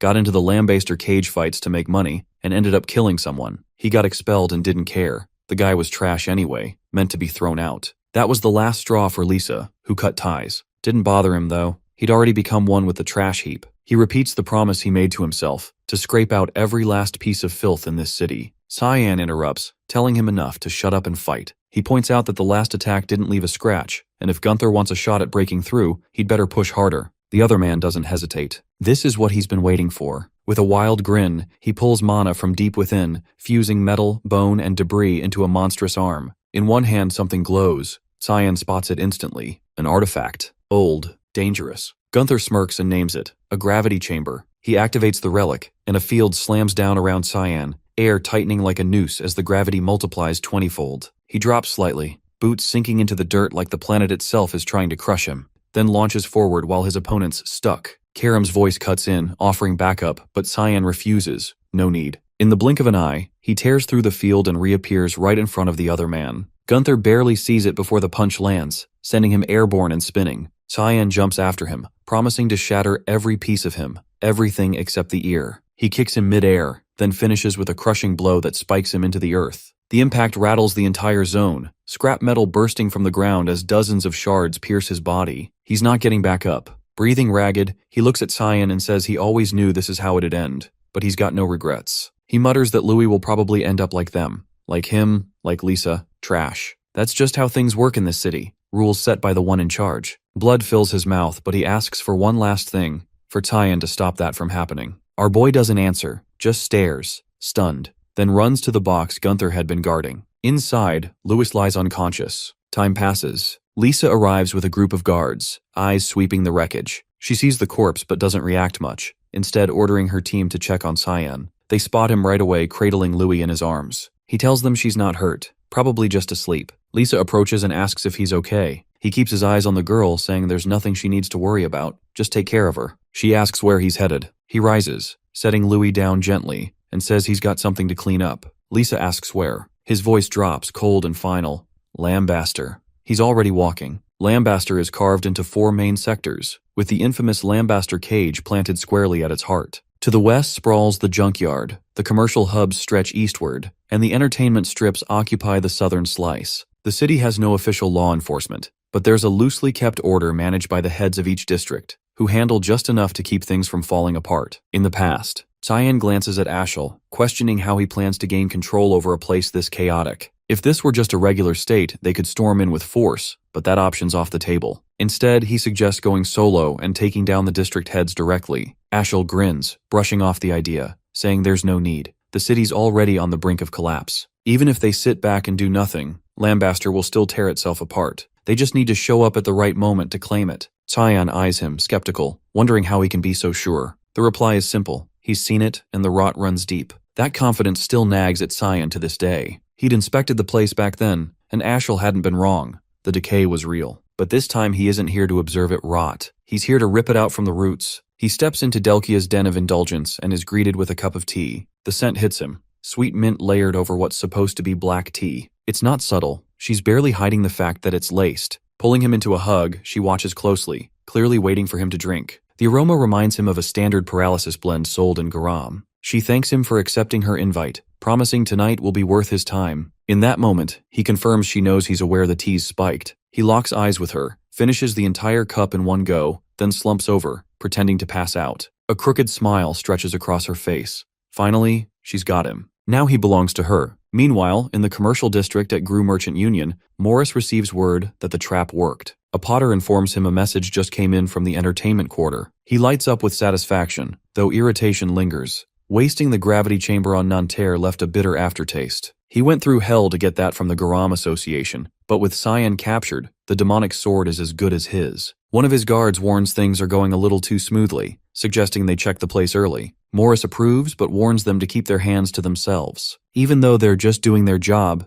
their eagerness annoys him. He suspects they're after the sword too. Instead of waiting, he hitches a ride in his cart and heads there himself. Pushing open the door to Delkia's chamber, he finds her lounging on the main bed, Cyan unconscious beside her. She teases that he's early and asks if he couldn't hold back a bit longer. She was just about to start the fun. He shrugs her off, saying he doesn't care about the body. It's the sword he wants. She replies coolly that she's already removed it from Cyan. That gets his blood racing, and he urges her to hurry and hand it over. She tells him not to rush, then yanks a rope. What he sees next sends a jolt through him. Bodies, all stuffed and propped up, clutter the room. At the center lies another Delkia, bloodied, beaten, unconscious. He's stunned. The first one peels off her disguise. It's Karam, the living embodiment of the demonic sword he's been obsessed with. The sight still shakes him. He hasn't gotten used to the sword taking human form. A voice rises behind him. Cyan. He says Morris knows too much to walk away. Panic flashes across the merchant's face as he calls for the Shadow Assassin Squad, but a fist drives into his throat before he can finish. If he's so eager to see his men, Cyan says, he can meet them the hard way. Creation space flares to life, unleashing the fog swamp technique. Black shadows swirl around Morris, creeping up as they begin devouring him alive. Cyan calmly tells him he knows about the artifacts given to Gunther, and the paralysis mix passed to Delkia. The man stammers, begging for mercy, and swearing he'll never pull anything like this again. But once the fog swamp takes hold, there's no crawling back. The shadows drag his body into a limitless sea, drowning him alongside his guards. With Morris erased, only Delkia remains. Sarika steps up, offering to handle her so Cyan can go. He warns her not to overdo it. She smirks, saying there's no need to worry, then strides over and glares down at the woman, accusing her of laying filthy hands on her master. Sarika announces she knows Delkia is fully conscious and better get ready. because she's going to slice her into 1,000 pieces. The pleas come fast, but Sarika doesn't buy them. She slams her fist into her face, shattering her nose. Tyan steps out of the chamber. Halfway through the hallway, a ripple in the air shifts and he senses a familiar mana. An instant later, the surroundings twist and he finds himself in a different space. It's the fog doom technique, only this time someone else is using it. A voice cuts through the fog, mocking his stunned expression. She introduces herself. Linza Nihalov, one of Lambaster's district heads. The name stops him cold. This is the one he was supposed to purify, and it turns out she's part of the mist. She materializes in front of him, casually noting Sarika must have missed her. He thanks her, saying it saves him the trouble of hunting her down. As far as he's concerned, she's just another backstabber. He cracks a smile, saying he's not in the mood to fight, but danger spikes as he catches an attack just in time and knocks it away. What really stuns him, though, is that Lisa from the front desk is here, and she's siding with Linza. She goes in for an attack, but Cyan blocks every strike, keeping her blows at bay with sharp precision, and tells her to step aside. He states plainly that his objective is Linza, and she's not even supposed to be involved in this situation, but she isn't responding, forcing his hand. Left with no other option, he activates a hidden spell called Bloodthirst Wave, blasting her back and freezing her in place momentarily. He finds it genuinely impressive that she's able to take the hit without collapsing. Whoever trained her clearly did an outstanding job. It takes serious discipline to withstand that spell. Suddenly, she reappears behind him and speaks, saying he could have ended her just now. She asks why he didn't go through with it. He ignores the bait and questions how long she's planning to hide in this damn fog. She starts laughing like a maniac, amused, saying she's curious about Sarika's so-called disciple and wants to see how he stacks up against Lisa, the one she personally trained. He furrows his brow, genuinely confused how she even knows that much about Sarika,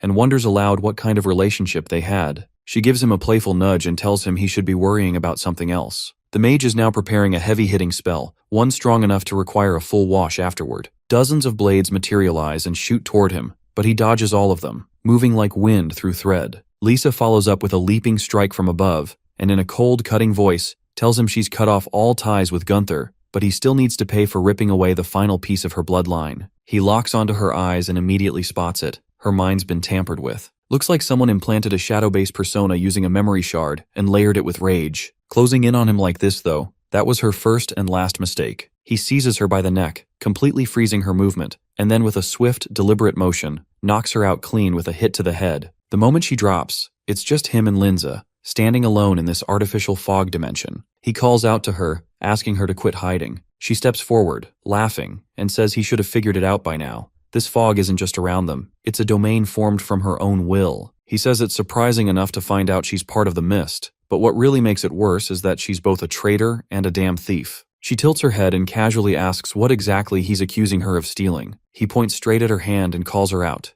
That ring she was wearing earlier is an Antbari artifact, a tool that absorbs basically anything, whether that's raw mana or divine energy. She used it to fake her identity as a mist. He smirks, ridiculing her without holding back, calling her nothing but a knockoff, a fraud wearing borrowed power. That pisses her off. Her composure cracks, and she unleashes a forbidden spell, but what she doesn't realize is that she's walked right into his trap. She taps into the power of the Black Fog God and summons Absolute Flag, her trump card. The fog bends into a sealed sphere, locking them into an isolated pocket space. Within this space, only she has freedom to move. This world is hers. But then, a new voice breaks in. Karam, sharp and sudden, calling out that she's finally located it. A tear rips open across the rail, and through that tear steps Kira, calm and ready, asking if Linz is really aiming for her master. Linza freezes completely, eyes wide in shock. She just watched someone slice open her domain like it was made of paper. She can't believe it. Kira's power is rivaling that of the Black Fog God. Her brain stalls trying to process it. Excluding Uru, there's only ever been one person who could pull this off, and there she is, the blade-turned being. With a calm, vicious glint, Kira playfully asks how many parts Linz wants to be cut into. She snaps her fingers and tears down the entire fog barrier with a single gesture. The woman stumbles back, mouth open, reeling from how casually Kira just walked in, yelling that there's no possible way this brat is the true heir. She insists it's impossible. 300 years and now some random kid shows up? No way. The demon leans in, speaking in a sharp whisper, asking what her deal is. He gives her a look and mutters that she's just throwing a tantrum. Karam boils over, rage spiking. She calls him a child again and follows it up by calling him a fake successor before dashing forward, ready to strike. He doesn't flinch. He grabs Kira, shifting her into weapon form instantly, and with a grin, comments that she's way too sloppy to ever pass as a decent assassin. Both of them activate a high-grade fog skill, Russian Fog Storm, and their weapons crash violently. But even in that clash, Linz has no real power to push back. He asks if she still doubts that he's the real one chosen. He says fine, if she still won't accept it, he'll just show her the real deal. As she stumbles, trying to regain her stance, he unleashes one of his highest-tier fog techniques. A massive orb of dense, churning black energy begins forming.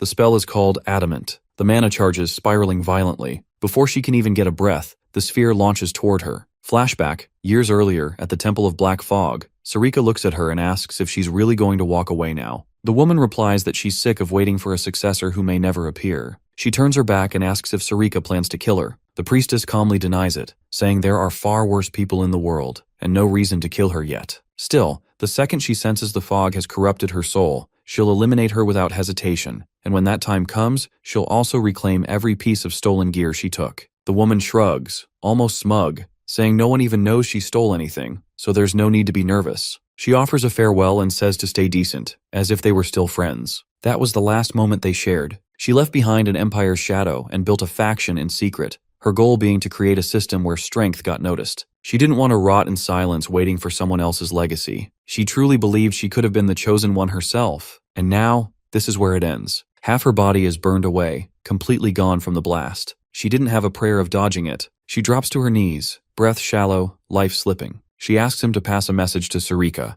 tell her she was wrong, and finish it. He honors the request. Using her own fog, he dissolves what's left of her body in silence. No one sees their downfall coming. Not hers. Not even his. Following Linz's death, her domain begins to unravel and dissipate. As a result, it collapses into a space just outside the hotel, cutting down the time Cyan would have otherwise spent traveling. Lisa breaks the silence, asking why he let her live. After all, she had tried to kill him and clearly knew far too much about the mist. There was no logical reason for her to still be breathing. In a detached tone, he asks whether she plans to report what she knows. She firmly says no. That's enough for him. He says she's free to go. Bewildered, she asks what she's meant to do now. Before he can respond, the door bursts open and Louis rushes in, calling out her name in a panic. The girl is nearly in tears, saying how scared she was when Lisa suddenly disappeared. Lisa gently assures her she's fine, asking if she's hurt. Louis says she doesn't care about that. She just doesn't want to be left alone again. Lisa had been the kindest person she had ever met, and she begs her not to vanish again. Cheyenne tells her she's just found her new role. The district of Forva has no managers left, so she should take over and make sure Louis grows up better than either she or Gunther ever did. Lisa silently nods in understanding. He bends down and pats Louis on the head, telling her to listen to Lisa's guidance. Louis then asks if he's leaving. He confirms, saying he has to check out. Lisa follows with a question. Will he come back? He answers with a maybe, but deep down, he hopes he never has to witness what he saw in that place again. He heads back to the Fog Temple to follow up on Sarika's mission regarding Linz. When he arrives, she seems surprised that he managed to purify Linz Nihiloff. She asks whether it was difficult. He gives a dry response, stating she already knew how hard that mission was. Sarika nods and notes that he seems to have some questions. He asks about her past connection to Linz and whether she was ever part of the Mist. She confirms they trained together but left when she disagreed with where the Mist was heading. She even took the Hallmaster's ring with her, something passed down through the Order. Cyan pulls the very ring out of his pocket. She tells him it was supposed to be hers, but she wants him to keep it. He's confused, since that ring was only meant for Hallmasters, but she says she no longer needs it. She's strong enough without such symbols. He admits he thought her true motive for sending him on that mission was to retrieve the ring. He hadn't expected this. Karam materializes nearby, remarking that Sarika probably resented Linz, which explains their dynamic. She says she was only keeping a promise, and that most people eventually break under the ring's power. He wonders aloud whether this is a test to see if he too would be corrupted. He asks if she plans to warn him like all the others, that if he succumbs, he'll be purified just the same. Then he questions whether she even accepts him as the next successor. Sarika grins slightly, saying she's simply watching to see whether he becomes a menace to humanity or a hero. Testing a successor is a tradition. She even admits Karam may have chosen wrong. The spirit reacts with anger, but Cyan remains composed. He understands what she means. Days pass. At Lewin Academy, in the dean's office, the administrator is in conversation with a newcomer. With instructor Nella's sudden disappearance, student anxiety has risen. He acknowledges the weight the new appointee carries, but expresses faith in him. The man responds calmly, promising to be understanding toward the students. This is Boris, the newly appointed substitute instructor. Once the meeting wraps up, he excuses himself to tour the academy, but the dean watches him go, sensing something odd in his demeanor. A moment later, Sarika enters the office, apologizing for being late. She was responding to the dean's earlier summons. Boris greets her, introducing himself formally. As he speaks, she immediately senses his ominous aura and the unmistakable stench of blood clinging to him. He radiates danger. The dean mentions that Boris comes from the capital and privately asks her to keep watch over him. Though polite and skilled, there's something unsettling about him. She agrees. That level of blood on someone can't be washed off. It clings, thick and permanent, like the scent of death walking in a man's skin. Later that day, inside the academy, a large assembly of guards has formed, standing in organized lines. The sheer number is staggering. Even Erin is taken aback. She had heard the guard force had expanded since the banquets of blood, but this is excessive, overwhelming even. Suddenly, a voice calls out to her. She turns and recognizes Lunav, who approaches with a warm smile. They walk together, chatting. Lunav expresses her gratitude and happiness, saying she's been doing well lately, all thanks to Erin's help. Arin, being modest, returns the compliment, saying her friend has done a lot for her too. Then she introduces her to Leximus. The three chat and laugh together as they wander, but then they run into Boris. He introduces himself as the new instructor, asking specifically for Princess Erin. She greets him with a polite smile, mentioning she's heard quite a bit about him. She inquires if he's teaching mana application. He then makes a casual request. Could she spare a moment? He claims it's nothing urgent. He just wants to assess her mana levels. He asked her to produce her mana sphere. Without hesitation, she creates and presents the sphere. Leximus and Lunav exchange wary glances. Something doesn't feel right. But Erin brushes it off, insisting it's just a routine check. What could possibly go wrong? As Boris prepares to do something with the mana, a blur of motion interrupts. Cyan appears beside her, grabbing her hand just in time. His expression darkens, eyes sharp as blades, fixed on the instructor. In a low, threatening voice, he asks why the hell he's in Lewin. 1,000 years before the founding era, the Demon King's army had already launched its brutal campaign. On the front lines, human soldiers struggled to withstand the relentless onslaught, desperately casting barrier spells and defensive wards,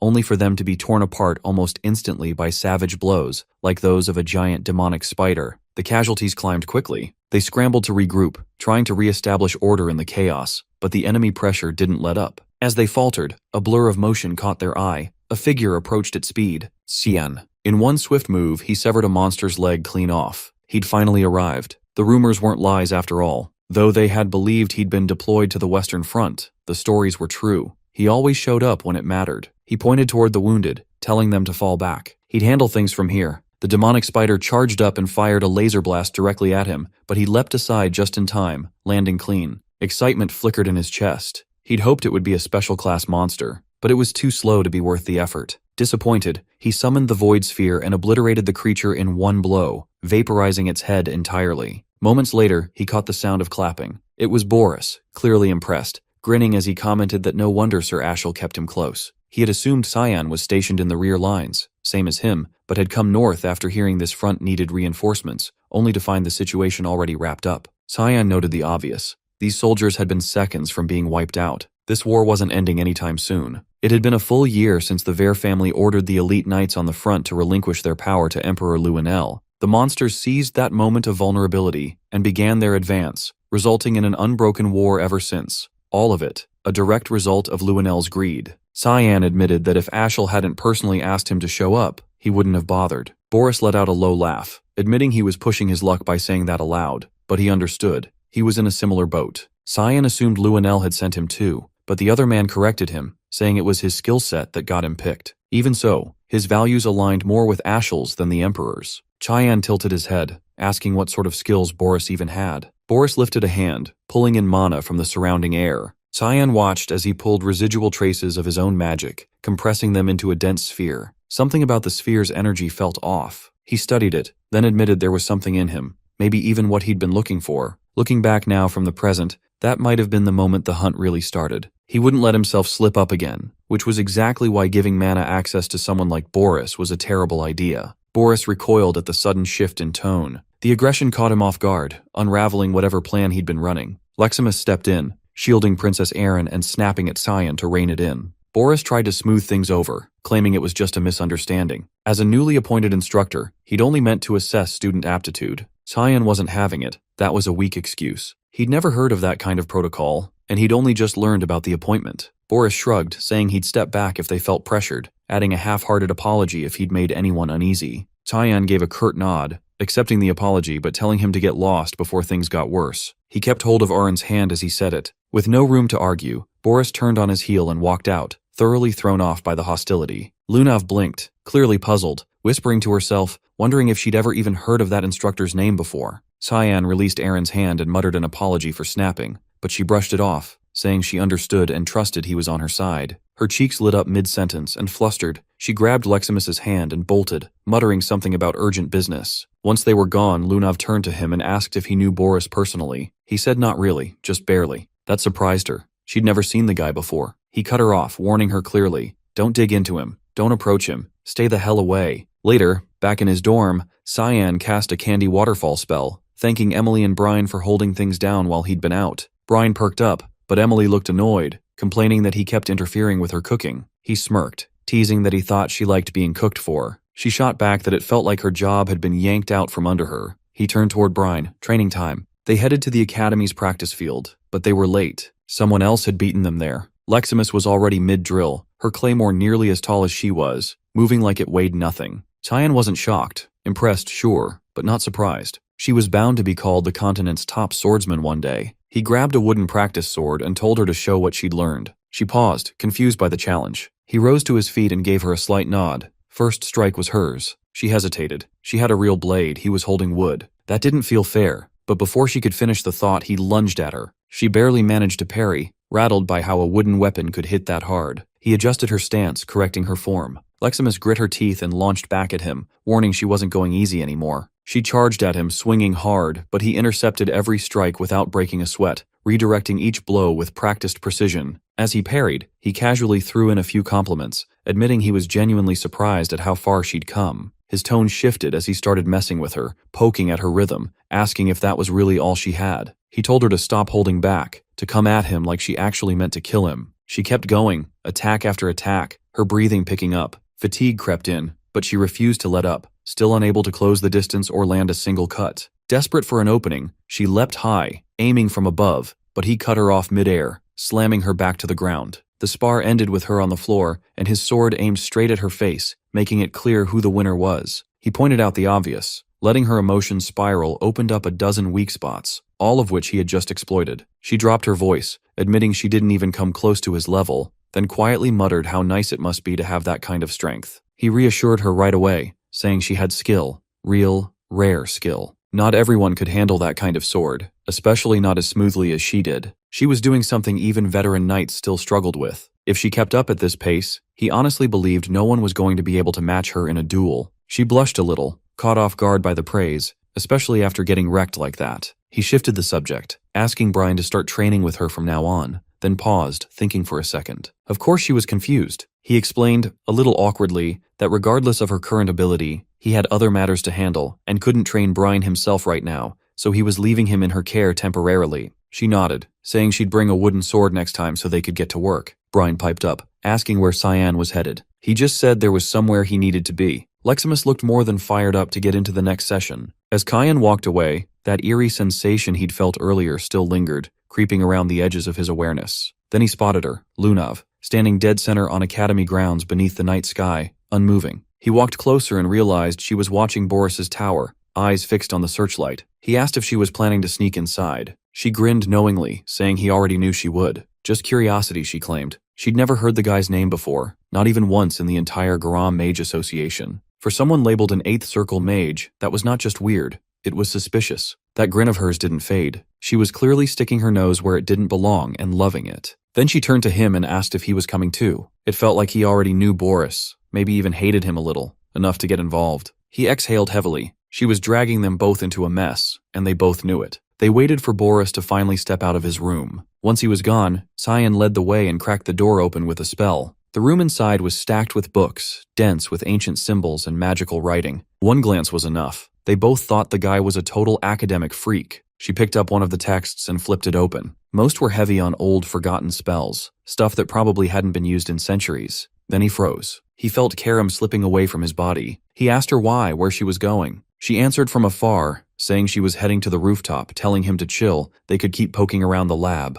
He narrowed his eyes, confused by her sudden departure. Before he could dwell on it, Lunav called him over. She'd found something, a strange, dusty volume older than the rest. From one glance, his expression darkened. This wasn't just any book. It was Hearth Kreia, Boris's armor. Meanwhile, up on the roof, Karam lifted her head, catching a foul, almost rotten smell in the air. She muttered that it was already about to emerge. She called to it, Hearth Kreia. A presence descended from above, A voice echoed out, calling her by name, saying it had been far too long. 3 centuries to be exact. She forced a grin, anger barely held in check, saying she was doing perfectly fine until he showed up. The voice teased her, saying her personality hadn't changed one bit, joking that maybe that was why she ended up picking Cyan as her wielder. That hit a nerve. She snapped, lunging at him, but he calmly held up a hand, telling her to relax. He wasn't here to fight. He just wanted to talk. She demanded to know what he was really up to, what his endgame was. Down below, Cyan and Lunav were still locked on the old book, Hearthcrea. She studied it closely, saying it didn't read like any magic text she'd seen before. It had the structure of a historical chronicle, but everything was encrypted in strange glyphs and codes. Decoding it would take time. She flipped a few pages and pointed out one image, a half-drawn sun. It was the only symbol she recognized,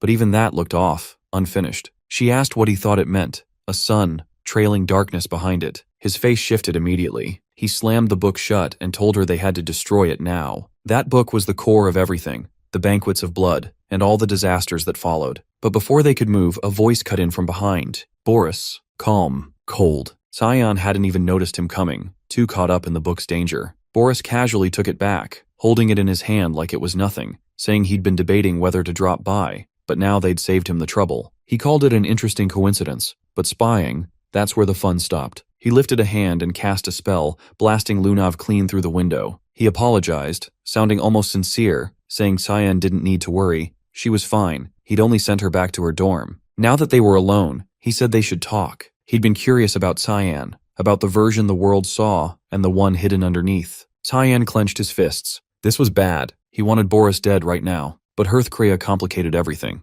The timing was awful. Karam was still gone. Cut to Karam now lying stretched out on the roof tiles. Hearthcrea, or what was inside it, spoke again, asking what she thought it all meant. He told her that the one he served wasn't just powerful, he was chosen, blessed by a god. That meant she was already on the losing side. She didn't blink, didn't care, saying she was a demonic sword, not one of Lumendel's lackeys. She wasn't turning on her wielder just because some divine clown said so. He shrugged, saying that was fine. There were ways around that. If she took over Cyan's body, became the wielder herself, she'd be even more dangerous. She laughed, low and sharp, calling the idea stupid and asking what half-baked schemes they were even trying to run this time. Good versus evil, light clashing with darkness, creation opposed by destruction, dualities locked in an endless cycle of conflict. And as always, light wins in the end. That's how the story wraps up, just like all the others. It's been 300 years since the war between gods and demons reached its final blow. Life on the surface is thriving like never before, but gradually the world is moving on.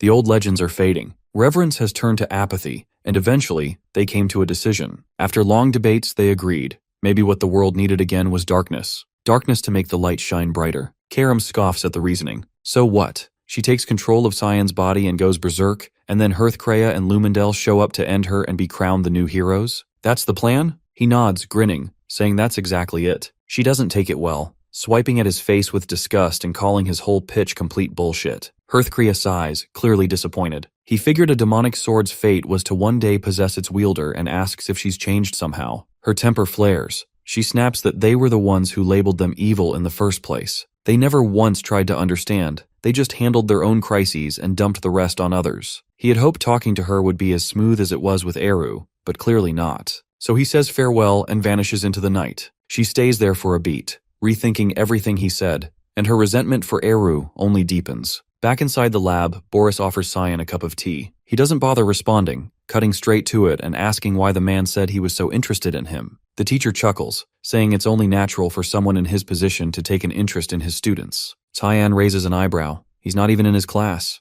There's nothing left for him to learn here. Boris casually asks if the dean or his father, the duke, know about that. Cyan tells him to stop dancing around and just say what he really wants to say. The mage drops the pretense, asking if they've met before. He says he's been getting this vibe since the beginning, like Cyan despises him, like he wants him dead, but he's certain they've never met. So he wonders if maybe our MC already knows of him. The answer is flat. No, he doesn't know him. What's more shocking is that no one knows him. An 8th Circle mage should be a household name. Boris says he just likes to live quietly. Cyan shoots him a cold look and asks where he's really from. The reply is evasive, claiming it's a small, obscure place he's probably never heard of. But Cyan sees through it. He's lying. He always has been. Even in a past life, he buried his origin deep, refusing to let anyone in. Cyan asks if there's anything else he wants to know, but Boris glances at the time and smiles, saying it's late. They can continue this conversation another day. Once Cyan leaves, Boris speaks to Hearthcrea, saying he got so caught up in the moment that he couldn't even think of the right words. But now he understands why Ashel felt so threatened. It's Cyan, the one behind the dying princess, the little brother of the savior, chosen by Lumendel, bonded to a demonic sword. Hearthcrea materializes, saying this is what destiny looks like. It's Karam who's supporting him. Maybe he is the darkness they've been waiting for, and if that's true, then he will be the one to make Ashel burn brighter than ever, just like the prophecy. The black fog that blotted out the sun. The savior's bitterness will soon surface. Karam heads to the Hall of the Black Fog. Eru looks up, surprised to see her arriving alone, and asks what brings her here. She doesn't waste time, asking if he really doesn't know, telling him she just ran into Hearthcrea, didn't even know he was that close. His expression darkens, asking if the other god tried anything. But she isn't buying his act, saying he already knows everything. So why isn't he doing anything about it? They're the ones being pushed out. He tells her there's nowhere lower than where he's already fallen. He has nothing left to lose. Her voice rises, saying they're trying to use her and Cyan. Eru asks if that's truly what she wants, to protect Cyan. Then he grants her the right, giving her an official decree. All the mist will move with her, she and Cyan together. She asks him if he's really not going to act himself, if something happened between him and Lumendel. He says every decision he's made for her sake. She turns away, saying she's tired of hearing his pitiful justifications. Skolden has turned him into a recluse, a coward, and she walks out of the hall. Elsewhere, a priest finishes a blessing over Alice. She's kneeling as a proxy of Lumendel, pledging herself to the great god of light. The priest asks if she's truly ready to become a beacon in this cruel world, ready to take the front lines, to fight, to die. He calls her by full name. She accepts the vow, pledging herself to Lumendel's cause. Her expression is composed, but her heart isn't fully settled. Is this really the path she should take? Lately, the Empire's been conscripting all its strongest into the Knights' solidarity, tossing them onto the front lines. Even during disasters like the Banquet of Blood, the Royal Guard had no way to respond. She's dreamed of joining the Knights of Light for years, but maybe what she needs to protect isn't out on the battlefield. Maybe it's somewhere else. A voice cuts in. Someone congratulates her from behind. Cecilia. Alice quickly apologizes, saying she should start calling her by name now, since she's just a novice knight. Cecilia laughs, waving it off, saying she can call her normally, at least when it's just the two of them. Alice bows politely, saying she still sees her as a senior and should show respect. They walk together, chatting on a bench. Alice admits she's worried, afraid she may have chosen wrong. Cecilia faces her seriously, saying that's impossible. She's known her too long to believe she'd ever pick the wrong path. Alice confesses she's still torn. The screams from that day, the ones begging for help, still haunt her. Her companion's voice sharpens, saying there's only one way to be sure, only one way to know if the front lines are where she's meant to be. Alice leans in, asking how. Cecilia tells her to come with her. When she heads there, join her. That's how she'll find out. They talk. Villiard has given them a mission, a serious one. Their first real assignment. Alice's eyes widen. Her own father? She hadn't expected that. Brian looked like he was gearing up for something major. Emily noticed the sudden urgency and asked where he was off to in such a rush. He shrugged, admitting he had no idea. Cyan told him to get ready, so he did. Nana, sounding unsure, asked if this meant they wouldn't see him for a while. Just then, Cyan stepped into the room and assured her it wouldn't be that long, so there was no need to stress. He turned to Brian, asking if he was all set for the trip and where they were headed. The reply came. Their destination was the Valley of Lamia. At the sound of the name, Emily's expression shifted. She recognized it instantly. It was the same place they had visited last time. Curious, she asked how they were even planning to get there. It was absurdly far. He activated a portal using the ring gifted to him by the Hallmaster, saying this would make the trip quick. They needed to move fast. This was the day Alice was supposed to die. Meanwhile, Alice and Cecilia had finally made it to the front lines. Their commander informed her they'd reached their post at last. He acknowledged the tough road she had taken to get there, expressing pride in her role as one of the Knights of Light. She remained modest, replying that she still had a lot to learn. Sliding down from her horse, she mentioned the Duke was waiting for them now. She took her place behind her father, addressing him with formal courtesy and stating she had come in response to his summons. He let her know that today, the second, third, and fourth princesses were all expected to arrive, and she needed to prepare accordingly. She nodded her agreement. He was exactly as cold as she remembered. Soon after, the group spotted the royal guards approaching from the distance. The entourage had finally shown up. Among them were the third prince, Fabian Severus, and the fourth prince, Neruvian Severus. Both looked visibly bothered and unimpressed by their surroundings. The second princess, Violet Severus, offered thanks for all their efforts. The Duke stepped forward, introduced himself properly, and greeted the royals. Neruvian, clearly impatient, complained that they should just get this over with and leave. This visit was purely symbolic anyway. Fabian remarked that no monsters were going to ambush them out of nowhere. The Duke reassured him that the creatures stationed at the rear were minor threats at best. Besides, their top knight was with them, so they were in safe hands. Ashel emerged right then, noting it had been a long while since he'd seen his father. The older man eyed him with pride, expressing confidence in his ability to handle the job. Fabian gave him direct orders to wipe the enemies out before they even got close. Unlike him, their corpses held actual value. The princess shifted focus, asking about Luenel. He wasn't one to skip official visits like this. Ashel replied that Luenel had handed the task off to him due to pressing matters elsewhere. Though still unsure, she didn't push it, remarking that she was lucky to have him as her bodyguard instead. Alice shared the confusion silently. Ashel was always seen guarding the first prince, yet here he was, standing beside the royal daughters. She decided to dismiss it as coincidence. He met her gaze, mentioning he'd heard she joined the Knights of Light at the top of her class. His stare carried a chilling, almost violent intensity, and he congratulated her. The look unsettled her. His eyes held a menace she recognized. It reminded her of her 9th birthday, or close to it. Back then, he had gifted her a magical scroll. It was a 4th star spell, far beyond what she could use at the time, clearly meant for later. Years passed, and once she gained her 4th star of mana, she recalled the scroll and prepared to activate it. But just before she could, Cecilia had stopped her, telling her it was a summoning spell, one that would have unleashed a mid-tier monster. If she had triggered that scroll, it likely would have ended with her dead. Now she couldn't shake the thought that he might have known exactly what would happen when he gave it to her. Her suspicions about him only kept growing. The royal convoy, along with their army escort, began moving toward the battlefield. Neruvian questioned why Luenel had sent him to them. Fabian muttered that the whole thing felt sketchy, maybe even deliberate. Someone like him getting slotted in as their personal guard? Definitely worth raising eyebrows. The princess cut in, reminding them that they already knew the kind of person Luenel was. If they didn't want to wind up dead, they'd better stay alert. Suddenly, the caravan ground to a stop. Everyone stepped out to check what was going on. They saw Alice sprinting toward them, panicked, yelling about screaming. An ambush had begun. They needed to get out now. The attack came from a rare creature, a Tsaraerk. The ground dragon let out a piercing roar, sending a wave that hurled soldiers backward. The guards didn't stand a chance. Alice rushed to pull the princesses out of danger. The beast's tail came crashing down, aiming to smash through the guard lines, but she summoned a mana shield to block it. The barrier gave just enough time for the princesses to escape. She couldn't believe it.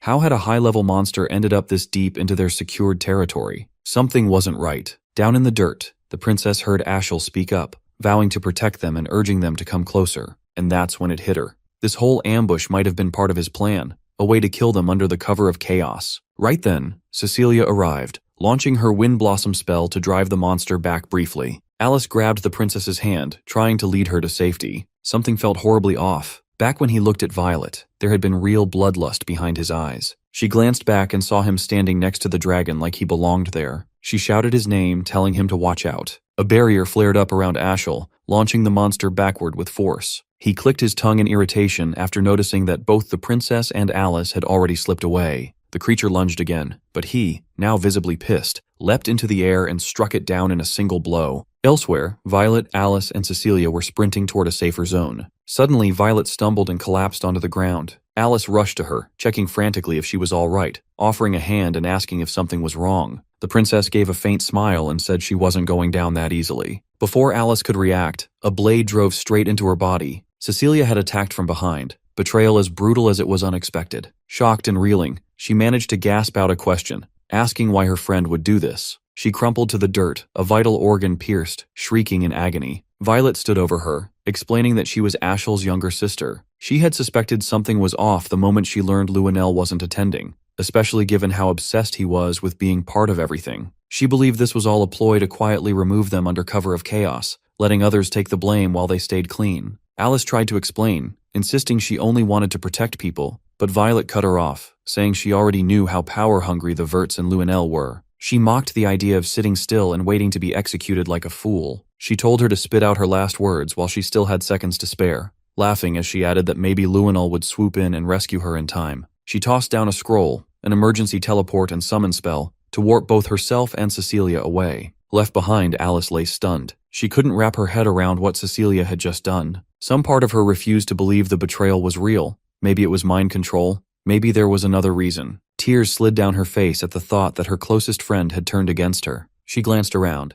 The area was crawling with monsters. Forcing herself to rise, she whispered that she had to pull it together. This wasn't where she was going to die. She had to survive, and she needed to know why her friend had done this. Blood seeped from her wound, and she used it to enchant a spell, turning it into razor-sharp blades. Meanwhile, Violet and Cecilia reappeared inside a secured safe house. The princess looked much more at ease now. Cecilia was quiet, clearly trying to mentally erase any trace of Alice or their shared past. Violet asked why she'd spared her. There had been plenty of chances to finish her off. She reminded her that the order had been to kill, not let her go. Cecilia calmly replied that Alice wouldn't last long anyway. The monsters would finish the job for them. Back in the field, Alice was holding her own, fending off the creatures with what little strength she had left, but her body kept giving out. She kept thinking, what the hell was she supposed to report to the knights? No one would believe that Princess Violet had tried to kill her. She shook it off and focused on survival. Escape came first. Then she turned and saw it, a lava salamander. Not just any beast, but a top-tier monster. If she didn't get out now, she was toast. The salamander began charging a fiery blast straight at her. Her body wouldn't even twitch. Right before it unleashed the attack, Cyan materialized, slicing through the creature mid-charge with rushing fog sword. The beast hit the ground hard, molten lava bursting from its body on impact. Brine rushed in, catching her mid-collapse and helping her escape to safety. She looked up at him, realizing that if he was here, Cyan had to be nearby. Suddenly, her salamander-affected arm got hit. The two of them ducked behind a rock as lava exploded around them. Before the flames could reach, Karam appeared, summoning a lava wall to shield them. She shouted at Cyan to take out the rest of the monsters. Alice was still stunned by the events, unable to process everything that had just gone down. He leapt forward and unleashed Void Sphere, wiping out all remaining threats in one strike. Once the chaos had cleared, she stepped toward him. She'd suspected the truth for a while now, but seeing it confirmed in front of her hit hard. She reached for the mask and pulled it away. Her eyes welled up. She saw his face. Brian stayed focused, hands glowing faintly as he tried to seal up the gash on Alice's side, while Cyan crouched nearby, attempting to walk her through the truth behind everything. He explained that Cecilia hadn't been acting on her own. She had been planted by Princess Violet from the start. She muttered that she hadn't realized until just now, and admitted bitterly it made her feel like an idiot. Even so, she still intended to move forward with her plan, to erase her family's legacy, no matter what. He cut in, telling her none of this was on her. The blame sat squarely on Cecilia, Violet, and Ashel. She blinked in shock, asking if Ashel had really been the one pulling the strings behind all this, and whether Cyan knew something about it. After all, this whole mess traced back to their father. He didn't hesitate. He was sure Ashel had pushed the idea onto their father, and she knew just how far he was willing to go when it came to him. She stared, puzzled, asking why someone would go that far for his sake. Cyan told her flatly it was so Ashel could be the one to shape the family's legacy as he saw fit. Her expression darkened, twisted with fury. She couldn't believe he'd go as far as murdering his own sister over something so meaningless. Her knees buckled, and she dropped down, still not fully healed, still worn out. She looked up, voice low, asking if he was absolutely certain about Ashel. She'd thought she was the only one who'd sensed something was off, but Cyan had noticed too. She warned him their father and the others had to be kept out of this for now. Whatever this was, Ashel had a secret weapon she didn't. During the earlier fight, something had felt wrong, like an unseen force was shielding him. Cyan's eyes narrowed. That sensation was way too familiar. He'd felt it once before, in another life, at the moment he tried to strike him down. Something had stopped him before his blade could land. He still didn't know what the hell it was. Some force that reached past the body, messing with the soul. A cursed sword? Something darker? Only one explanation made sense. He said they were out of time and needed to speak to their father now. She nodded, but he shook his head. Their father wouldn't believe them. Not a chance, she pleaded, saying if they both came forward without delay, maybe he'd actually listen. His tone shifted, serious now. He told her to trust him. If she acted recklessly and things went sideways, the entire Knights of Light could turn on them. In his last life, Ashel had always been the Golden One. Everyone had adored him, looked up to him like he was sent from the heavens. Even Cyan had once followed him without question. People treated him like a messiah, never doubting a word he spoke. But looking back now, Cyan couldn't help but think something about that had always felt off. The way Ashel had been adored, it wasn't just admiration, it was worship. And if some still questioned him, they never said a thing. Even their father, an emperor who'd died chasing his own dreams and fears, had trusted Ashel completely, not a shred of doubt. Cyan had clung to that trust too, right until the end. When the betrayal hit, he'd felt nothing but rage. And one nagging question kept digging into his mind. What the hell made everyone believe in Ashel so blindly? But the answer had always been right there. It was him. Cyan said it aloud.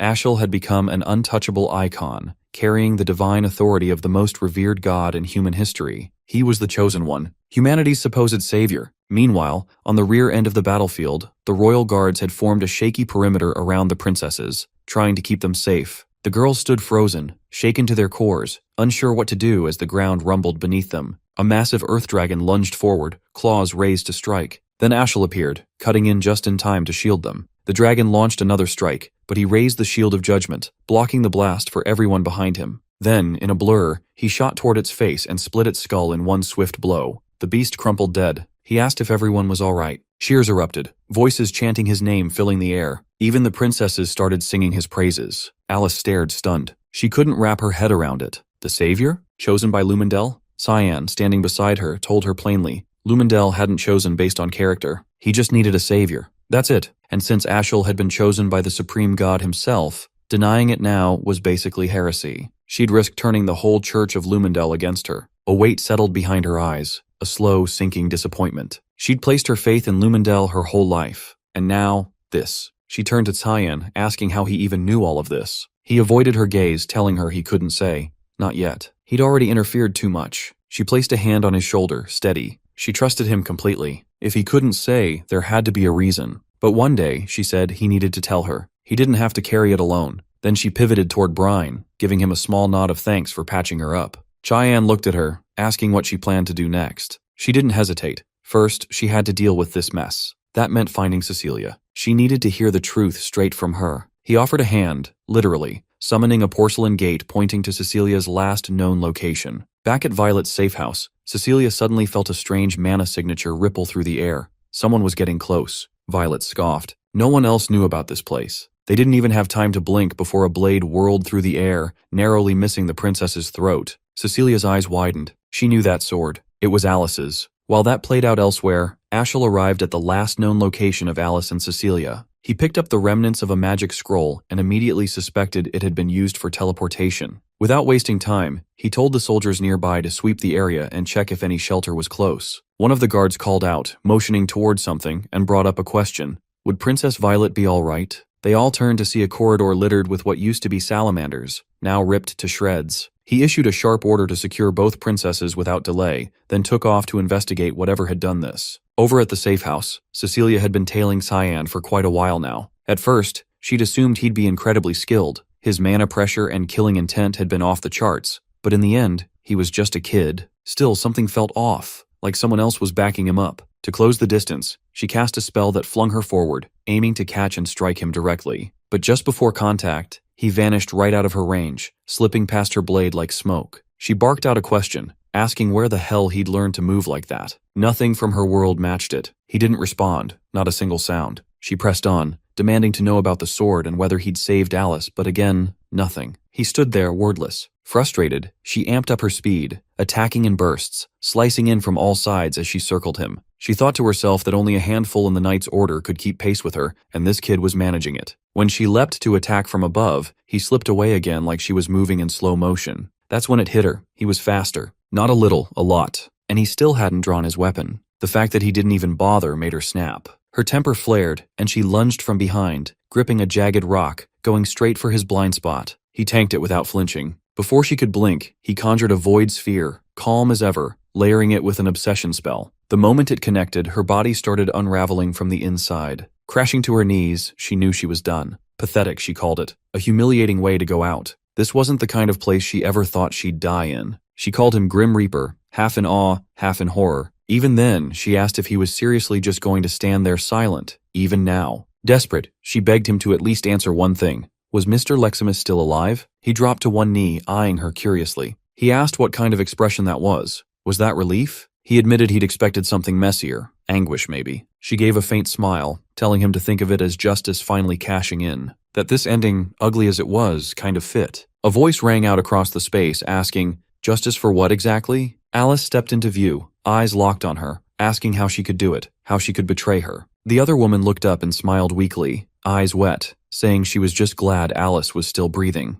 Alice screamed, cutting her off, demanding an answer. She wanted to know why she'd lied all this time. Years back, her village, just a nameless dot on the map, was wiped out by monsters. Every building gone, every person dead. She'd been the sole survivor. Barely clinging to life, she'd thought it was the end right there. But then came the sound of voices. A rescue squad combing the wreckage. They dug her out from beneath the collapsed rubble. Despite the shortage of supplies, the princess overseeing the mission had food and water rationed just for her. It was nothing short of a miracle. She had been pulled from death's door by either royal knights or rafters. She couldn't even remember which. And the one who took her in after that was Violet. From that moment, it felt obvious. When someone saves your life, you owe them yours in return. Later on, the chance to repay that debt finally came. A direct order from the princess. She was told to infiltrate the Vert household, keep an eye on them, and wait for further instructions. That's how she ended up planted inside as a maid. And through that, she got to know Alice. But now, looking back at it all, she wasn't sure it had been worth it. A part of her wished she'd just died with the rest of her village, buried with the rubble and silence. Then came that day. They'd all been standing by, waiting for someone to show up. Violet had pulled her aside and given the command, "Kill Alice." She was labeled a threat. Alice, stunned, asked why Violet would see her as dangerous. The maid answered without flinching. The princess had always seen the Vert family as suspicious, ever since she noticed how closely Ashel and First Prince Luenel were aligned. To Violet, that loyalty meant the Verts were probably backing Luenel, and in the paranoid world she'd been backed into, that assumption only grew worse. She spiraled, gripped by fear and distrust, because that's who she was, someone who only trusted herself when the walls closed in. The would-be assassin gave a faint, bitter smile, saying she was nothing like her, and wondered aloud how she'd spent her whole life taking orders from someone like that. And the worst part? Alice had trusted her the entire time, and in return, all she had done was betray that trust. That's when Cyan snapped awake and cut through the moment, calling it what it was: bullshit. If she thought admitting guilt was some kind of free pass for forgiveness, she was way off. Alice tried to step in, asking him to slow down, give her a second to figure out how she felt about all this.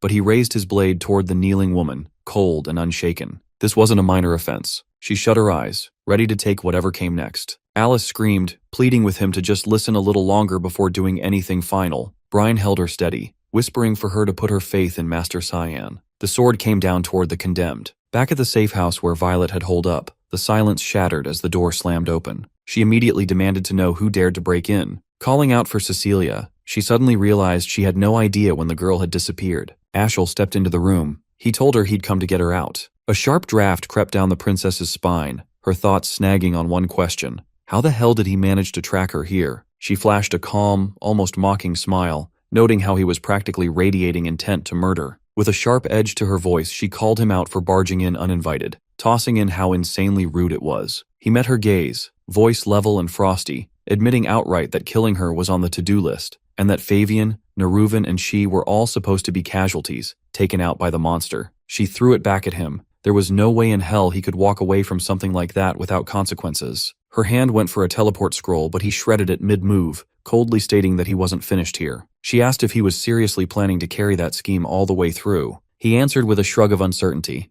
Maybe, maybe not. Her eyes scanned the room, and that's when she spotted Cecilia's blade jammed into the wall. He demanded to know where his sister was. She hit him with it. She killed her. She admitted she wasn't entirely convinced the girl was working with Luinen, but blood was blood, and that was enough. Still, no regrets. Then she flipped the question back. What now? Was he here to avenge her? He shut that down, saying he was rethinking the whole strategy altogether. He commented on her composure, how she was keeping it together while dealing with threats she didn't fully trust. Cutting off loose ends like that was a smart call, and he was honestly impressed. She wasn't like Prince Luenol, not even close. That rattled her. She stared, wide-eyed, unsure how he could talk about his own sister like it meant nothing, unsure what his angle even was. He stepped in closer, saying the whole thing was doomed anyway. He planned to report to Luenol and tell him straight up. It all fell apart. She instinctively moved back, asking what the hell he wanted from her. He proposed she side with Enon and join his plan. She raised an eyebrow, confused. Wasn't he backing Luenol? He threw her a casual smile like it was obvious. No one said they were allies. They were just in it for mutual gain, nothing deeper. She sat down on the edge of the bed, skeptical, not buying it. He answered without blinking.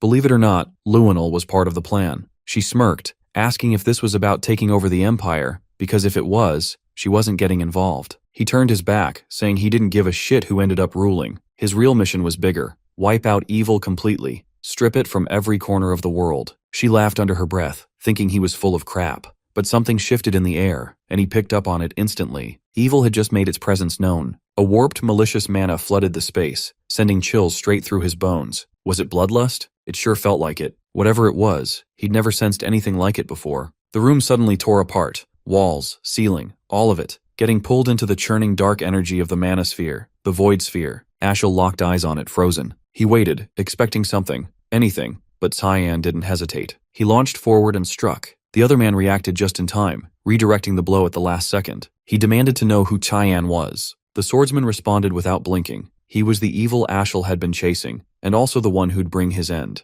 Their blades crashed together, the two of them clashing hard, ricocheting across the space with such force it sent shockwaves, even catching the princess in the crossfire. Ashel threw up a mana barrier around her, shielding her from the fight, and moved her away from the destruction as the safe house started to tear apart. The next hit sent him flying, thrown far off course. She called out, checking if he was okay, but he was barely keeping pace. Cyan's pressure was relentless. He pushed back with a full-force attack, loaded with adamant energy, and hurled it toward his opponent. Ashel followed up with an Escalon incantation, slicing the manosphere clean in two. The split protected them both, briefly. Cyan teleported behind him in a blur, catching him off guard. No time to counter, no chance to dodge. He went for a finishing blow, but right before the sword connected, a glowing shield activated and blocked it. Karam let out a guttural scream, like something had just torn straight through her. Cheyenne froze, thrown back by the force of the same barrier. The mage turned to her, watching closely. Something about this wasn't normal. He tried to steady her, assuring her he'd get through this, no matter what. Cheyenne stared at her, confused, asking what was happening. She barely got it out, saying it felt like her whole body was being shredded from the inside.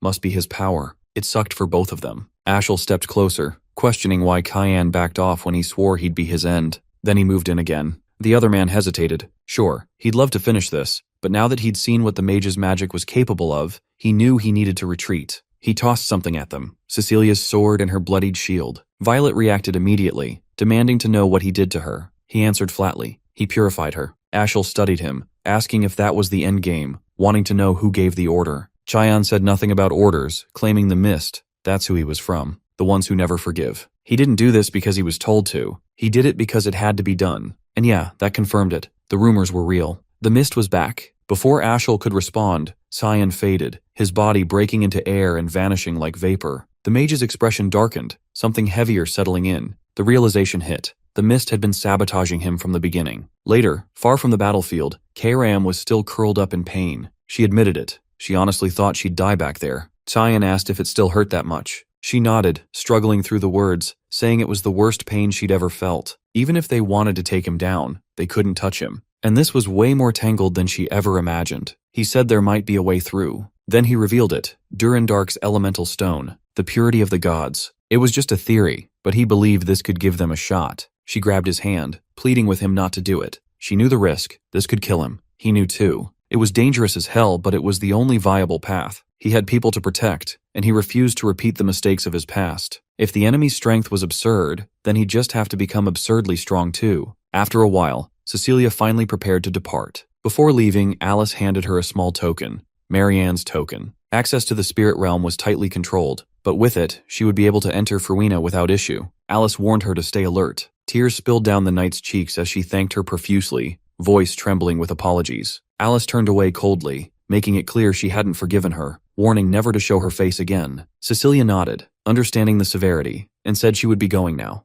Without another word, she left immediately. Nearby, Cyan and Karam had observed everything. The demon asked if he was certain it was okay to just let her walk away like that, insisting it would be better to kill her now. He responded that in his past life, he had already ended her. Reflecting on it, he realized it wasn't necessary. She was already shattered by the guilt of killing his sister. This time he had eased some of that burden. He was confident she would repay this debt eventually. Hours earlier, when he struck her, he had only wounded her shoulder. He remarked that she had died once just now, but he spared her life, warning he would collect his due later and instructing her to stay hidden until summoned. She remained puzzled about why he spared her instead of finishing her off immediately, as if he could see the future. It felt like he foresaw a moment when she could make amends, and if that time arrived, she vowed to pay him back with her life. Karam kept watching him, asking if he was unwell or something, noting how unexpectedly soft he had become lately. Alice approached, and Karam asked if she had already sent the knight off. She nodded, crediting her for it. Alice apologized for being late, but thanked the demon for saving her previously. She thought quietly that maybe she could get along with the demonic sword. Perhaps it wasn't so bad after all. She laughed softly and asked if Karam was close with Cyan. The demon denied it, explaining their bond was more like master and subject. She fixed Alice with a serious look, warning that his body belonged to her, so Alice shouldn't try to take it away. That instantly killed any hope Alice had of getting along with her. At the academy, Dean Kendall received a message from Cecilia. She explained she had uncovered answers to all her questions, and decided to leave the Knights of Light. Their path had strayed, The people they protected weren't the right ones, and the household's will was corrupted. Even her father was letting it happen. She promised to visit soon, wanting to discuss many things, especially concerning her brother Ashel and Prince Luanal, and said she would explain more in person. The dean thought privately that both families were a mess, but she was still as concerned about her brother as ever. He vowed to at least pretend to care about Ashel, since she had asked him to. Turning around, he apologized to Boris for keeping him waiting so long and asked how life at the academy was going. Boris replied that he was slowly adapting. The teen wasted no time, asking why he had called him and expressing curiosity about when Boris would admit he worked for his grandson, Prince Luanal, and whether there was a reason he had been hiding it. Boris smiled, saying he wasn't hiding anything. It simply didn't relate to his work there. The teen leaned in, serious, asking what purpose he actually had there. Boris answered that he was searching for someone. When pressed if he had found that person yet, he confidently claimed he believed he had. Kundal interrupted, telling him to stop and warning that if the person Boris was after was Cyan, he should give up whatever he was planning. Kundal's aura darkened ominously. Boris felt the threat but respected his determination. Afterward, he retreated to a secluded spot to write a message, noting he hadn't expected such a reaction from Kundal and commenting that Cyan had impressive connections, becoming more intriguing by the minute. He sent the scroll skyward. Hithkria asked what the plan was now, warning that if another human got involved, things would get harder. Boris assured him he knew, and there was no need to worry. Hithkria cautioned that Karam wasn't like him. She had a physical form. Boris comforted him, saying he just needed to sever her connections first, and that it was under control. Suddenly, Hallmaster Sarika answered his summons, asking why he wanted to meet. Boris thanked her for coming. She replied she had wanted to meet him as well. Rising, he mentioned he wanted to ask about Cyan, saying he spent most of his time in his dorm, skipped lessons, yet was extremely skilled. She shrugged it off, calling Cyan a natural prodigy, and asked if that was what caught his attention. He said that initially, yes, he was just interested in our protagonist, but now he was curious about those around him too. Moving closer, he accused her of being a follower of the Black Fog and the Mist. They both shifted into attack stances, but before she could draw her sword, Boris summoned a hellhound that swallowed her whole. Inside the beast, she managed to slice through its insides and break free. Using fog powers, she conjured a domain that enveloped them both. Boris admired her, not expecting such capabilities. She could create an entire new realm, explaining this was how she kept her mana from leaking into the real world. Sarika smirked, admitting she didn't know how he uncovered her true identity, but this revelation would cost him his life. If he desired death, she would grant it gladly. He pulled up Hithkria's book, warning her it wouldn't be as simple as she believed. She smirked, addressing him by name, Cyan, but mocking that his confidence wouldn't last much longer. Without hesitation, he summoned Marines who immediately surrounded her from every direction. In response, she called forth her fox assassins, declaring she was ready to begin his purification. At that moment, a portal materialized inside the royal dormitory, and both he and Brian stepped through. Nana immediately lashed out at him, chiding him for how much she had missed him. She had grown noticeably larger since the last time he saw her. He asked how she had been doing, and she replied she had been training diligently with Sarika, just like he had instructed her to. Over the past weeks, she had been honing her skills under the woman's tutelage. About a week ago, he had requested Sarika train Nana to control her emotional breakdowns, emphasizing that the banquets of blood must never happen again. Nana had held up remarkably well, having slain countless monsters during her training. He patted her head, acknowledging how tough that must have been for Sarika, who was known as the best at managing instincts. She kept hugging him tightly, adding there would be no training today because Sarika had other plans. He inquired what those plans were. Karam stepped forward and revealed it was purification. Sarika had been ordered to purify Boris. He asked what she meant by that. Karam explained that since Boris was an instructor, Sarika, being one herself, should have easy access to him. He was confused as to why she would take such action, and questioned whether Karam realized the opponent they were facing. She sarcastically asked if he meant the scripture, mocking him and claiming neither Sarika nor Mist could handle that. He exhaled in relief, confirming she was aware of the decree, then asked when she intended to tell him. She laughed, saying she didn't think it was necessary. He quickly gathered his belongings, stating there was no time for rest or delay. His bloodline was the real danger here. He instructed Brian to handle things in his absence, and the man reassured him not to worry. Brian asked if they should stay put or leave, and he told him to take Nana and Emily to her new screens. Brian questioned if he was going to leave the girl behind or bring her along,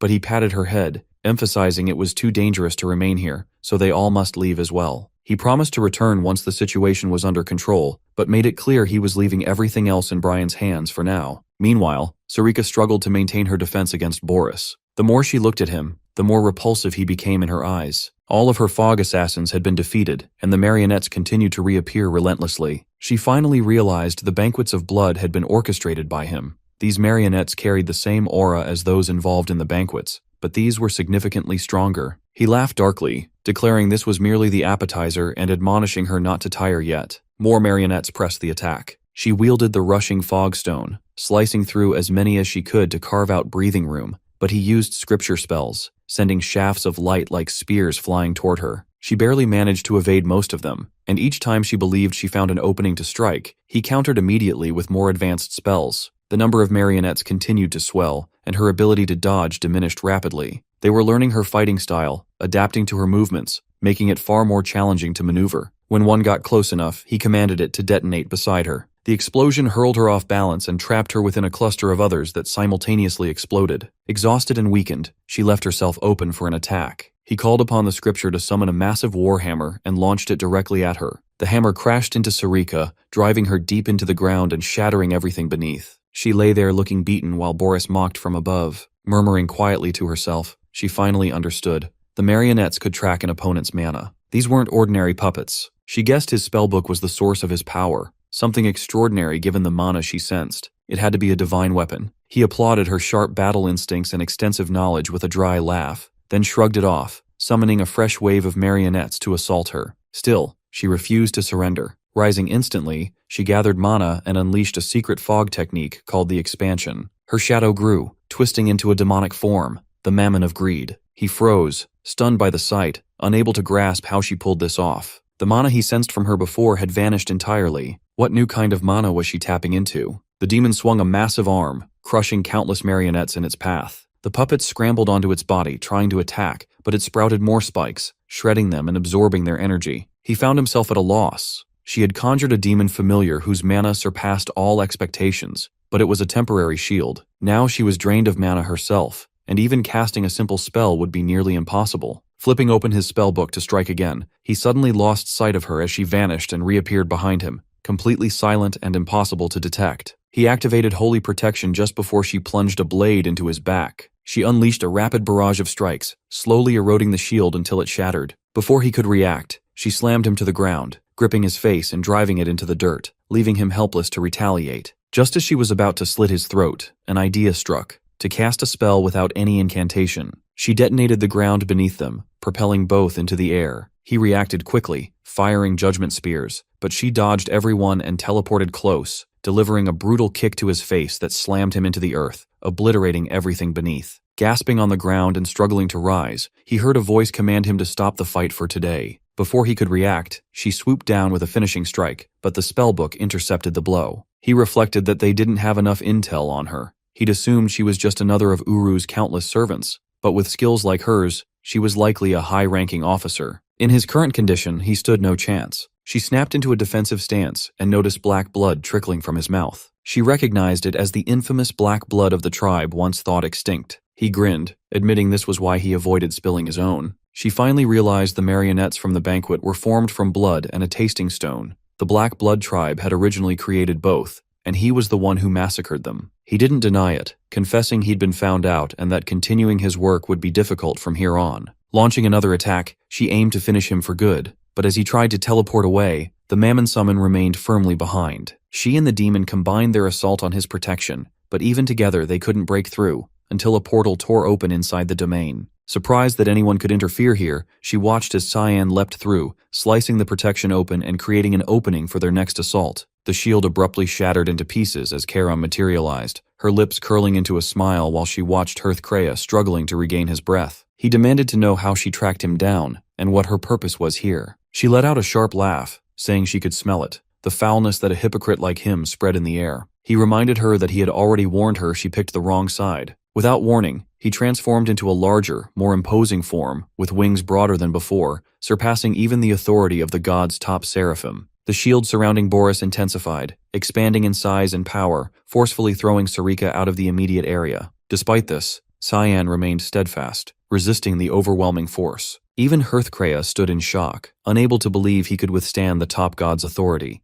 a power the angel couldn't endure even with the demonic sword's aid. Boris offered to assist in defeating him, pointing out that the demonic sword's wielder was right before them and must be eliminated immediately. Hearthcrea tried to intervene, cautioning that they weren't strong enough for this fight. Cyan shouted Boris's name as he tore through the shield and slashed at the angel's book, pushing deeper toward its core, intent on stabbing the seraph in the chest. He finally grasped that the black fog shrouding the sun symbolized Cyan. If this man was a blade destined to become part of Asher's future, then he was a threat that had to be eradicated. He kept repeating to himself that Cyan was someone who must be eliminated. The angel charged forward, preparing a final strike he believed would end him once and for all. Sarika noticed the surge of powerful mana charging in the air and realized Cyan wouldn't withstand it much longer. She knew she had to act before disaster struck. While he and Boris clashed, Cyan activated his unshakable root spell, freezing the seraph in place to prevent any escape. Boris countered by summoning a hellhound, aiming to devour him, but at the last moment, Sarika arrived just in time to rescue him, unleashing the secret technique called Unified Demonic Human Form. Moments later, a massive explosion erupted, shattering the entire domain around them. She remained unsurprised, sensing that this was the overwhelming force of a god's power weapon. Because they escaped, the purification mission had failed. Cyan rose to his feet, questioning why she had intervened, and she told him she had saved his life. He bent down to pick up Karam, asking if she was all right. She stayed silent for a few seconds, then said she needed some rest for a while. He knew she had probably experienced the pain directly, but had managed to endure it regardless. He promised himself that when the real battle came, he would have no choice but to use that weapon. At Brno, Commerce City near Lewin, Alice moved through the crowd searching for someone until she finally spotted the Academy's dean. She had doubted he would appear, but here he was. They found a cafe to talk somewhere more private. He mentioned it had been a long time since he left the Academy, and she replied she was equally surprised, given he rarely left the school grounds. He explained it was because of the letter she had sent. The situation seemed serious now. The will of the household wasn't the main issue anymore.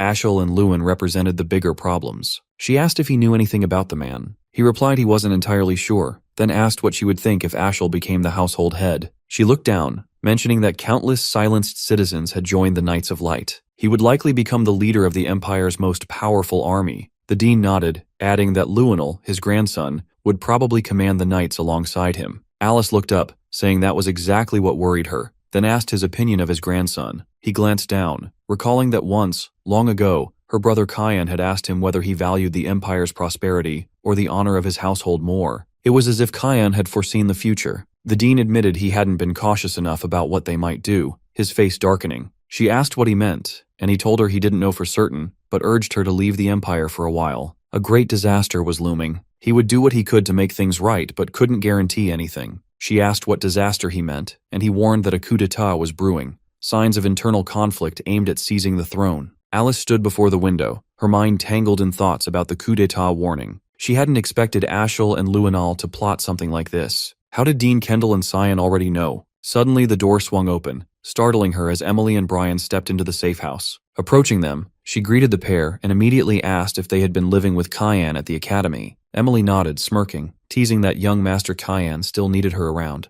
The idea of him sharing the academy with two women unsettled her. Brian explained he had urgent matters and had sent the three of them here. She noticed only Brian and Emily were present and realized Nana was missing. Their hearts sank. Nana had been there moments before, but they hadn't kept an eye on her. Taking charge, she stated that if this person was close to Cyan, then she was important to them too. They needed to search for her together immediately. At Bernea's harbor, a ship slipped away from the dock. The elf confirmed they were ready to depart. The werewolf commented that the bay looked especially nice this time and suggested reporting it to the captain. Before leaving, they spotted someone standing nearby, Nana, confident and serious. Leaning in, they asked if she had been abandoned by her parents. She pointed toward the distance, shouting that she smelled something familiar there. Instantly, they recognized a chance for easy profit and tried to lure her aboard by promising candy and food. Though she looked too old to fall for the candy trick, her eyes lit up at the mention. They put on friendly smiles and laughter, but she recalled Cyan's warning about strangers offering candy. Still, she pushed her doubts aside and pretended to follow them. The basement door swung open for her. Thoughts of him flooded her mind again, reminding her never to enter dark, confined spaces if someone beckoned her inside. Yet she ignored the caution and stepped in without hesitation. Once inside, the door slammed shut behind her. The elf and werewolf exchanged smiles, feeling lucky to have claimed another prize. Her eyes scanned the basement, but no candy appeared. Instead, rows of cages filled with trapped children stared back. Realizing she'd been deceived, tears welled up. Then she caught the same scent as before and followed it until she found another cage, housing a chained, terrified dog-like creature, a high-ranked monster called Red Ganon. She reached out, gently patting his head, asking how he ended up here and if he wanted to be freed. He barked affirmatively. Without hesitation, she bent the steel bars of his cage. The children behind her pleaded to be released as well. Turning, she flashed them a sinister, twisted grin. Meanwhile, the elf and werewolf approached the captain, announcing they were ready. He commended them, saying departure from the harbor was all that remained. The man introduced himself as Red Gannon, Merchant Unit CEO Tolino. The dwarf asked if they would negotiate their sales again. Tolino nodded, explaining Maurice had gone missing, which meant the Grey Merchant Union was finished. Without having to pay Maurice's fees, they expected increased profits. Plus, the Garam Association paid premiums for younger kids, so bonuses were on the horizon.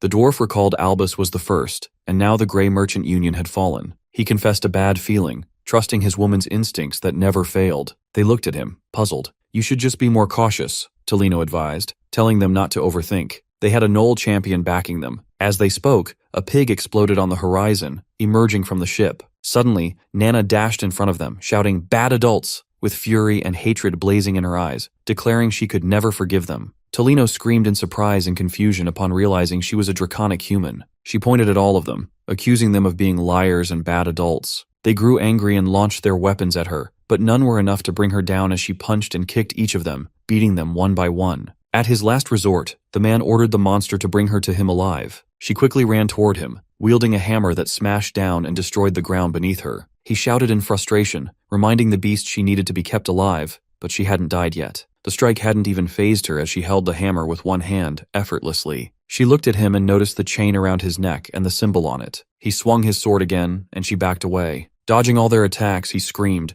asking how they couldn't defeat a little kid, insisting he was big enough to win against her. The monster under his control growled and charged a heavy swing, but before landing it, she punched the creature, sending it straight into him. He had no time to react, so the beast fell right on top of him. Elisa and Brian noticed smoke and sounds coming from nearby while searching for her. Brian suggested she might be over there, sensing a surge of mana in that direction, urging them to hurry. Meanwhile, the man was trying to recover from the fall and used a gem, ordering the monster to kill him. His heart dropped when he realized the shackles had been broken, and he no longer had control over it. The beast growled, looking at him with a devious gaze. It approached and crushed his hand by leaning on it. She then confronted the monster, moving closer. She brought a small Knoll creature and asked if he was their parent. He smiled upon seeing them. Then she said goodbye as they parted ways. Now she missed Cyan even more after witnessing this wholesome scene. She heard a voice behind her, thanking her for saving them. Turning around, she wondered what to do with all of them. She called out to the man's servants, telling them they needed to take responsibility and bring the children to their homes. But she warned that if they didn't, she would simply eat them. They complied, having no other choice, and took the children to their respective homes. She had saved them all, and wondered if Cyan would praise her for that. She had finally done a good thing without causing trouble this time, and wished he would. Suddenly, a hand reached out and patted her head. She turned and saw Cyan smiling brightly. She asked how he had found her, but he said it would be strange if he hadn't, given all the mana coming from her. Seeing no one else inside the safe house, it was obvious she had been missing. He told her with a warm smile that he would find her no matter where she was, because he was her papa after all. However, he couldn't ignore the immense mana radiating right now. Suddenly, Brian and the others finally reached the place, expressing relief that Nana was okay. But Cyan was angry at Brian for not doing his job properly. Alice was surprised to learn the child they had been searching for was a draconic human. Meanwhile, in the Uchif Empire's capital, at Gwizdal Estate, someone ran to the front door, asking what was going on and why someone who usually stayed at the academy would come here out of nowhere. The dean entered the estate with servants bowing respectfully to him. The blond man asked what had brought him here, referring to him as his father. The dean, wearing a serious and angry expression, told him to talk, noting it had been a while. They have gone to a private room. The dean has told him it has been 2 years since he relinquished his position as duke, which is why he has not intended to intervene in how things have been run. But he has asked how the fees for the estate have dropped so drastically, while the funds being sent to the emperor's family have increased so significantly. He knows very well that the current emperor's family has been sending exorbitant amounts of money to them every year. Their political standing will be degraded if they do not pay such amounts, and then they will place their own person on the throne. He has shouted, asking if he does not want Luenal to become the emperor. The dean has slammed the table, saying that it is enough, and asking if he really believes Luenal has the qualities of an emperor. The man has answered that it does not matter as long as it is someone from the Quizel family. The dean has told him it is just like when he married his own sister off to the emperor, but he will say no more and orders that all support to Luenal be cut off. Rising from his seat, he says he will be heading to the palace. Meanwhile, Velius from the Third Estate has been standing by his coffee table, reading a letter. They have finally found the owner of the demonic sword. Although he has been setting plans each time, he is worried they would be ruined once again. Alice's sudden resignation from the knighthood has been unexpected, but he has held a stronger claim when it comes to inheriting the dukedom, which has been good news in that sense. Her eyes, full of resentment, suggest she probably knows something, and that has been starting to get on his nerves. Suddenly, a teleportation circle has appeared beside him, and Boris Lehelm has stepped out, greeting him formally. Ashel has gotten up, asking what this is about and if this is the true appearance of the Black Blood tribe. Boris has apologized for it, saying he had not meant to reveal this form of himself. Ashel has asked who has done this to him, and the other man, with a frustrated expression, has told him that his brother Kyan has driven him to this point. Ashel has grown angry and frustrated when he has heard that name. Boris has said that at the same time he has been able to achieve his goal and has pulled out some marble-like mana, saying it is the mana of the demonic sword he found during the Banquet of Blood. Now that the owner of the demonic sword has been found, Ashel should finally understand that Cyan is the one and has been ruining all of his plans. He has expressed disappointment at being completely unaware of it until now. Boris has admitted he wanted to eliminate Cyan but was not powerful enough. He has urged Ashel to step in, saying he has fought Cyan before and knows it will not be easy, but believes he can do it. Still, he warns it is not the time yet. Since the followers of the Black Fog are with Cyan, the situation has become difficult to predict. Ashel has asked if there is a plan, and Boris has told him to follow the prophecy. The saying will guide him to where the sword is, to where the Holy Sword lies. He needs to find the Holy Sword to Durandark. Kellen has been surprised to hear mention of the sword, and has felt the need to report this to Cyan immediately, but before he can move, Boris has appeared behind him, calling him a rat and grabbing him by the neck. Ashel has confronted Boris, saying he has found him very suspicious lately and that he has been fooled for the longest time. Meanwhile, Lunav has been reading many books but has not found what she is looking for. The ancient texts she found in Instructor Boris's lab that day have been written in an ancient language, and if it were not for the spell forcing her out, she could have found out more. What she has managed to learn so far is that only 2 books in the world are written in that language, the Divine Scripture and the Demonic Scripture. It has seemed more like the Divine Scripture, but why would something like that be in his lab? She has not found anything yet about the contents or use of the books. Now she thinks her only option is to look in the Garam Association's archive of forbidden texts. Suddenly, she has been surprised from behind by Princess Erin. The princess has asked what she has been thinking about so deeply that she did not notice her presence. Lunav has asked what brings her here at this time, and Erin has blushed and turned away, asking if she has seen Cyan lately. Lunav has denied it, saying she has been spending most of her time at the library recently. Erin has smirked and asked if she has missed him. Lunav has disagreed but admitted it feels strange that he suddenly stopped coming to school, her face turning pale like white bread. She has comforted the princess, saying there is no need to worry and that he will come back eventually. Arin, confused, has asked how she can be so certain, and Lunav has answered that she just knows. Suddenly, Leximus has entered the room, saying there is a big problem and handing her a letter, telling her it is from the palace and she needs to read it. She has opened it after scolding him for reading her private letters, and the first thing she has noticed is handwriting resembling her father's. The letter's content confirms the sturdy relations between the wards and the palace, and notifies her of the engagement between the 5th princess, Erin Savers, and Sire Cyan Vert. She is frozen as she reads those words, her cheeks burning bright red, continuing to read. Inside Emperor Dejan's chambers, he murmurs a quiet thanks as Violet hands over a glass of water. She brushes it off, saying there is no reason to thank her, and that looking after him is the least she can do, considering she is his daughter. He waves off her concern, calling it nothing serious, just a common cold. She wishes he would get better soon, saying it stings to see him like this, clearly suffering. He gives her another small reassurance not to stress over it. Then, without a knock or a word of warning, the teen barges into the room. He greets the Emperor and introduces himself without hesitation. Violet quickly rises to her feet, excusing herself so they can speak in private. The Dean takes a moment, noting how unwell his host truly looks, cheeks sunken, frame withered, more bones than body. The Emperor acknowledges it, admitting he feels ashamed to receive an honored guest in such a deteriorated state. The visitor asks how long his condition has been this bad, and the ruler replies it started out feeling like a cold, but has not gotten better in the slightest. With a somber expression, the Dean says he regrets not coming sooner. The Emperor leans forward, guessing the real reason for the visit, saying he has only ever shown up when the Empire is standing at the edge of disaster. He locks eyes with him, expression sharpening, and asks if this is about Luinal,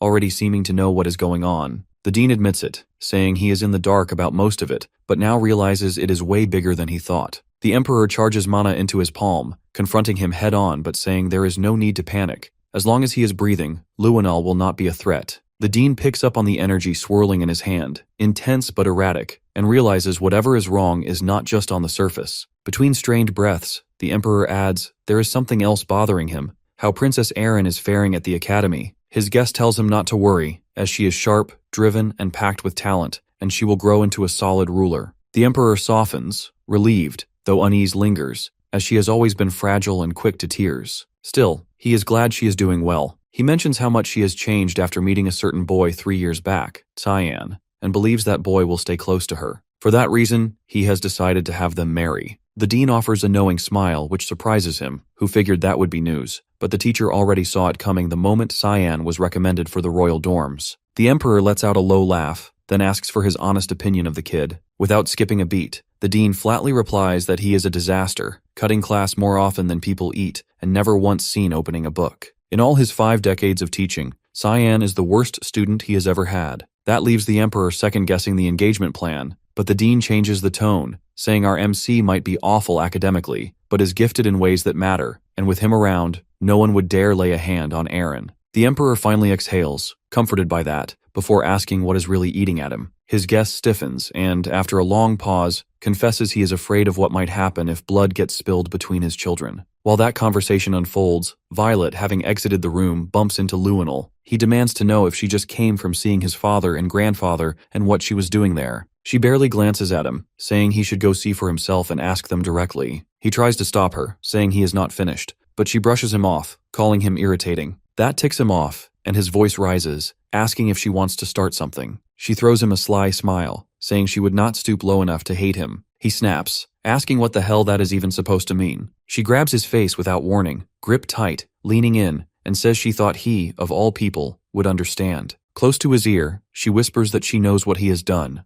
that he has tried to kill every one of his siblings. He slaps her hand away, warning her to shut up if she does not have proof, then turns on his heel and storms off, announcing he will get answers directly, and next time she should learn to keep her mouth shut. As he walks toward the room, rage burning in his gut, his thoughts spiral. Someone has betrayed him. The question is, who, and how much does Violet know, and what is she plotting? Elsewhere, Princess Erin fumes after hearing the news, wondering how her father could decide something this massive without even talking to her. To protest, she slams her head against the desk, though she admits she does not hate the idea and that it probably makes political sense. But still, he should have said something. Leximus, meanwhile, is practically buzzing, saying he is all in and that he watched her go through heartbreak before, so this feels like fate or divine timing. She lifts her hand dramatically, declaring she will take young Master Cyan for herself. That is when someone barges in, scolding Leximus for making a racket in the library and bothering the princess. The moment she sees him, she grabs her noisy companion and hauls him out. He asks Lunav what is going on with the two of them, but she dodges the question entirely, cutting straight to hers, asking if he likes Erin. He blinks, caught off guard,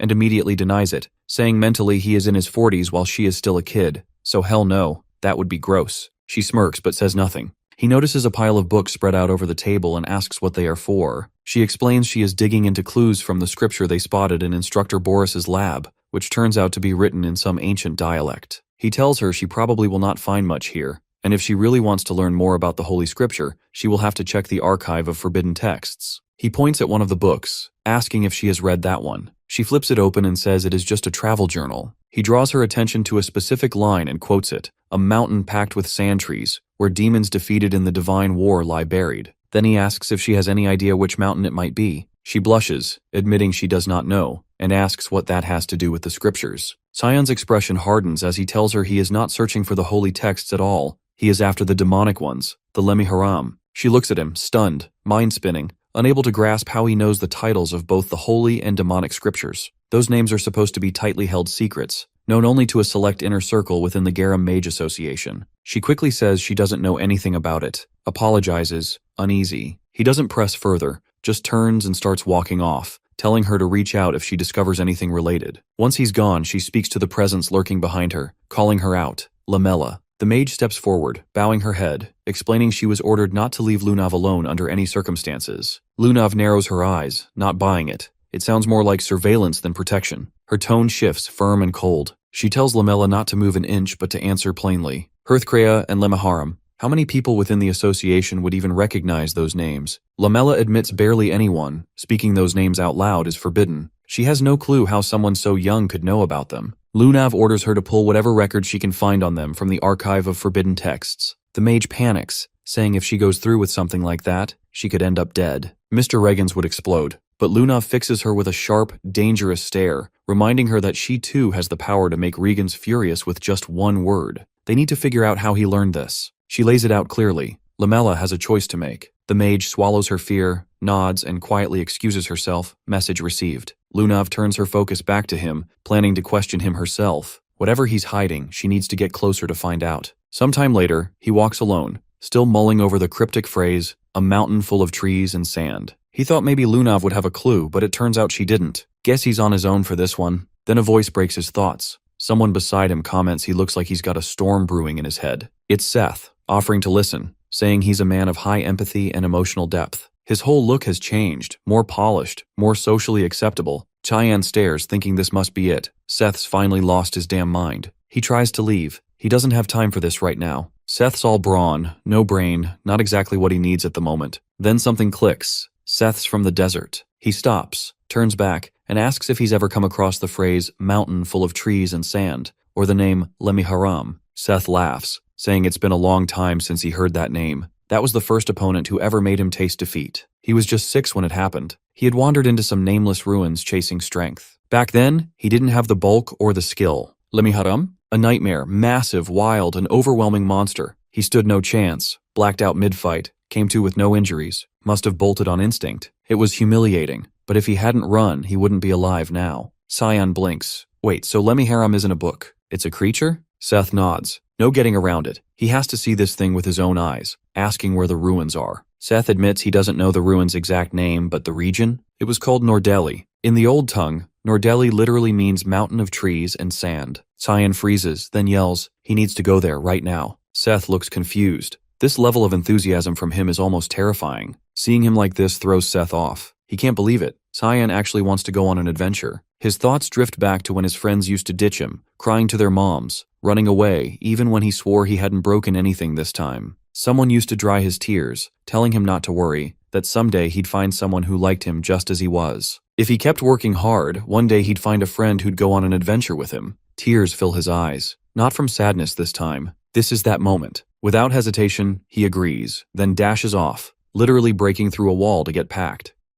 While everyone else was caught up in the moment, they didn't notice Lunav. She'd been listening to them the entire time, from the very beginning. Sion returns to his quarters. Brian steps forward, handing him a sealed letter. It's from the palace. He opens it, skims the contents, and right there at the top, it hits him. He's been officially engaged to Princess Erin. So that's what Lunav meant when she asked if he loved her. He sighs. Great, another headache to add to the pile. He'll deal with it later. He grabs a change of clothes, preparing for the journey with Seth. As he does, he tells the others to keep an eye on Nana while he's away. Nana's calm, not even worried. Her only question, does this mean she's finally getting a mom? Brian nearly chokes, yelling, wait, is he really planning to defy a direct order from the Emperor? Sion doesn't sugarcoat it. He says where this road leads, there's no happy ending waiting. He'll either be hunted down for life or executed, either for blasphemy or for killing the Empire's last shred of hope. He won't drag Erin into that kind of ending. Then, without another word, he shuts the door behind him. Gone. Emily's voice trembles. She feels awful, knowing he's carrying this alone. And meanwhile, Ashul, their older brother, is the one playing villain. Brian gently rests a hand on her shoulder, saying they won't let things end like this. They'll give everything they've got to help him. Just then, Nana speaks, but her voice is different, eerily calm, slightly deeper. They turn, startled, and freeze. Her face has shifted completely. She now looks exactly like Sion. She's shapeshifted. Meanwhile, he and Seth have already crossed into the southeast region of the Sparnia kingdom. Their destination lies to the north. They're flying, literally, on a magic carpet Seth calls Alamut. It's fast, blazing fast. What should have taken days only takes half a day. He glances ahead, voice serious. Does Seth really remember where they're headed? The desert warrior shrugs confidently, saying there's no need to stress. The path's still clear in his mind. All they need to do is get through that dust storm up ahead. Sion looks toward it and immediately knows this isn't just some harmless gust. But Seth brushes it off. It's just your average Sparnian dust storm. He just needs Kyan to trust him. They black out, and when their eyes snap open again, they're past the storm. Clear skies now. Looks like they made it through the dust wall intact. Seth's awake too, no injuries, just groggy. Cheyenne glances over and asks how much further they've got to go. His gaze shifts forward, catching sight of something ahead. Seth confirms it's the ruins. Visibility's still bad thanks to the sand, but the place is massive. He mentions the mage is likely the first outsider to ever set foot here,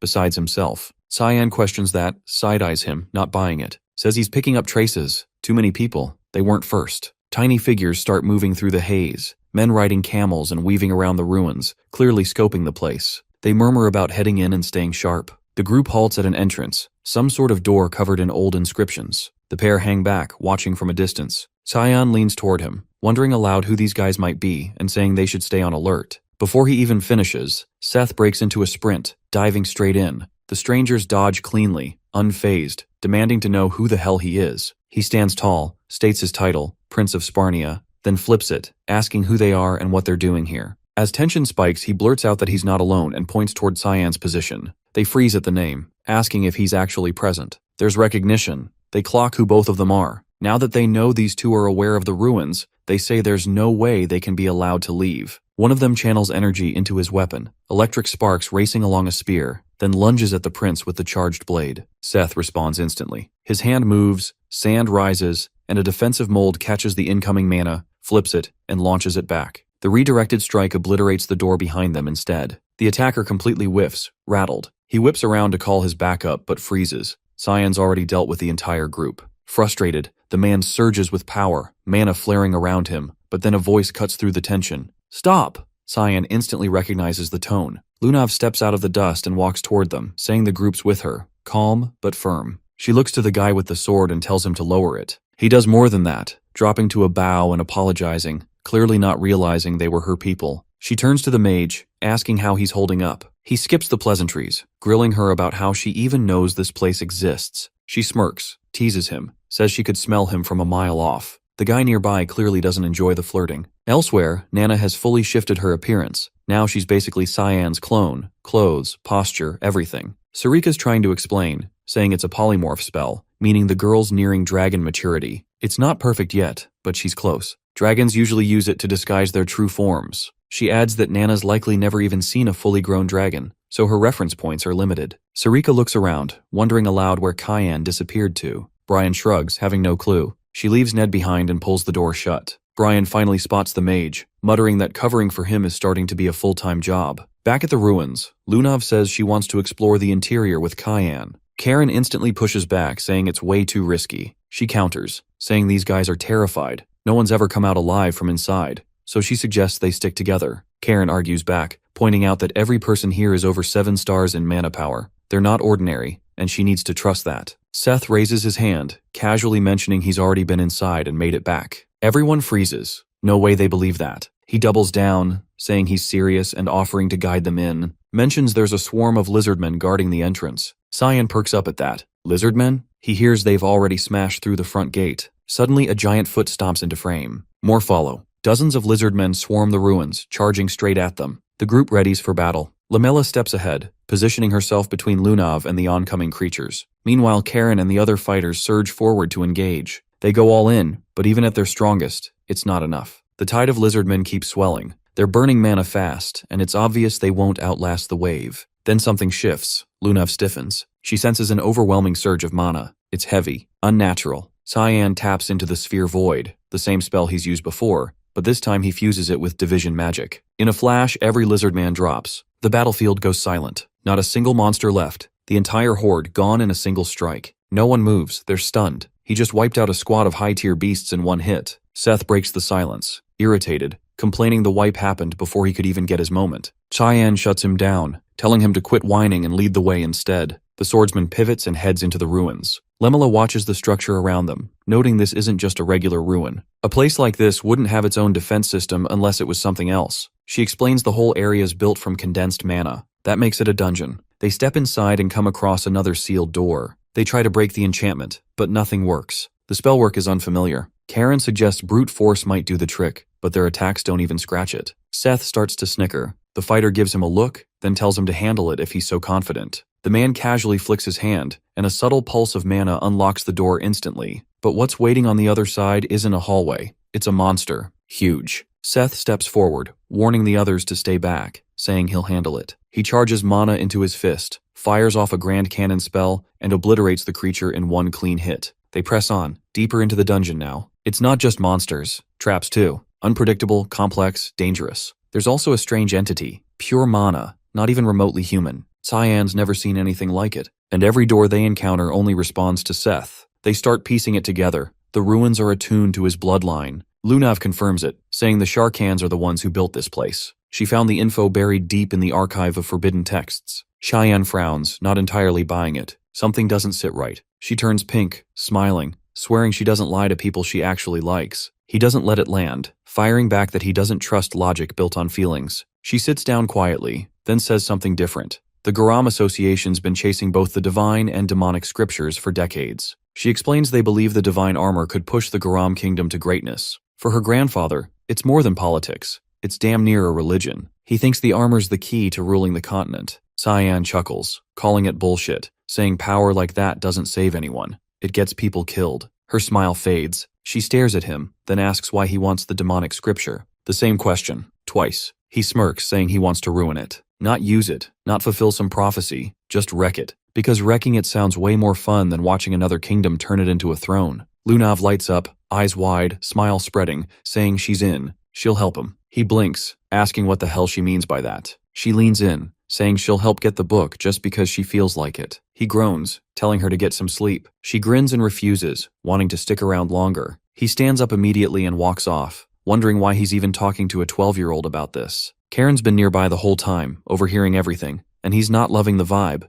Jealousy rising, anger simmering. They reach the final doorway. Seth steps up and opens it, mentioning it's been a long time since he last came through here. What lies beyond stuns everyone. A massive chamber. And in the middle, something ancient and unnatural. An object pulsing with dark energy. Definitely not normal. Cheyenne points to it, asking if this is the Lemiharam. Seth warns him, telling him to keep his distance, saying he's way too close to the source. But before anyone moves, the artifact flares to life. Lunav shouts for everyone to back off. Something's wrong. The mana coming off this thing feels dangerous. The Lemiharam begins to twist, shaping a body from pure mana, forming into a monstrous figure. The air shifts, the world around them distorts, and a whole new realm unfolds before their eyes. This thing isn't just a monster, it's something else. And Cyan can't even tell if this is really the demonic scripture they've been chasing, or something much worse. Without warning, the monster lunges. Garu bolts forward, unleashing a bolt charge straight into it, but the thing doesn't even flinch. The impact does nothing. Everyone gathers their magic, synchronizing it into a single concentrated blast. They fire together, the strike knocking it down, but barely. It's still very much alive. Lunav steps in next, casting a freeze spell that locks its limbs in ice. Shouting toward Mela Aronis, she calls her in to land the final hit. Mela leaps high, slashing down with her Nova Brinker at full power. The creature doesn't budge. Then it swipes. Hard. She gets knocked out of the air. Seth retaliates, stomping the ground and channeling his magic into Sandstomp.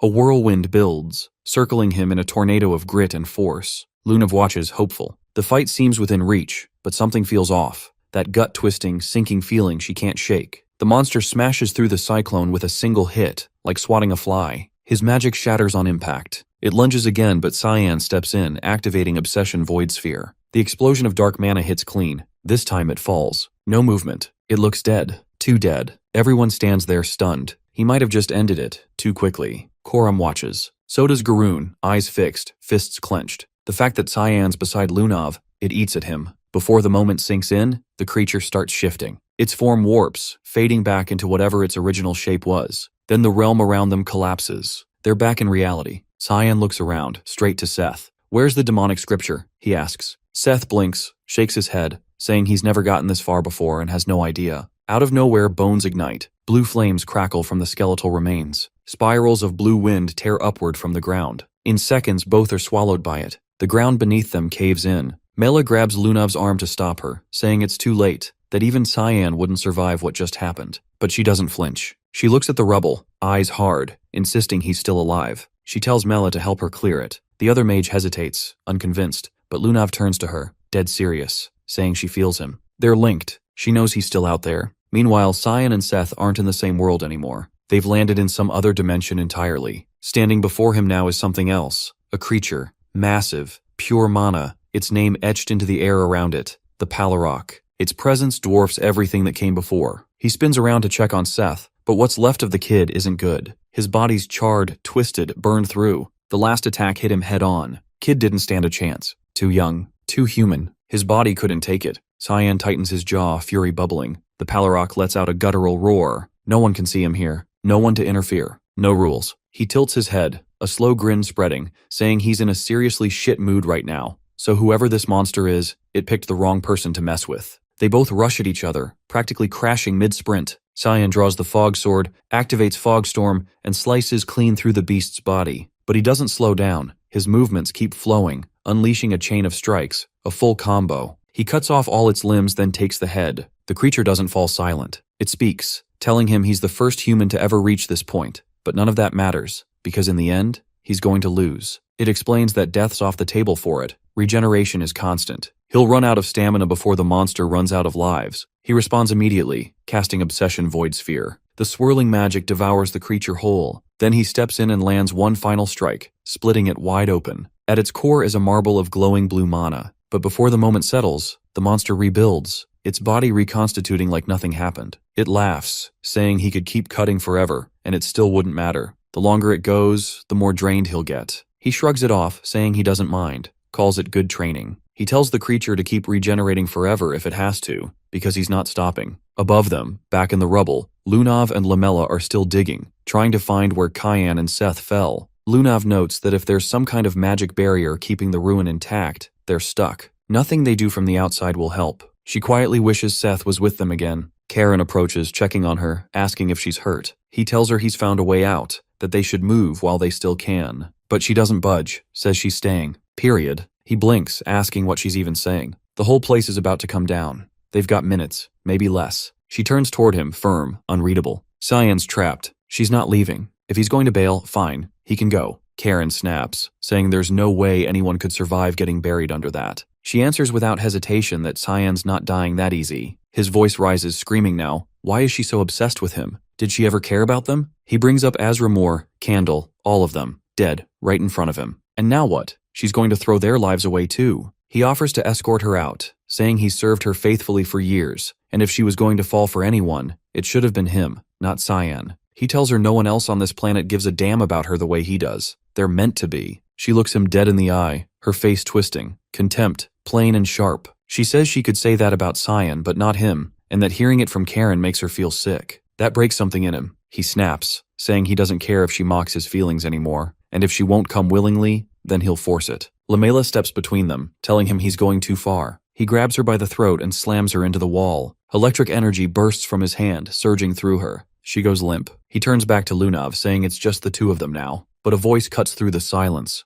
calm, detached. "Put her down," he yells, demanding the speaker show themselves. A giggle echoes. Then the voice replies, amused. "All right, since you asked nicely, but you'll pay for opening your damn mouth." Elsewhere, Seth wakes up. He's not sure where he is. The place looks nothing like where he fell. All he remembers is the Lemmy Haram's blast hitting him straight on. That's the last thing. He wonders if he died. A voice, female, chimes in, saying no, not yet, and it's been a while. He blinks, confused, asking if she knows him, who she even is. She guesses he doesn't remember. It's been years. Apparently, she saved his life once. She waves it off, saying it's fine, she's not here for him anyway. What she really wants is our MC traveling with him. She cups his face, saying she needs his body just one more time, then leans in and kisses him. His eyes flash open. His body, now reanimated, rises. Back in the other realm, Cyan is still locked in combat. Every technique he's ever learned, he's using it. The creature now isn't laughing. It's begging, telling him to stop. He doesn't. He strikes again. More slashes, tearing the monster apart, again exposing the mana marble. But this time he doesn't waste a second. He casts Void Sphere, then overlays it with Obsession, slicing the marble in two.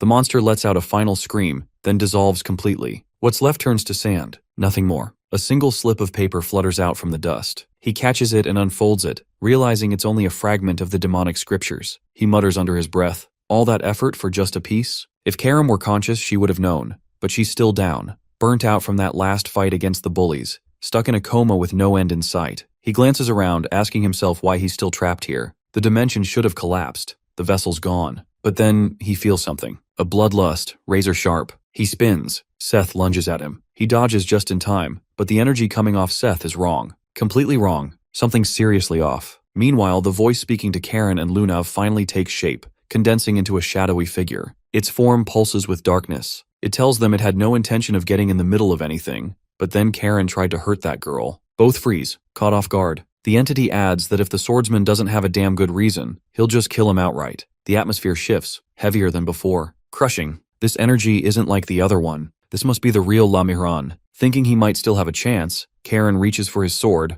but doesn't even get it loose. Lemihran clocks the movement instantly, irritation flashing in his eyes. With a flick of magic, he seizes the man's arm and twists it. Bone cracks. He mutters how impolite it is to answer words with violence. Then he snaps his fingers. The limb detonates, blood and bone exploding midair. The swordsman collapses, groaning. But the shadow's not done. He summons a colossal hand of magic and slams it into him, pinning him to the wall like an insect. He asks again, wanting to hear his excuse, but Karen can only whimper, pleading, begging for his life. Lemihran doesn't even blink. He casts Gigant Ixia. The massive spell crushes the man's body completely, ending it. Once it's over, the shadow turns, eyes landing on Lunav. He asks where she's planning on going. She gives a small bow, thanking him, then asks tentatively if he's the Mihran and what he plans to do with her now. He leans forward, saying he's just here to observe. The answer stumps her. She hesitates. He studies her, stepping in closer. His gaze narrows on her chest, pointing out faint traces of heart curb lingering in her aura. But someone else, someone with mana close to his, removed it. And that's why she felt familiar. He's sure now, it's that black-haired guy buried beneath the ruins. She confirms. Cyan? His interest sharpens. He asks if she's close to him. She turns the question around, asking if he's okay. Lemihran assures her he's fine, probably chatting with the spirit who owns this whole dungeon. Then he pivots toward Lamella's crumpled body, asking if it's really all right to let her die like that. Lunav looks down, pain in her voice, saying it's already too late. A wound that deep can't be healed, even with high-tier magic. She takes the blame, saying she'll carry the memory of today until the end of her life. But he offers an alternative. There is a way to bring her back, but it comes with a condition. If she's willing to accept it, he'll reveal the truth she's looking for. Elsewhere, Cyan is still locked in a brutal fight with the possessed Seth. The man's strength is off the charts now. Mana's boosted, physical power's overwhelming. Cyan is struggling, barely able to block the attacks coming at him. In the middle of the chaos, Seth lands a clean hit, nailing him in the ribs and sending him flying. No time to recover, no space to breathe.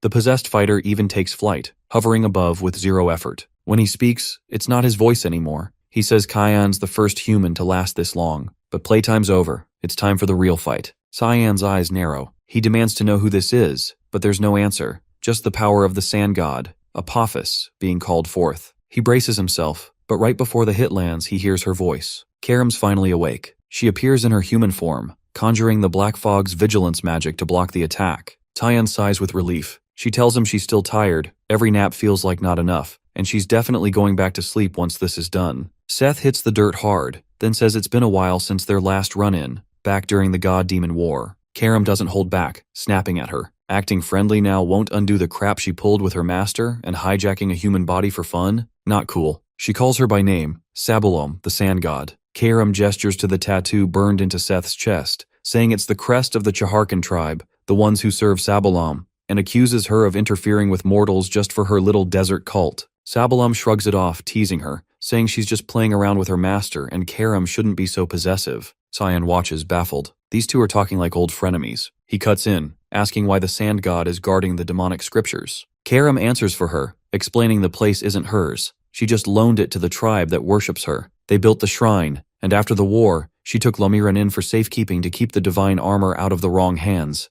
Then she leans closer to Cyan, asking point blank if he's after Lemihran. He doesn't hesitate, says he needs to kill someone, and for that, he needs the demonic scriptures. Even she's thrown. She didn't expect that answer. She asks again, "That's all you want?" He levels his gaze at her, saying if she gets in the way, he'll kill her too, even if she's a god. She bursts out laughing, but his face doesn't change. He means it. She wipes a tear from her eye, still chuckling, then says fine. She's made her decision. She'll tag along, watch his journey. Through Seth's body, he raises a brow, saying stealing a body like that is kind of messed up. She waves it off, saying she's only borrowing it occasionally and won't overdo it. And while she's here, he doesn't need to worry about Seth dying again, especially not from something pathetic, like a cold. Cyan stares at her for a beat, thinking if she's riding shotgun in Seth's body, then he won't die the same dumb way he did in his last life. Not a terrible deal, he agrees. She grins, saying it's time to move. She taps the ground with her foot, and the stone floor begins to rise. Before it lifts too far, she looks back at him, smirks, and says goodbye. The ground beneath them cracks open, then swallows them whole. When it spits them back out, they're exactly where they'd once been, trapped under all that rubble. Seth blinks awake, disoriented, lost. He doesn't know where he is or why he's still breathing.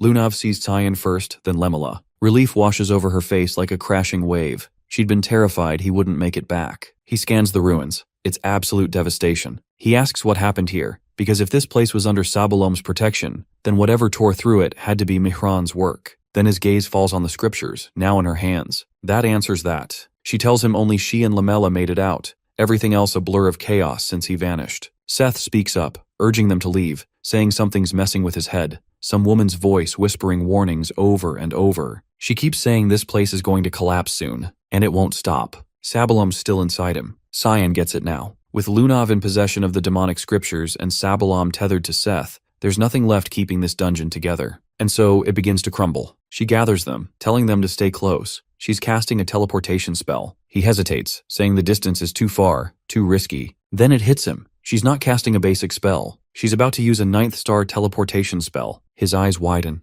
Right as the whole place begins to fall apart around them, she casts it. A second later they're gone, and safe. Elsewhere, Nana is deep in her own training. She's been practicing her morphing magic, transforming herself into Cyan. No horns, no wings, no tail. A perfect match, down to the exact way he stands, blinks, breathes. Hours later, she walks into class. Everyone turns in surprise. Cyan? Here? But it's not him. It's her, Giddy, living out her dream. She's curious what her dad's life feels like, picturing him spending his days surrounded by loyal friends and passionate teachers. Leximus and Aaron look her way. Leximus tilts his head, asking if she's good. Aaron doesn't say much, but she feels the weight of the engagement talk looming. As she strolls through the academy halls, she feels completely alive. It's a thrill to live beyond the window pane, to walk, to talk, to be him. No one suspects a thing. But before she can make it back to class, Sarika steps in, arms crossed, eyes narrowed. She asks what Nana thinks she's doing, wondering if she really believes it's okay to be out here like this. Nana freezes, busted. If the dean saw her, she'd be exposed, punished. Tears prick her eyes. She starts to cry, afraid, cornered. Before Sarika pushes it further, Aaron steps in, saying she needs a word. It's not the best timing, not even close, but Nana sees the out. She grabs Aaron's hand and pulls her away fast, saying they need to talk, now, in her room. Aaron stammers, shocked, blushing, but goes anyway. Leximus watches the whole thing and decides not to interfere. Back in the wild, the teleportation worked. They made it. Cheyenne pulled it off, something Saya honestly wasn't sure he could do. He's gone further than she expected, past the mark. Lamela urges him to rest, saying they should head to the nearest village. Saya turns to Seth, asking if he recognizes anything around them. He squints at the unfamiliar terrain, then nods. He knows this place. It's Nordeli, the city of the outsiders. Before anyone can speak, a group of men emerges from the shadows, blocking their path. One steps forward, his tone sharp. He wants to know why Seth has come back. Seth stares at him, then recognition clicks. Barnithi? He smiles, takes a step forward, arms open, but the man holds up a hand, halting him.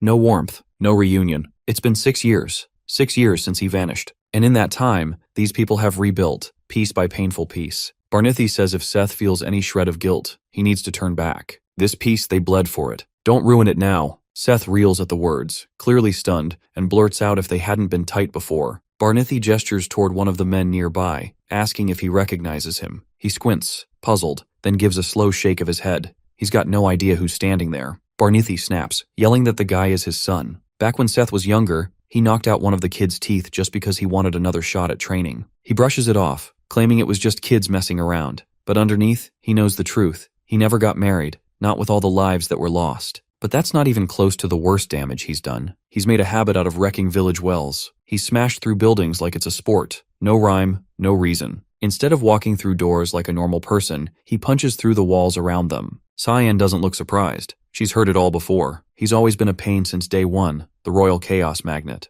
Barnithi pleads, begging him to stay far, far away from their lands. Then, right in front of them, his body shifts, new tattoos snaking across his skin like fire. A voice cuts through the air. It's Sabalom, the sand goddess, stepping in. She refuses to watch this go down in silence, saying it's personal. He's her mess to deal with, and she won't let them rough him up. Barnithi fires back, asking what the hell she's even talking about. Sabalom introduces herself plainly, the one who treads the desert, the one who unleashed storms, the one who brought collapse with her. As she speaks, she takes form, merging into a humanoid shape, and makes a request. She wants the two of them to stay in the village. She accepts their offer. Cheyenne rolls her eyes. She's clearly done with all this divine drama. When the goddess finally vanishes, Seth looks like he's seen a ghost. He asks if they heard her too. Cyan nods, deadpan. Because of Sabalom, they're sticking around. Barnithi and his crew drop to their knees, throwing out apologies toward the sky, begging for her mercy. Elsewhere, Leximus shuts a door gently, feeling hopeful that today might actually turn out all right. She wishes Aaron a good time with Cyan. Inside the room, Aaron and Nana are still holding hands. Aaron's face glows red, her thoughts spinning, frozen in place. Nana casually mentions that instructor Sariko gives her the creeps. Aaron doesn't respond, still gripping her hand, and turns even redder. Noticing, the shifter lifts a hand to Aaron's forehead, checking if she's running a fever. She jumps back suddenly, but then she remembers. They're engaged. This shouldn't be weird. They're supposed to be close. Trying to gather her nerve, Aaron decides it's time to bring up the engagement. She blurts it out, asking what Nana thinks about it. The girl doesn't hesitate. She says she likes Aaron, so she's all in. Aaron stops, eyes wide, wondering if she really heard that right. For a second, she thinks it's actually Cyan speaking. It feels unreal. Cyan admitting he likes her? That had always felt impossible. She wonders aloud if she has feelings for him herself. But then something shifts. She spots a tail sprouting behind Nana and immediately calls it out. Cutting back to the tin candle, the academy feels unfamiliar, like it's hiding something ancient or dangerous. It's as if a dragon, or worse, slipped through the cracks while it was left unchecked. Inside Aaron's room, things are unraveling fast. She stares, stunned, as Nana morphs back and forth into Cyan. Her mind starts to spiral. The younger girl starts sobbing, apologizing over and over. Aaron tries to calm her, insisting she didn't do anything wrong. Nana offers to pass on what Aaron confessed to the real Cyan, but she quickly refuses. She sits down beside her, finally breathing easier. Nana helped her figure something out, but it needs to stay between them. She makes her swear to keep it secret. Then she asks her to shift back into Cyan one more time. Nana nods and transforms. After a quiet pause, Aaron's face flushes bright pink as she stammers out the words, she likes him. She's finally admitted it to herself. Since the moment they met, her heart's been his. But she's also sure she's just been dragging him down this whole time. Still, she's been trying, pushing herself to change. Tears spill from her eyes as she pleads with him not to vanish again without a word. She begs him to stay. Once she's wiped her face clean, she tells Nana never to breathe a word of this to Cyan. But the girl isn't listening. She's staring out the window, murmuring that something's coming. Something big. Something powerful. Meanwhile, Leximus throws herself in front of the dean, desperately trying to block him from entering Aaron's room. She says Aaron's in the middle of something important. He couldn't care less. He tells her to move, then casts a spell to shove her out of his way. He hits the door with another spell and forces it open. Aaron screams, demanding to know why the hell he's barging in. She says she was having a private talk with her fiancé, no less. The dean calmly tells her to step aside, adding that whoever she's speaking to isn't actually Cyan. She quickly tells Nana to run. Whoever this guy is, they're way outmatched. The shifter tries to bolt, but he grabs her by the throat mid-escape, growling and asking how she dared sneak into his academy, swearing she'll pay for it as he charges magic straight into her neck. He summons the Trinesis Holy Lance and fires a searing beam of light straight at her. It hits. The blast lands hard and she staggers from the impact. Outside, both Emily and Brian catch the flash through the window. At first they think it's just lightning, but something about it feels wrong. The unease pushes them to check Nana's room. She's not there. Brian grabs whatever clothes he can find and bolts out to search. Back at the scene, the dean's relentless, casting one spell after another, keeping her on the run. Nana dodges every blow like a blur, even after taking a direct hit from 9th star level magic. Even he pauses, surprised. This isn't just any dragon. He pulls at the ground beneath her, then slams twin stone pillars into her from both sides. Still, she's not backing down. He watches her, stunned, and asks if some divine being is riding her body. She doesn't feel fully dragon, doesn't act fully human either. So why the hell isn't she fighting back? He wonders if she's waiting for someone. Catching her breath, she quietly says she doesn't believe he's evil, and she doesn't hurt good people. That throws him. How can she tell? She says she can smell it. She can tell who's kind just by the way they carry their scent. Her teacher told her, only fight when it's time to teach bad people a lesson. He presses, wanting to know who this teacher is, asking if it was them who dragged something as unclean as her into the academy. That word hits her like a slap. Her eyes darken and her body begins to shift, scales spreading, posture changing. She's going full dragon. He reacts instantly, casting star judgment with lethal intent, shouting that he won't let her live. She catches the blast mid-air, flings it back like it's nothing, but he's already teleported.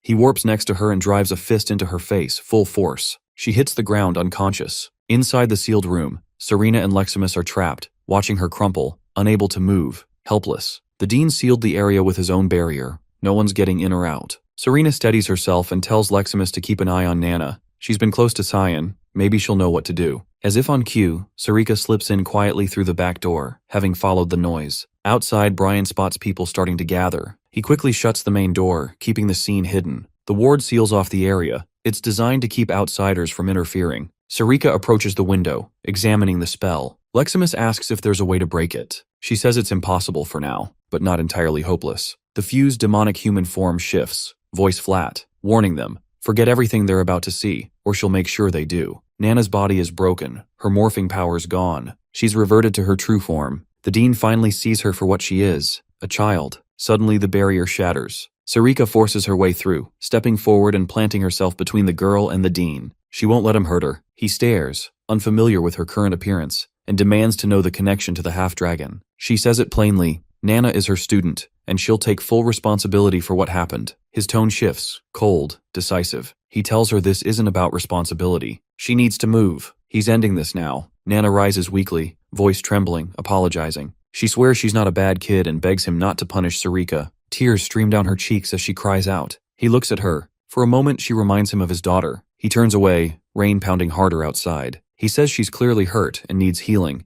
then tells Sarika to bring her to his office when it's done. The mentor shifts back to her regular form and thanks him. He warns her not to be grateful yet. They'll be discussing the consequences soon. Meanwhile, somewhere else entirely, the crowd roars. Seth is officially crowned, now worshipped as the vessel of the goddess Sabalom. Cheers erupt around him. Seth stares blankly, confused by the crowd's cheers and the fact that he's dressed in makeup and women's clothes. Barnithi steps up, beaming, saying he always had faith in him, that he knew this day would eventually arrive. Seth's expression twists into frustration. He yanks at the outfit, ripping it apart, yelling for them to stop with this ridiculous charade. Cyan watches the whole thing unfold from a distance, lips curled in amusement. Behind them, Karam appears, cutting through the mood. She mutters that she has no idea what Sabalom's endgame is. She suspects the goddess is using Seth to monitor them, but what for, she can't figure out. The mage replies calmly that gods aren't allowed to meddle in the mortal realm. They've left her temple. She can't touch them now. Karam shrugs it off and warns anyway. She's possessing his body. That changes everything. He better stay sharp.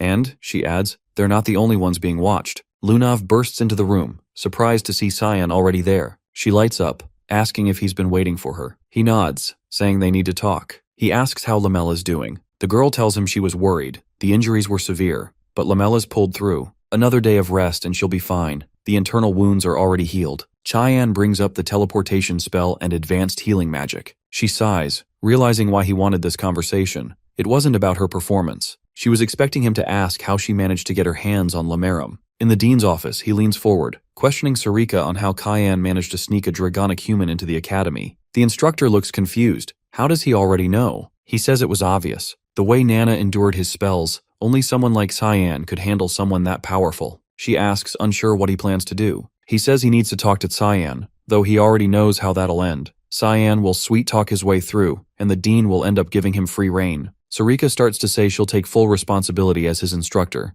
but he cuts her off, asking if that means she's planning to resign. He moves on, stating coldly that good and evil are already defined by the world, and what's evil is always tied to the ominous, something she should stay away from. Sure, she might carry that darkness inside her, but she was trying to protect someone. She may believe that side of her is who she truly is, but it doesn't matter. She's with the mists now, and that's still better than pretending to be pure. She blinks, surprised by his words. He turns away, saying the Empire's headed for disaster. He tried to stop it, did what he could, but fate doesn't care. As he walks away, he rests a hand on her shoulder. When the moment comes, she needs to step up and do what she's meant to do here at the academy. He leaves her standing there, stunned and unsure what to make of his warning, this looming catastrophe, this mysterious role. But just before stepping out, he turns back to ask one last question. What does Nana like most at night? Later, in the infirmary, the dean quietly enters while the girl is still recovering. He looks at her, and something in her face triggers a memory. His daughter, Diana. He whispers an apology and asks for her forgiveness. His expression softens with a quiet smile. He doesn't know why he thought of Diana, only that he misses her deeply tonight. He gently strokes her face, lingering there for a moment. Before leaving, he places a piece of candy on the bedside table. Elsewhere, Cyan and Lunav continue their talk. He starts to say something, then stops himself. She tilts her head, confused. She thought he needed something. He turns away, telling her flatly that he doesn't need it, not exactly, and she shouldn't worry herself. Unless she's planning to take it to the Garam Association. Lunav shakes her head. She'd never do that. He meets her gaze, cold and sharp, telling her not to let anyone take it from her unless she wants to die by his hands. He excuses himself, saying he needs to return to the academy. She can come by later with Seth. After he's gone, Lamerum speaks up. He asks if she really likes him. She nods without hesitation, then asks if he understands what Cyan's trying to do. She calls him Lem. He says he doesn't fully get it yet. He's still learning about Cyan too. He steps closer. She tells him she's all in, no matter what it takes. She's going to help Cyan. He says she's free to do that. As long as she honors her end of the contract, his truth is hers. Then he raises an eyebrow, asking why she keeps calling him Lem. She grins. Lemaram is just too long. Meanwhile, Brian hasn't stopped training since the Dean's attack. He's haunted by what Anesthetica told him. He followed every word, gave it his all, and still, it's not enough. He's not talented, and he knows it. He blames himself for being weak. He has to get stronger so he can be of use to his master. Lost in that thought, something dark steps into view. A shadowy entity confronts him, demanding to know where Cayenne is. Brian says he's not here right now, but he senses it. Thick, suffocating mana radiating off the figure. He quickly activates an artifact, raising a barrier around them. He attacks, telling the creature to back off unless it wants a fight. Brian blocks a sword strike with his combat counter, slashing through with a counterattack. He manages to wound it, but the thing doesn't slow down. It charges him again, unleashing a flurry of chained strikes. Whatever it is, it's definitely not human. Again it demands, "Give me Cyan." Brian lands a clean hit, right to the face. The helmet shatters. The figure's identity is revealed. He recognizes the intruder, Kellen, a former subordinate of Ashel, but his appearance has changed, drastically. Cyan has finally reached the moment to leave the village alongside Karam. She has asked if he intends to go alone, and he has told her that Lunav can return with Seth once Lamella recovers. But he himself has found no reason to remain any longer. She has given a sly look, wondering if he's fine with Lunav being upset. He has assumed she wouldn't care much. Karam has let out a tired sigh and claimed he's destined to end up alone. He has responded without hesitation. Solitude doesn't bother him. The second he has stepped into the teleportation portal, he has landed right in the chaos, caught between a clash erupting between Kellen and Brian. He hasn't been able to grasp the situation.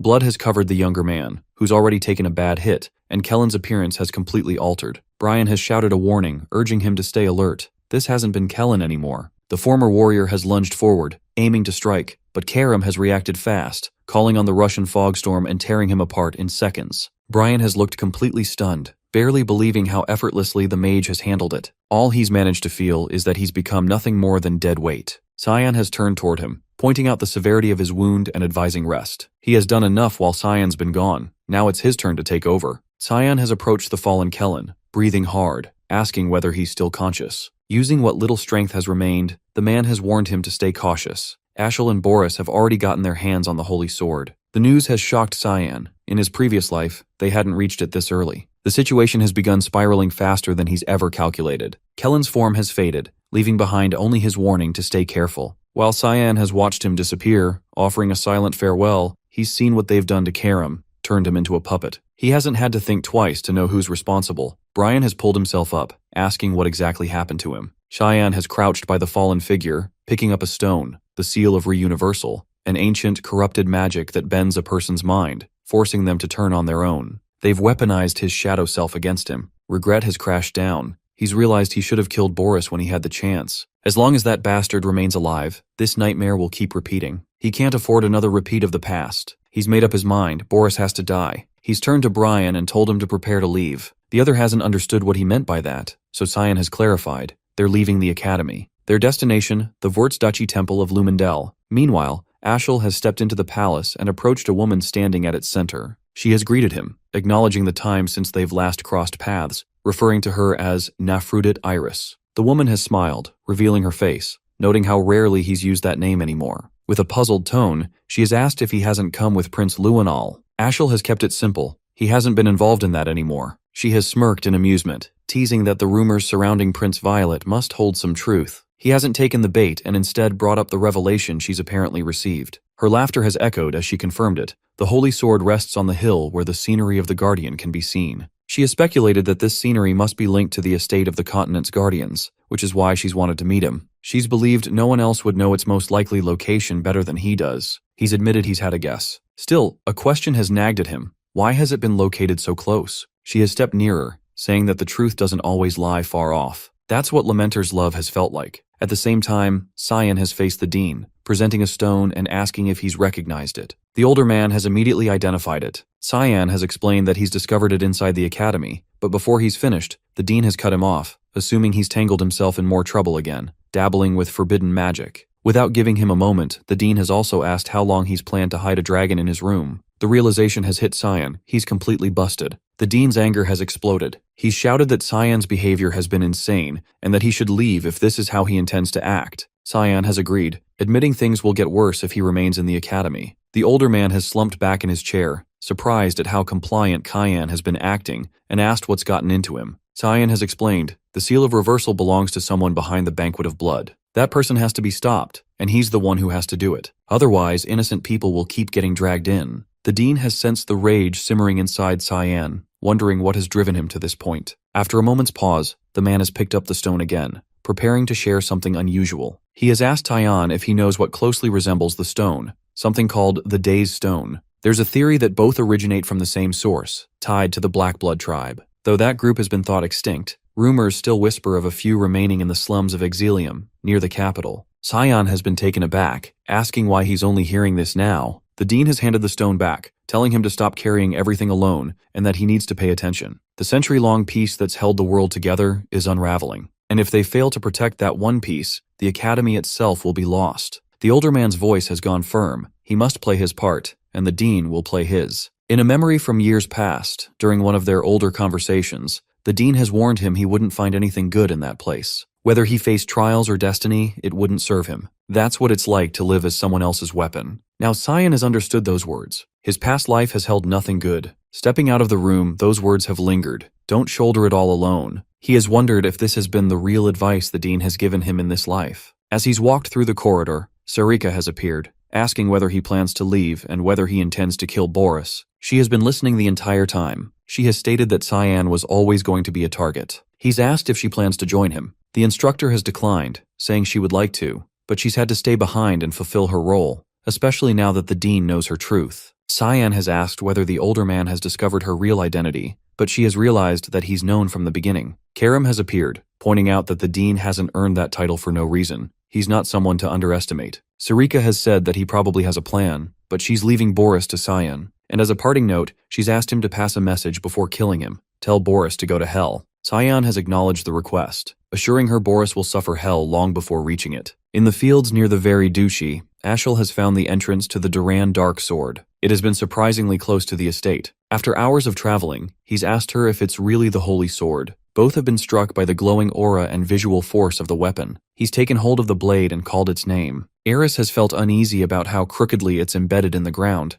but has assumed it's probably fine. Suddenly, a woman's touch has reached him, claiming him as the heir to the god of light and her master. With a flick of her finger, she has hurled him into the air. Anger has flashed across her face. She has cried out in frustration, saying he's taken too long to return. Tears have spilled as she shouted at him, calling him a fool and berating him for leaving her behind. She has pointed at him, promising she will never forget, and never forgive, what he's done. Once he managed to stand, he realized the figure in front of him was nothing more than a child. Ares had taken form within the space, clearly not an ordinary presence. She must have originated from this blade. She must be the spiritual embodiment of Durandark. Her appearance was a surprise. He had never imagined her looking like this. With tears still falling, she motioned to herself and blamed everything on Ashel. Then her voice broke into a scream, wondering how he even knew, as if he'd walked into this moment with the foresight of a prophet. She explained that the wielder of the demonic sword had stolen her power and demanded that Ashel retrieve it as soon as possible. Back at Lewin Academy, Cyan remained by Nana's bedside while she continued to rest, recovering from the last battle. Relief quietly settled over him.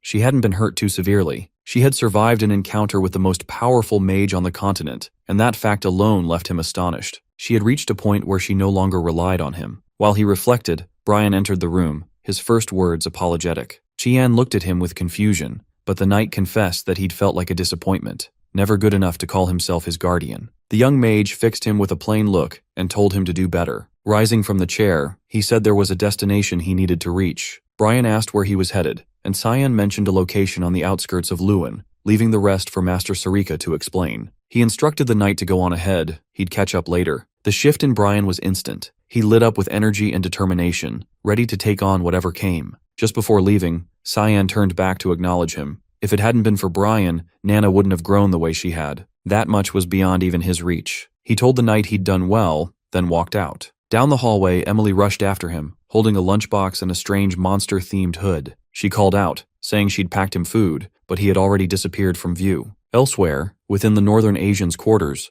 Rygans, the leader of the Garam Association, stepped inside. He turned to his subordinates, demanding confirmation that this had been Karen's last known location. Under his breath, he muttered about the younger mage's ambition. Such bold goals, wasted in a place like this. He reached down to retrieve an artifact and activated it with a spell designed to summon the dead. Mana surged through the ancient runes, reshaping into Karen's form. Riggins wasted no time, asking about the fate of the demonic scriptures. The resurrected mage replied that they had vanished, now in Lunav's possession. The elder pressed further. What purpose had brought her here? Karen explained that Kayan Vert had been hunting the scriptures, and Lunav had joined in to help. Rage ignited in Riggins at that, and he dismissed the younger one on the spot. Turning to his followers, he ordered them to locate Lunav and bring her to him immediately. Beneath Exilium, in the city's hidden pathways, a group of half-humans gathered. They'd been collecting a rare type of mana stone, one too volatile for normal humans to endure. Only creatures like them could handle its power. A half-panther laughed, making a joke about how the city had earned its name, the City of the Dead. A bunny-eared hybrid cut him off, urging caution in his words. Mr. Boris had been waiting for them. Before any of them had a chance to react, Cyan emerged and instantly took down the four-armed one. The others snapped into position, preparing to retaliate, but he sliced through the flames with precision. Their caution turned into full-on defense, but he summoned the fog storm again, cutting straight through the half-panther. Only the bunny remained standing. Cyan stepped toward her, asking for the one he was looking for. She recognized him instantly, Cyan Vert. In panic, she triggered a massive fire burst, destroying the entire space in an instant and blasting him back. Far from the chaos, Lunav sensed a sharp jolt. Something had gone wrong with Cyan. Carmilla and Seth noticed and asked what had happened, but she brushed it off, claiming it was nothing. Seth, trying to shift the mood, showed off his enchanted rug. He explained that it was Lunav, the name passed down with the rug through generations of the Shahar Khan family, the Arawats. It could take them to the academy in a matter of seconds. But the young woman had already carried one of her own, meaning they had had no need to share. Lamella added that the artifact belonged to the Garam Association, a group known for gathering rare magical items, so objects like the Arawats were common in her world. Lunav urged them to speed up, pushing to reach the academy faster. Worry tightened in her chest. Something had clearly happened to Cyan, and she couldn't shake the dread. Exilium has been left in ruins, scorched earth blazing beneath the collapsed stone. Cyan stood untouched, shielded by the Void Sphere spell. The bunny hybrid ended her life in a desperate final move, igniting herself in the explosion. Scanning the wreckage, he spotted mana stones scattered across the area. The fire won't die down unless dealt with directly, so without hesitation, he conjured the air void to siphon the flames away entirely. As always, Karam took the opportunity to poke fun whenever he did something remotely heroic, telling her to take a closer look. The half-humans caught in the blaze hadn't died, they'd vanished. She half-joked that maybe they'd been reduced to ash, but even she knew that's impossible, not in such a short span. Cyan believed they'd gone underground, likely through a hidden tunnel. He suggested confirming it firsthand, but before taking another step, a crowd formed behind him. A gathering of beasts, hybrids, and other creatures blocked the exit. Their demand was direct. A human like him had no business here. They told him to leave the city. Karam questioned their attitude, irritated they'd turned on someone who'd just extinguished a fire that could have burned them alive. Cyan brushed her off, stating simply that they'd never wanted him here. This land, once a quiet beast village, had lost its peace long ago, shattered during the chaos of the god-demon war, when the demon-dragon Leviathan invaded. Though the dragon had been defeated by Ligvez, the hero of the light god, the aftermath left a worse curse behind. Its decomposing body birthed the mana stones, whose energy twisted everything. Residual power turned Exilium into an abandoned wasteland. The aroma of that mana mutated those left behind, birthing beast hybrids like the ones now in front of him. They survived by mining the very stones that cursed them, all while harboring bitterness toward the humans who cast them aside. One of the half-humans stepped forward, trying to force him out by violence. Karam casually suggested wiping them all out, but she decided it wasn't worth the effort. Too much work, too little payoff. They left instead. Not far off, the bunny hybrid handed the mana stones over to the panther. None of them had perished, not even the four-armed one, who regenerated, his neck fully restored. If not for Boris's enchanted bow, they wouldn't have survived the earlier battle. The mage materialized then, asking whether his involvement had caused them harm, and informing them that Cyan had reached the area too, apologizing for the chaos. They dismissed his concern, saying there was no need. In their eyes, he'd been the aggressor, attacking first. They hadn't realized who they were dealing with until it was too late. As far as they were concerned, Cyan was no match. Boris feigned guilt, but they encouraged him, claiming that without the funds he funneled from his palace work, they would have starved. Now's their chance to return the favor. They had his back. He told them not to overdo it, making it clear he'd be the one to settle things with Cyan. The panther lifted the box of mana stones and handed it over. It wasn't a huge stash, but enough. Boris took the box and slammed it down, releasing the stones. The impact triggered a ritual, magic lighting up the ground beneath him. Earth confirmed they were short on time. Someone had already discovered them, closing in. In that instant, while their focus was elsewhere, Cyan launched another attack, but the panther intercepted him mid-strike, flinging him back. He grinned through it, surprised they were still alive. The panther grabbed him and barreled through the wall, dragging him outside. Boris turned to Earth, saying this had been the only viable way to beat him, and began chanting, a call to awaken the Leviathan, the same beast that once raised the village. At Lewin Academy, inside the royal dormitory, Leximus and Aaron lounged together. He noticed her mood shift and asked what had been bothering her. She flushed, looked away, and said she couldn't bring herself to face him. Leximus pointed out that he'd never been the one to come see her first anyway. Her frustration briefly flared, but she managed to calm herself, suggesting they return. He offered some comfort, reminding her their purpose here was simple, just to check on Nana. Then, just down the hallway, they spotted Seth, Lunav, and Lamella standing near Cyan's room. Aaron asked if they were also here to find him. They nodded but explained he hadn't returned. She tried to reassure herself, convinced he'd come back. He was never good at sharing how he felt, not with words. But this time it was different. His presence, his scent, everything about him had vanished. She began to worry he wouldn't return at all. Aaron ignored him and asked Lunav whether she had any idea where he might have gone. She replied that it needed further investigation, ordering Seth to search the academy for any leads, then sending Lamella to the Garum Mage Association to gather updates. Aaron decided to return to the palace to gather intelligence. Before leaving, Lamaharam approached Lunav, warning the search wouldn't be simple. Every trace had been erased so completely that even Cyan couldn't be tracked anymore. Aaron and Leximus raced toward the palace, urgency pounding in her steps. She couldn't shake the gut feeling that he might vanish forever if she didn't act. She refused to let it happen, vowing to find him before it was too late. Meanwhile, back in Exilium, Cyan engaged the beast hybrids. He started to suspect that Boris had twisted their mutation, no longer a curse, but a power they could wield. No matter how many blows he landed, their bodies regenerated each time. He accused them of being nothing more than puppets, yet somehow they moved with purpose, with free will. The panther grinned, remarking that a human like him could never grasp what it truly means to exist as a monster, or to survive in their world. Brian has been packing the last of his belongings, preparing for departure. He expressed relief that the safe house is nearly secure. Emily praised his efforts, telling him he'd done well, but then hesitated, wondering aloud whether Cyan even knew they were here, and whether he truly planned to join them later. Brian reassured her that Instructor Erica had said so, and that they'd had no choice but to trust him for now. Still, she couldn't shake a creeping sense of dread. Nana's mood hadn't helped. She'd been visibly gloomy, staring out the window for what felt like hours. She was clearly upset, hurt that Cyan had come and gone while she slept, too late to even realize he'd been there. Brian understood that more than anyone, she'd taken this the hardest,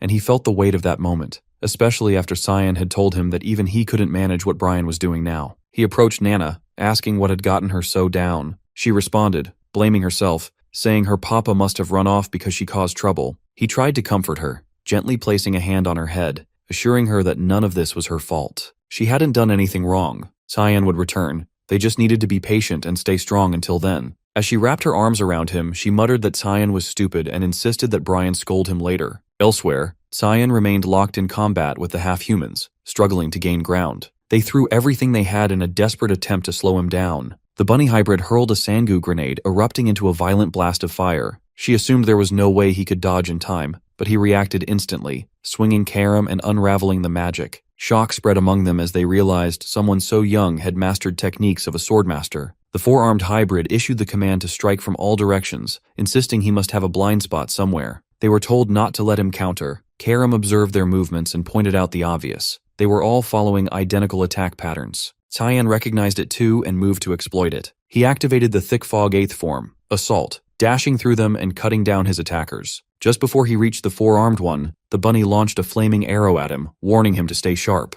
He summoned the Void Sphere to absorb the flames effortlessly. The panther came at him from behind, but he evaded the ambush and appeared behind it instead. In one swift motion, he unleashed Fogstorm, slicing the creature apart. He then decapitated the four-armed hybrid and dashed toward the bunny, splitting her cleanly in half. At last, they grasped the truth. They had stood no chance. The power gap was impossible to bridge. Even so, their bodies began to regenerate, limbs and heads returning. They told him that defeating him was never the goal. Cyan demanded an explanation. If winning wasn't the plan, why start the fight at all? The panther, still grinning, confessed it had all been to stall for time. Suddenly the ground trembled beneath them. He felt the surge of dark mana, a storm of pressure rising from beneath. The ritual Boris had been crafting had finally reached completion. The dragon stirred, and as the sky darkened, Cyan realized the unthinkable. Boris had actually brought Leviathan back, reanimated as a puppet. Karam recognized the beast too, stunned to see it again. Cheyenne knew immediately that if that dragon ran wild in this era, the consequences would be catastrophic. He decided he wouldn't allow it. The Leviathan awakened in full, and atop its massive form, Boris took control. The first thing the dragon did was snap its jaws shut around the panther hybrid, devouring him in a single, brutal motion.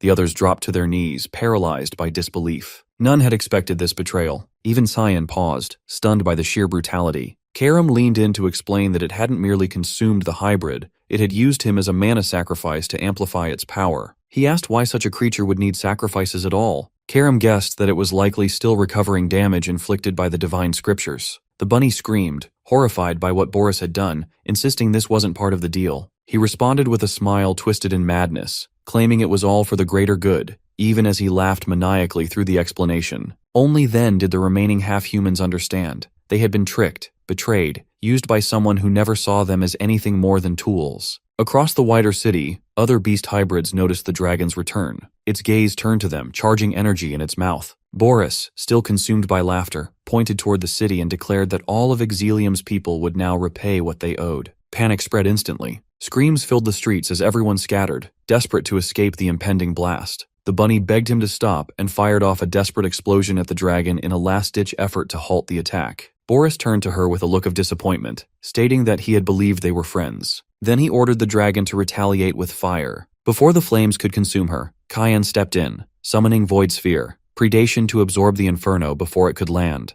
The dragon has unleashed another wave of fire, surrounding Cyan and the bunny hybrid in an inferno. He absorbed the flames again and followed up with a clean, forceful swing of his blade, slicing through the blaze and extinguishing it entirely. The arc of the swing hasn't stopped there. It reached the dragon's body and knocked the beast to the ground. Boris stood frozen, stunned that such power had come from what looks like nothing more than a dagger. Earth Decree corrected him, explaining that this energy has never originated from the weapon itself. Cyan altered the form of the blade through his own force, the initial transformation, nirvana of repentance. Launching into the air, he closed in on the dragon. The guy tried to intercept him by activating Flashing Rain, sending a volley of rapid strikes, but Cyan redirected each attack without effort. Following through with another swing, he cut clean through the dragon's arm. The massive limb fell toward the citizens of Exilium, leaving them no time to react, but Cyan quickly initiated the 8 fluttering pearls, slicing the arm into scattered fragments mid-fall to protect the city below. Boris only laughed, brushing off the concern for others and claiming that Cyan is destined to become the next offering in the ritual. The dragon drew in a long, deliberate breath,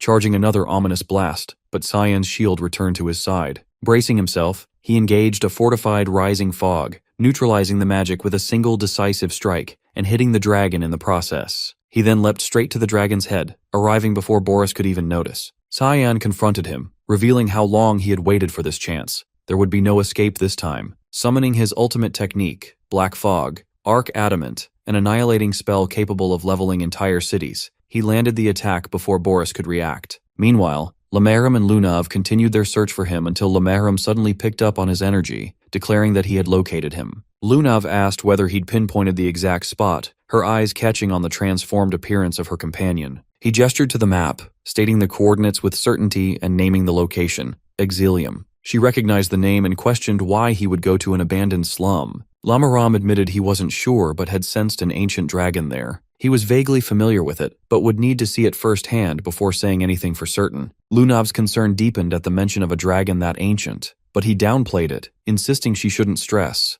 It was barely more dangerous than an overgrown lizard compared to Cyan's strength. At that moment, Lamella stormed in with a group from the Garam Association. Lunav asked for an explanation, and the leader told her that the Garam faction suddenly forced their way in and announced that the president had summoned her. She must go with them now. Lamella leaned in quietly, confessing she had a bad feeling about all this and would try to buy some time. Lunav whispered back in surprise, asking why she was helping if she was loyal to her grandfather. The woman looked away, saying Lunav once saved her life, and this was her way of honoring the path of the night. Lunav smiled faintly and asked her to deliver a message to Princess Erin. The Garam subordinates started pressuring her to move faster, but Lamella reassured her not to worry and promised to deliver the message when she could. Lunav reluctantly complied and followed them, guessing it must be related to what happened at the ruins, and assuming the president might now target Cyan. She made up her mind to stop him before that happened. Back in Exilium, the battle was finally over. The dragon lay defeated, permanently he believed. Boris had vanished, apparently disintegrated, but the peace was short-lived.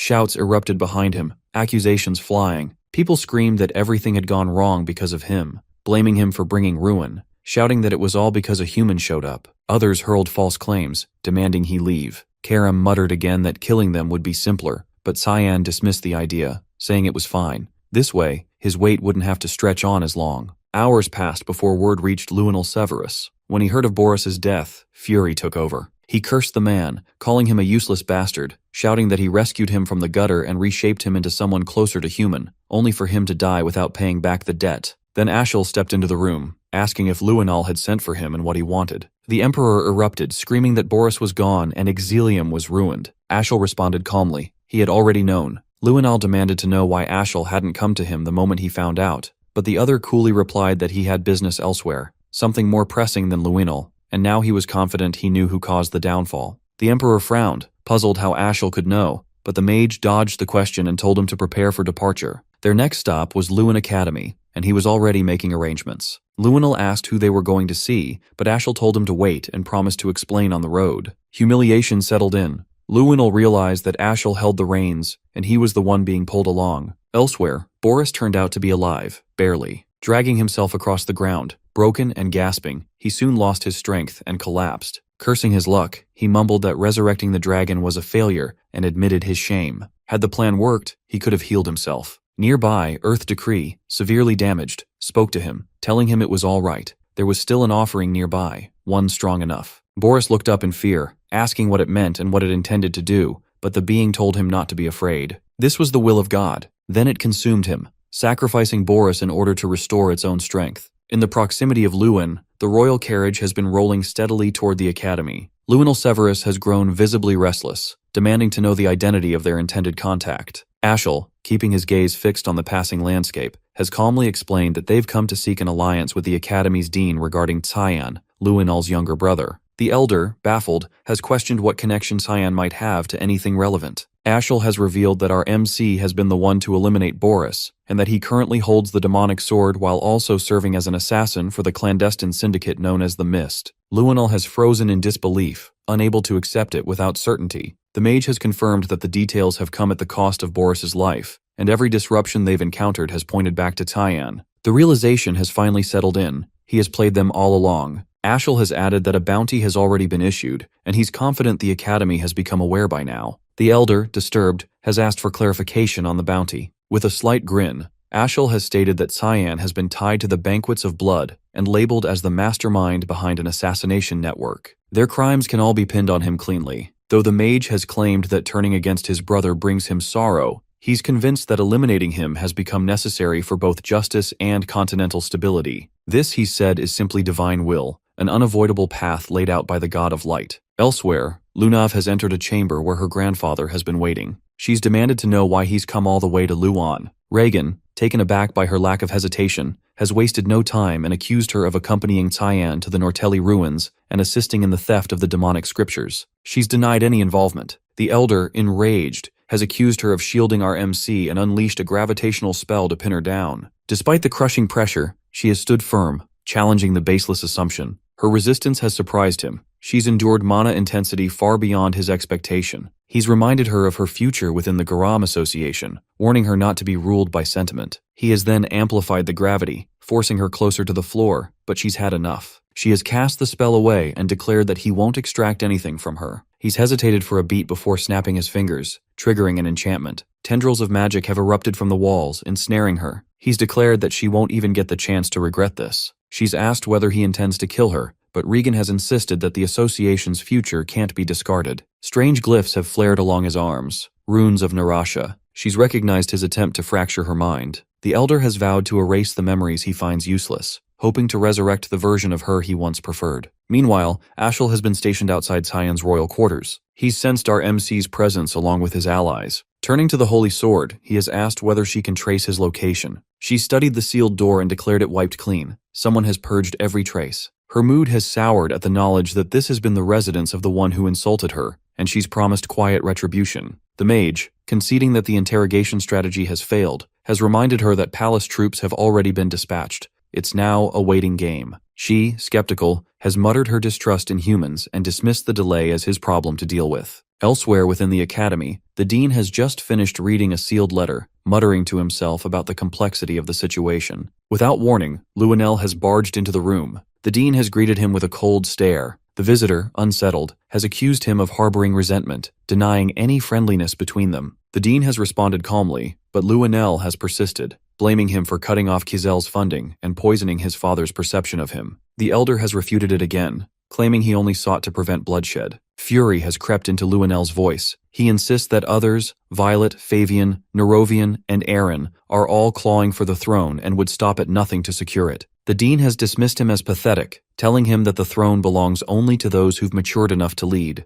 not to those who grasp for it. He's turned away, reminding the young man of his father's efforts to maintain peace and urging him not to unravel it. Luenell, with a bitter grin, has scoffed at the idea. He's pointed to the dean, accusing him of hypocrisy for raising a demon under his roof, and demanded Cyan's location. Before the dean could respond, Aaron has entered the chamber, startled to see Luenell present. She's admitted she had only come to inquire about our MC. The prince has rudely dismissed her, but the dean has promptly ordered him to leave, reminding him that she had requested this audience first. The younger man has protested his rank, furious over being made to wait. The dean has attempted to mediate, but the argument has escalated until Ashel has walked in and announced that the dorm has been found completely vacant. He's declared that Cyan now poses a threat to the Empire and urged the dean to cooperate. Aaron, horrified, has asked what he meant. The mage has explained that our MC has been implicated in the Banquets of Blood and the Exilium disaster, backed by a web of eyewitness testimony. He has turned to the dean again, asking whether the palace has sent him a letter. The elder has confirmed it with a grim nod.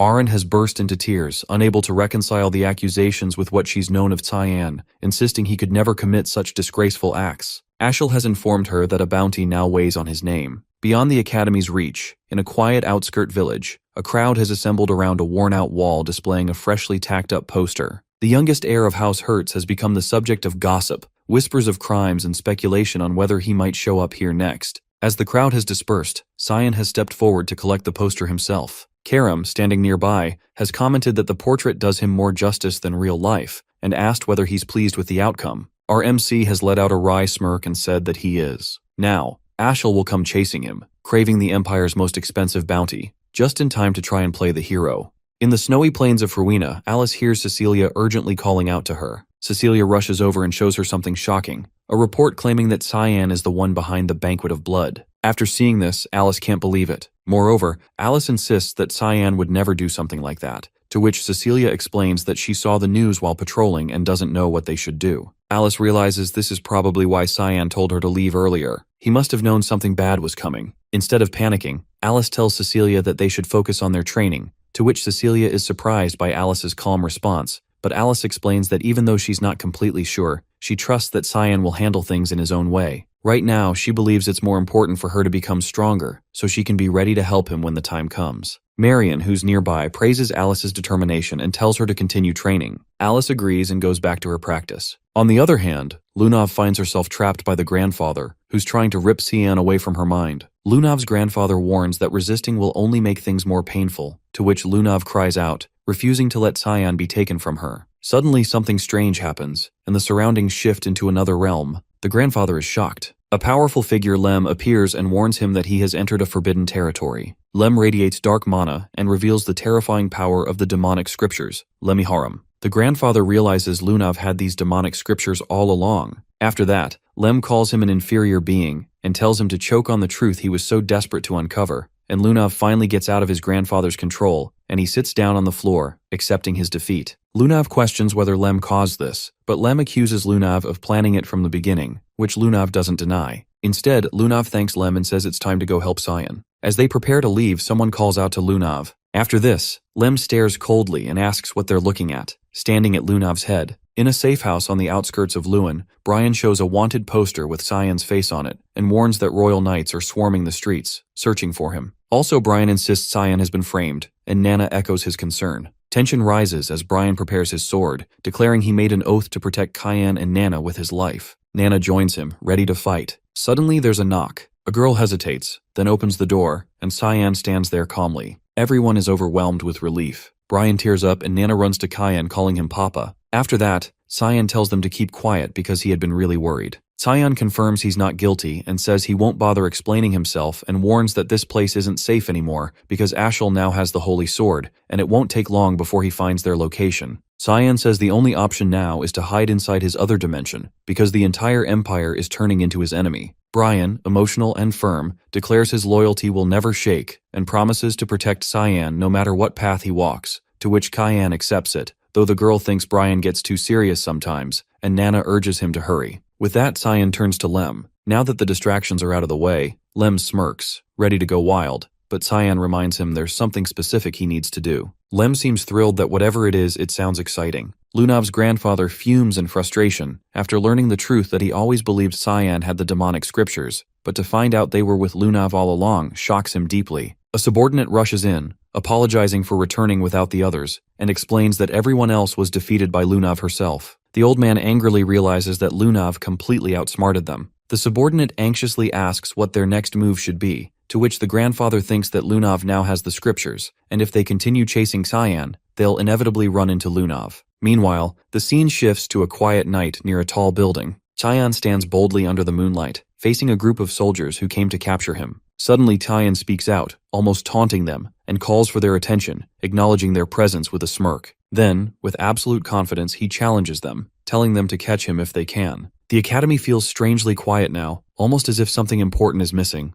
The spot where Cyan once sat seems to echo with emptiness, and even the surroundings feel like they're grieving his absence. Seth sits there feeling down, wondering if Cyan will ever return. After everything they went through together, Seth can't understand how Cyan could just disappear like that, because the thought weighs heavily on him, making school feel dull and meaningless. Just as Seth starts losing hope, Lunav bursts into the scene with excitement and tells Seth that she found Cyan and urges him to come with her right away. After hearing this, Seth is shocked but quickly lights up with hope, because he also can't help but notice a small, adorable creature resting on Lunav's head. But before he can ask more, Lem steps in and tells him to hurry. Without wasting a second, Seth agrees and decides not to overthink and lifts Lunav in his arms, smashes through a wall, and follows Lem's lead. Also, Lem assures them that the destination isn't far, asking them to hold on tight as they speed toward Cyan's location. Aaron is shocked to hear the news that Cyan is in Exilum. In fact, Lamella tells her that Lunav wanted to pass on this message before she was taken away by Mr. Rygans. After this, Aaron quickly decides to ask Dean Kundal for help,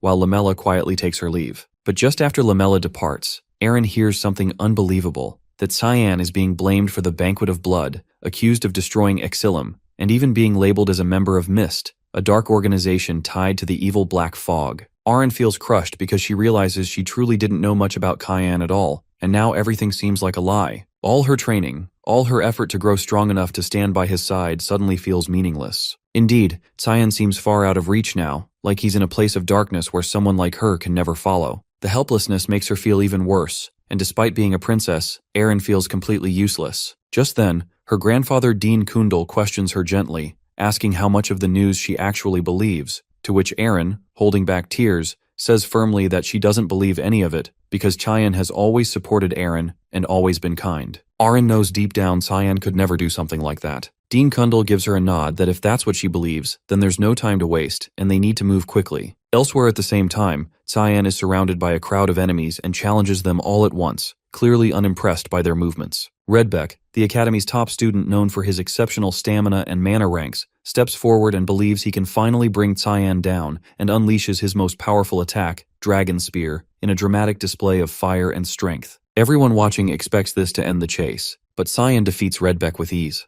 The onlookers are stunned, unable to believe how quickly their strongest fighter was taken down. Cyan sees no reason to stick around if that was their best, and starts preparing something far more dangerous, the opening of the gates to hell. Elsewhere, Aaron flies through the sky, determined not to leave Cyan alone any longer because she's ready to fight beside him. Meanwhile, the battlefield turns chaotic, reinforcements are being sent to Square B, and soldiers are running in all directions. Amid the disorder, Karam keeps the enemies occupied. Cyan, watching from a distance, thinks she's doing a great job and decides to make use of this distraction. While everyone is focused on her, Cyan quietly moves toward the base, knowing that Ashel should have arrived there by now. Also, Ashel Virt gets cursed as a hypocrite. Suddenly, Riggins appears and commends Cyan's sharp reflexes. After seeing him, Cyan is unsure of who this man is, to which Rygans states that while Cyan may not know him, he knows Cyan very well. After that, Rygans introduces himself as Rygans Rainreaver, the president of the Garam Association. Cyan, keeping his guard up, asks what business Rygans has in the Ushif Empire and what he wants from him,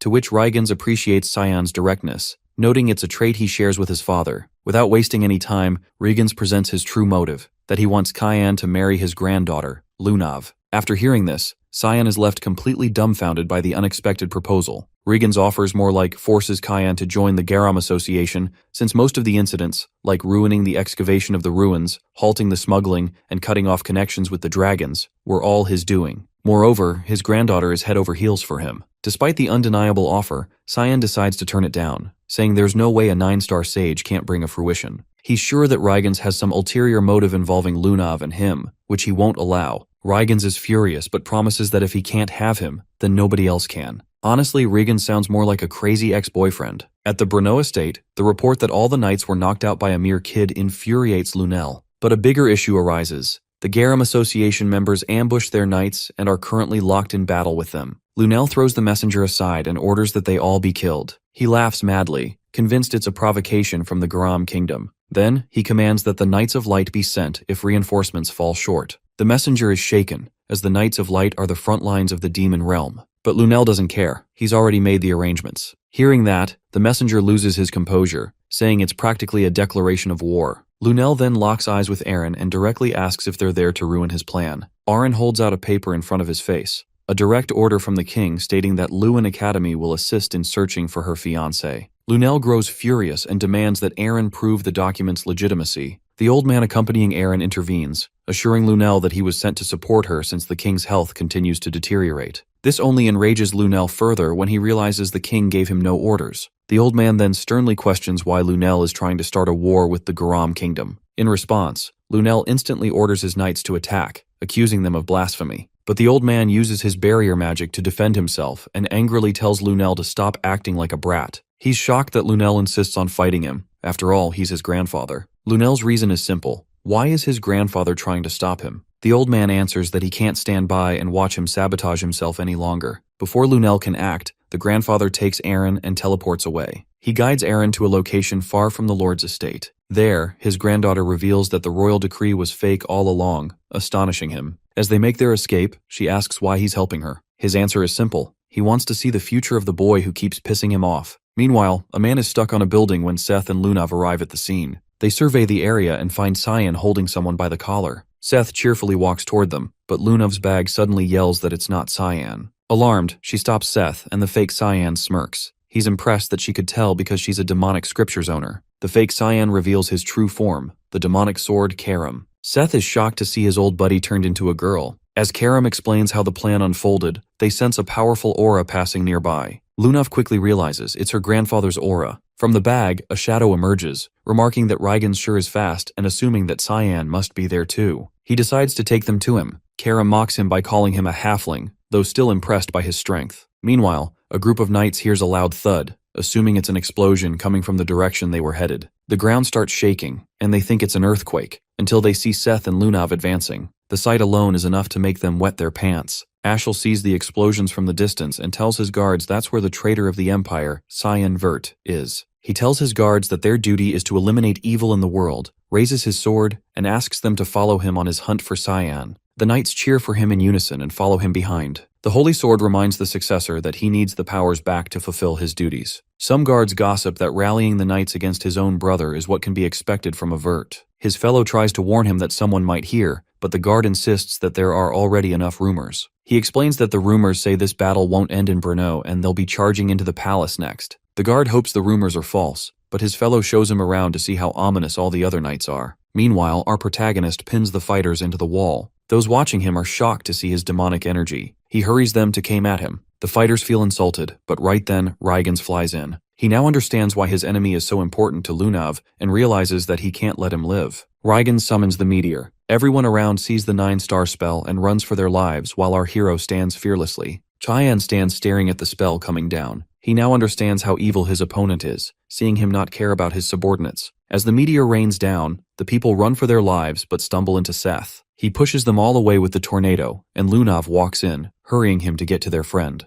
At the battle, Rygans stands tall above his meteor. Suddenly, our hero breaks through the spell with his Void Sphere Obsession. He then uses the Division spell. Rygans is impressed with his use of the Void Sphere but diminishes it instantly. Our protagonist is shocked to see his spell countered so easily, and Rygans reveals his Caligorna's bead. He reveals that the bead's oblivion counters the Void Sphere. Our hero is shocked to see his opponent with such a rare artifact. Rygans then uses the bead's Soul Harvester. Suddenly, Lunav steps into the fight, ordering her grandfather to stop. She tells him to deal with her if he really wants her demonic scriptures, and tells him to stay away from Cyan. Karam tells our hero that he found some bet and that he feels his brother is close. Seth tells his friend that he heard about him being framed and tells him to leave the fight to him. Our hero wishes his friends good luck and leaves to face his real enemy. However, Rygans refuses to let him off so easily and sends his Soul Harvester after him. Suddenly, Lunav uses the Seeds of Restraint. A crown manifests on Rygans' head, and then Lunav casts a verbal promise fulfillment spell. Rygans screams in pain and drops his beads. The soul harvest on our hero's tail disappears. Rygans is confused, wondering how his granddaughter planted the Seeds of Restraint in his head.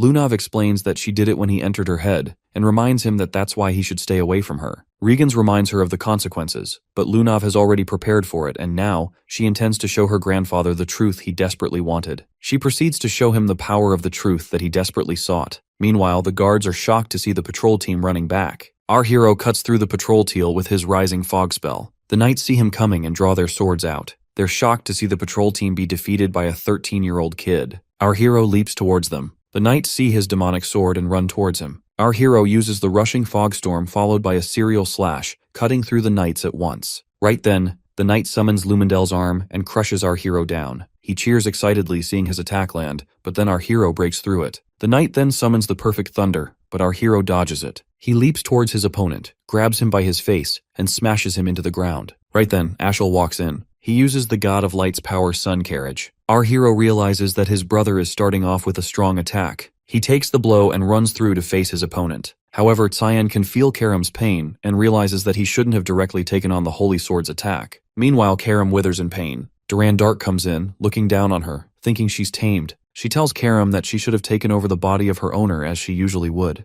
Karam starts laughing at her. Duran Dark grabs her by the collar to ask her what she plans to do with her powers. Karam continues to laugh and tells her that seeing her face was totally worth being tamed. Duran Dark grows angry, wondering how they could find out her location so early, but Karam tells her to just enjoy the battle. She offers to make a bet on who will break first, her or Duran Dark's heir. As our hero uses the demonic sword manifestation, Ashel feels the atmosphere change. Our hero takes a swing and an explosion goes off. Ashel is surprised to see his brother destroy the power of the holy sword, and the power of the demonic sword is released. Our protagonist then uses the Dance of Black Blood technique. However, Ashel still feels confident that the power of the God of Light cannot be surpassed. Our hero mocks his opponent's shock at the demonic sword clashing with the holy sword. Ashel is shocked to see the other half of the holy sword in his opponent's hand. Our protagonist challenges him to take it if he can. Ashel orders his brother to hand it over, but Cyan refuses to just give it away. Duran Dark gets angry, and Karam warns her successor against his opponent. Ashel uses the holy sword manifestation. Our protagonist feels the holy power, and Karam tells him to stay away from the attack. Ashel then uses the God of Light's power. A blinding light takes over. Our hero dodges the attack, and Duran Dark reveals to her heir the half power of the holy sword and orders him to bring the other half back to her. Ashel takes a swing, but our hero dodges. He then uses Rain of Flash, but our hero dodges that and retaliates with Assault. As the two enemies continue to block and attack each other, our hero can feel his sword crumble. Karam assures him that she can endure, and that even if she dies, she will take Duran Dark down with her. However, our hero knows it's a hopeless bluff because he heard those words in his past life too. When they were against the Demon King, Karam assured him to take care of his opponent, and that day, he lost Karam. Our protagonist refuses to repeat his past mistakes. He knows he needs to look for attack opportunities while dodging his opponent's attacks. Ashel attacks again, and seeing his brother dodge it, he realizes that his sword is at its limit. He takes another swing, and Duran Dark reminds Karam about their bet on who will break first. Meanwhile, the knights see the fight from the distance and realize that they can't interfere at this power level. They ask the other knights if they are going to intervene, but the knights don't answer. Instead, they all jump into the battlefield. Ashel lands a blow against his opponent, but our hero blocks it with his sword. Our hero uses his Void Sphere division to hold off the knights. He struggles to keep Boris's knights back. As the two continue to fight, Ashel asks his brother if he still wants to keep fighting, reminding him that he can't win. Our protagonist assures him he's perfectly fine and calls his opponent arrogant. Ashel summons his power and asks for the other half of the power back. He then summons the Holy Lance of Lu and lands multiple attacks against our hero. Meanwhile, the knights are impressed by Ashel's ability to fight. Luenel believes that it's not enough and orders them to use the Light Ray of Divine Punishment. The guards worry that it'll put Ashel in danger too, but Luenel orders them to do it. On the other hand, Lunav continues to torment her grandfather and thinks that the fighting is enough now. She stops hurting him, and Seth tells her that he's done too because the subordinates are too weak. However, Lunav knows Seth is just strong with a god's support and the people aren't weak. Seth acknowledges that it was the woman's help too. Lunav thanks the woman for her help. The woman takes her hood off and apologizes for jumping into the battle too late. But Lunav assures her that she was on time and she helped defeating the association members quickly. Suddenly, a spell appears in the sky and Lunav realizes that the magic weapon is being activated. Seeing that the weapon is used only in wars, she realizes that they're trying to get Cyan.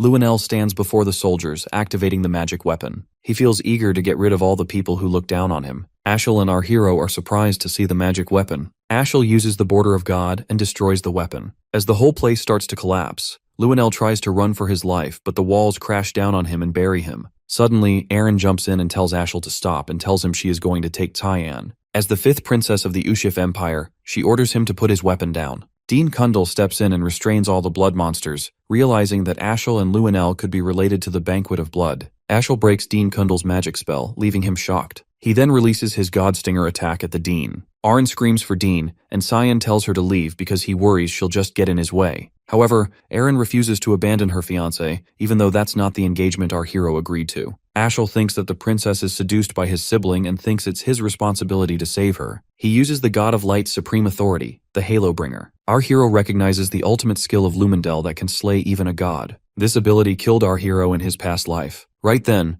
Aaron steps forward to shield Cyan and asks Ashel to stop. However, Ashel does not intend to go against the will of God. He releases his attack. Aaron closes her eyes, but then our protagonist pushes her aside to face the moment he's been waiting for. His opponent is surprised to see him smiling. The whole mana energy strikes our hero, and an explosion goes off. Dean Kundal continues to take down blood monsters, but more just keep coming back, and he knows that's just stalling the worst. Suddenly, Dean notices a chaotic mana, and when he turns around, he sees our protagonist going all out with his power. Ashel is confused seeing his opponent. Lundell tells him that his opponent is trying to take power. However, he finds it useless because our hero doesn't possess demonic or divine scriptures, and without God's promise, he'll die. But then, Aaron comes forward to save her friend. She knows she can't go back now, otherwise she'll lose Cyan. Right then, Lunav Rainreaver and her friends join the battle. Lunav asks Dean for his help in getting close to Cyan. Without any questions, Dean uses his reverse wave and clears the pathway for Lunav. As they rush through the battlefield, the monsters leap in on them, but suddenly Seth jumps off and pushes the monsters back while the rest run for Cyan. He and Lamella stand back to take care of the monsters while Lunav takes care of Cyan.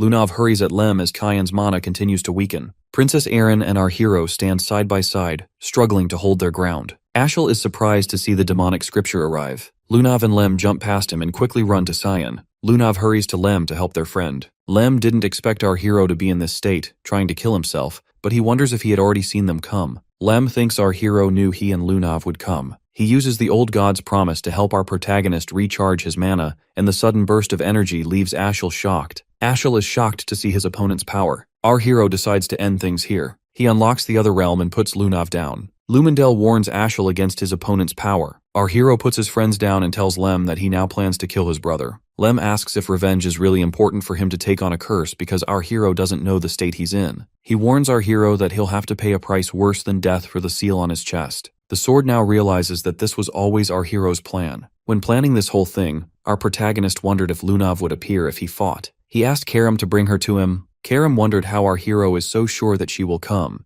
and he answers that she'll come because she's a stalker. Our hero leaves the princess and Lunav to the demonic scriptors. Lem realizes that the prophecy has come true as he watches the pawns fight each other. As our hero raises his demonic sword, he feels something different about his opponent. He realizes that Ashel's powerful god can no longer protect him. Meanwhile, Lamella uses her glare slash to cut through the demonic monsters. She's surprised to see that the monsters have stopped regenerating, which makes them realize their link has been cut off. Dean Kundal walks in, thinking that the monster's power source must have disappeared, and feels glad to see his students okay. However, Seth came to help his friend during his exams, and Dean suspended him for 2 months. Lamella sees the portal to the other realm, thinking that it's the cause for the destruction. She wonders if something can be done about it. The Dean takes a closer look and sees Aaron and Lunav passed out. He rushes to them and finds them okay. He heals them with his magic, wondering if they were sent to the other realm on purpose. Dean Kundal realizes that Cyan must have created this realm and wonders what is going on. On the other hand, Ashel is surprised to see himself bleeding.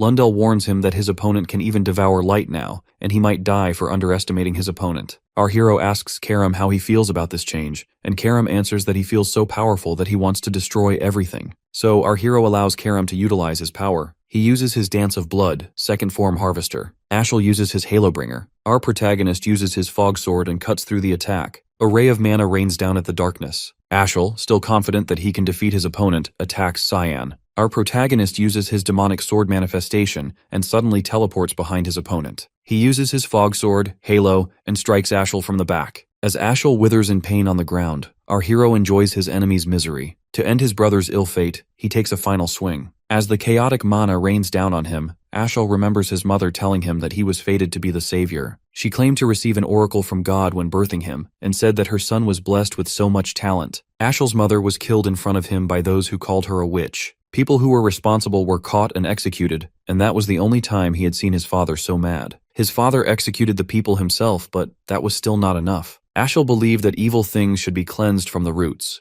Poor people or people with inferior genes were those who could fall easily to evil because they would threaten those who had everything, like his mother. However, in his last moment, Ashel realized that it was he who was inferior. Cyan uses his demonic sword union, the God Eater, and lands his final blow. The mana rains down on his enemy, and Ashel screams in pain as the mana decimates him. As he lies defeated, Ashel asks our hero a question. He always saw Cyan act as if he knew the future. He found the Holy Sword and the Demonic Sword first, and ruined his brother's plans with the Banquet of Blood. Ashel wonders why his brother had always hated him. Our hero tells his brother that he knows he must be wishing that he had killed his brother when he noticed the potential. He always hated Ashel's thinking. Ashel asks his brother if they were ever close. In his past life, our hero and his brother were close, but Ashel threw it all away. Cyan walks away thinking that it's over. But then, the Holy Sword speaks up. The demonic sword tells our hero that he made a huge mistake by using the demonic scriptures to take the sword's power and warns him that a worse pain will rain down on him. Meanwhile, a man in the hood tells Nana that the dark fog has swallowed the light. Nana tries to fight Brian for her father's safety. The hooded man sees them ignore him like our hero always does. Nana attacks Brian, insisting that she has to go to help her papa. Brian tries to convince her to wait, reminding her that the young master was worried about them. Right then, a woman walks in and tells Nana to sit down. Nana calmly sits down,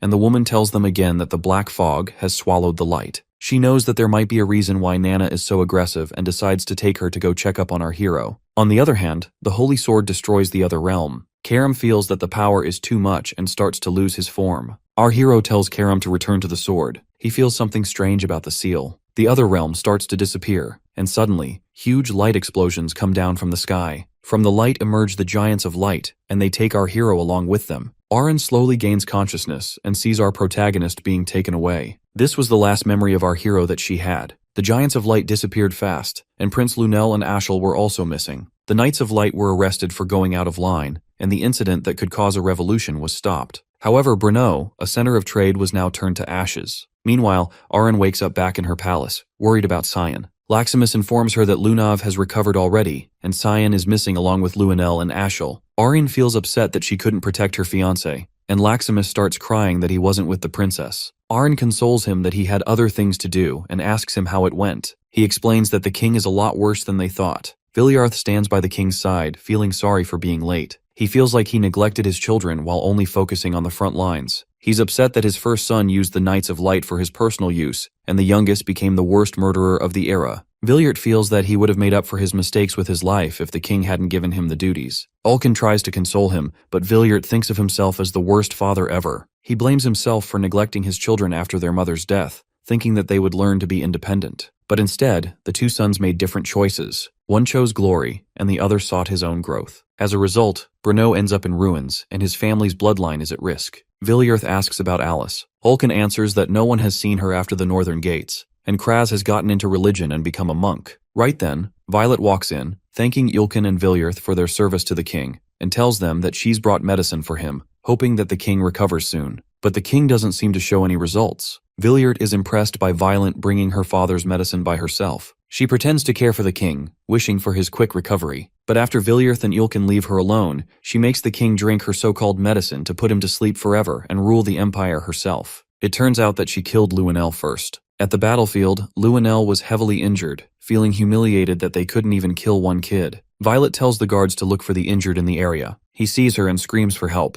Violet walks up to him and tells him that she has to clean up her brother's mess. Luenell orders her to take him to the palace to get treatment, but Violet refuses to do that. Instead, she plans to clean up after killing him and just tell everyone she couldn't find his corpse. Luenell screams helplessly, but the guards obey her call and kill him on the spot. Back at the palace, Viljarth and Ulkin are both suspicious of Violet's medicine. Ulkin finds her medicine's color and the bottle's shape similar to the elixir Marchand's Sanctification, but he finds the mana very similar to what he felt in the demonic realm. Viljarth orders Ulkin to keep an eye on Violet, and strictly tells him to make reports no matter how busy it gets at the front lines. He refuses to let Aaron's security be at risk. After the incident in Brno that killed so many people, everyone worked together to reconstruct the estate. Prince Luenell and Ashel were reported missing, and there were so many rumors of what happened. However, people remember it a bit differently. They believe that Luenell and Ashel died trying to stop Cyan, who went crazy from an evil power. The people saw the battle clearly. They saw how pathetic Ashel looked with the heavenly wings, and how the demon called Cyan took him down. At the end, Cyan brought down the rage of the heavens and met his death at the hands of the Divine's missionaries. To stabilize the chaos in the Empire, Violet took over the throne in her father's place, who had grown too weak. Everyone could agree on that decision thanks to Violet's charity work. Arryn knew a different story than that, but she chose to stay quiet because she believed that her silence was the only way to protect our hero, whom she believed was still alive. At the Luin Academy Great Hall, Arryn chooses the magical text as her path. Sarika hands over the diploma to Arryn and announces her graduation from Luin Academy.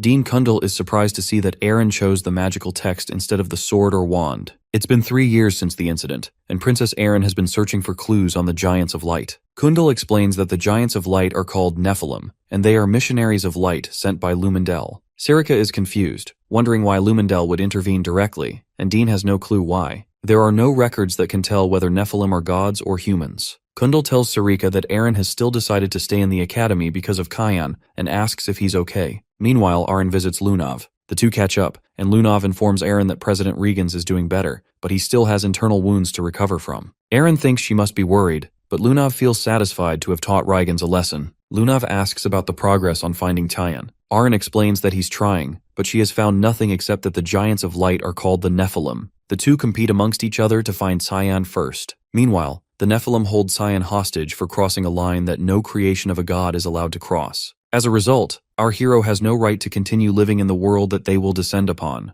As a punishment, they rain down suffering on our hero that no human can ever experience. Our protagonist takes a leap and lands an attack, but the Nephilim just recover. He then takes another swing and uses his Void Sphere division. However, his power is useless before the gods. As Cyan lands back on his feet, Seth steps in. The Nephilim punches our hero and sends him flying. As Kundal holds up a barrier, he feels a strong aura from just the existence of the gods, and he realizes that he can't leave Lunav and Arryn here. Suddenly, the Nephilim are shocked as Seth starts to transform, and our hero introduces the sand goddess Sabalom. The goddess threatens to teach them a lesson for laying their hands on her successor. Sabalom tells our hero that the prophecy has been fulfilled, and orders our hero to get out, because he can't win against the gods right now. Our hero asks why she's helping him and how it could benefit her. But Sabalom doesn't want benefits because she just needs our hero to keep his promise. Qian is confused, not remembering the promise. The goddess reminds him that he promised to kill the gods and whoever got in his way. Our hero is shocked to realize that the goddess took his promise. She hurries him to leave because she can't hold on for so long.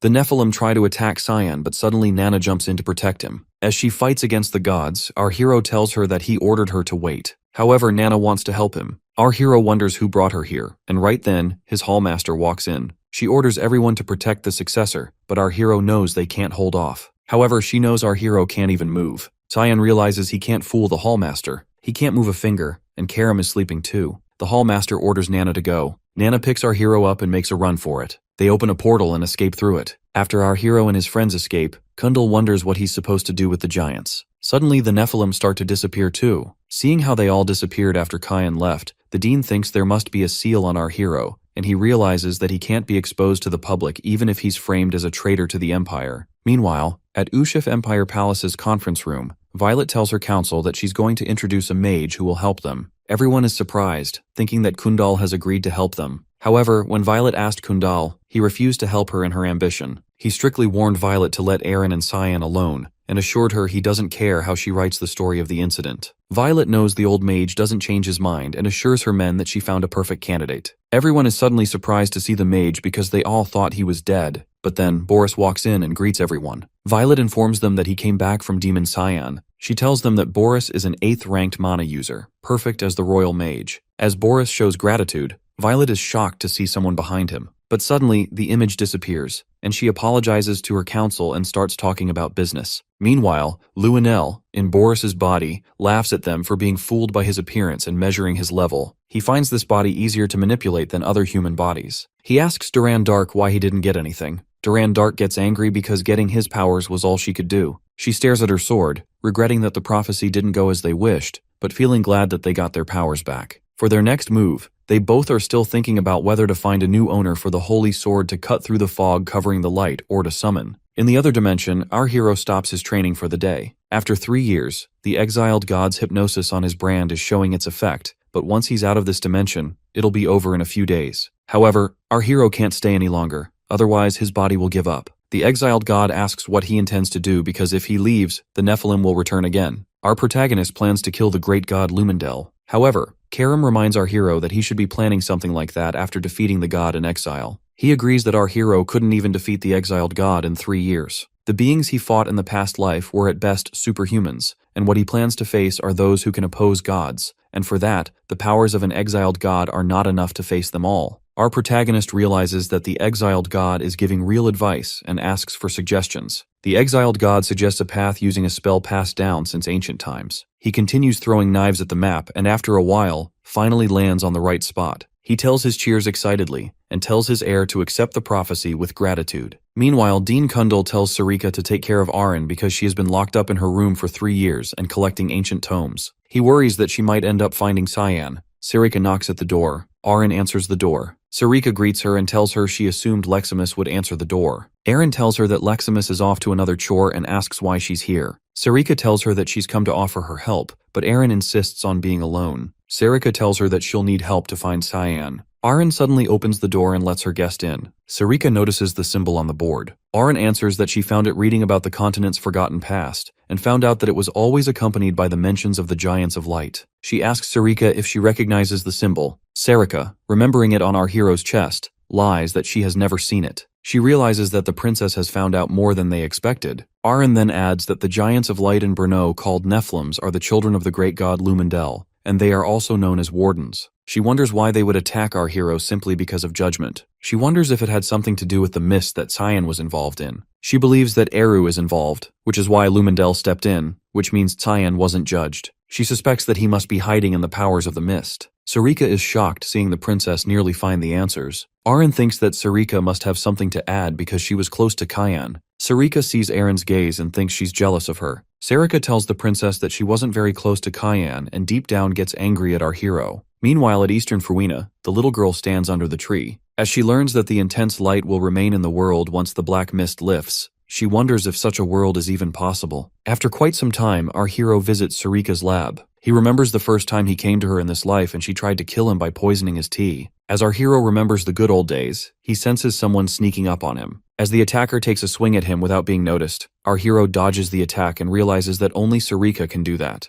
Our hero and his hallmaster give each other a violent greeting, and Sarika decides to test out his improvements during the 3 years he spent away. Our protagonist plays along and uses his Void Sphere division. The giant spheres destroy everything in the room. Sarika warns him to be careful with his mentor's lab and takes a swing at him. Our hero retaliates and the two attacks collide. Lunav in her room feels our hero's presence, and Lem confirms her doubt. After 3 years, it is finally time, and Lunav feels eager to meet Cyan. However, her excitement makes even the demon scripture scared of her. Kundal feels the disturbance in his office, and he too realizes that our hero has returned. Seeing the mess around her lab makes Sarika realize that her disciple has really improved. She confronts our hero for the destruction of her lab, but he protests that she started it. She then asks if Eru permitted him to come out. Our protagonist answers that he just left because Eru's powers keep the seal hidden for a day. He explains that he's been roaming around all day and tells her that he got tired of hiding. The sky slowly lightens up, and Sarika stares silently at our hero for a moment. She gets angry at him for coming out and forces him to go back and pushes him back into the portal. Sarika gives Cyan a beating for leaving the zone while Eru watches. He gets tired of seeing them create a mess and tells them to stop.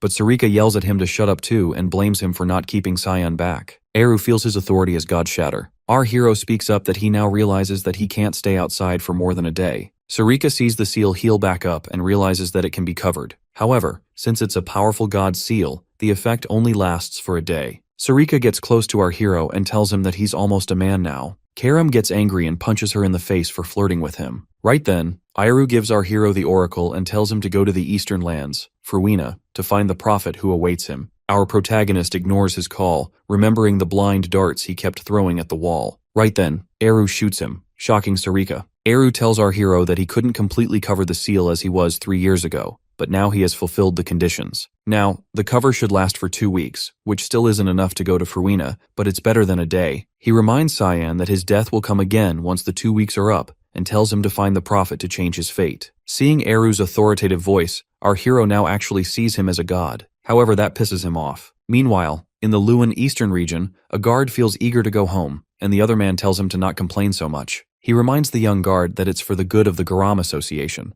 The young guard says that not a soul comes here ever since the incident with President Rygans, but the old man reminds him that they can't ignore the vast magic network system and risk the resources falling into the hands of Ushif or other forces. Suddenly, they see our hero standing in front of them, asking for the warp gate. The guards realize that their opponent is not an ordinary person and draw their swords out. The guard considers letting his hidden powers out and tells our hero that he's responsible for his fate next. However, a moment later, the guards are knocked out, and our protagonist walks in through the gate. The warp gate is an artifact that Rygans Rainreaver often used. It will be our hero's first time in this life to see it. It's his only way to go to Furwina and back in just 2 weeks. Karam feels the mana leaking from the artifact. Our protagonist explains that something like this didn't exist 3 centuries ago. If an energy source with concentrated mana provides energy, then the mana paths made with runes complete the spell. Karam is impressed with humans' ability to find shortcuts. Our hero sets his destination to north of Furwina. The warp gate opens the gate and a gate opens. Our hero opens the door and sees Furwina on the other end of it. Our protagonist walks through the gate and asks Karam if he's ever been to Furwina. Karam explains that he's been here before with her past owner. Suddenly, they both smell blood, and our hero gets ready for action.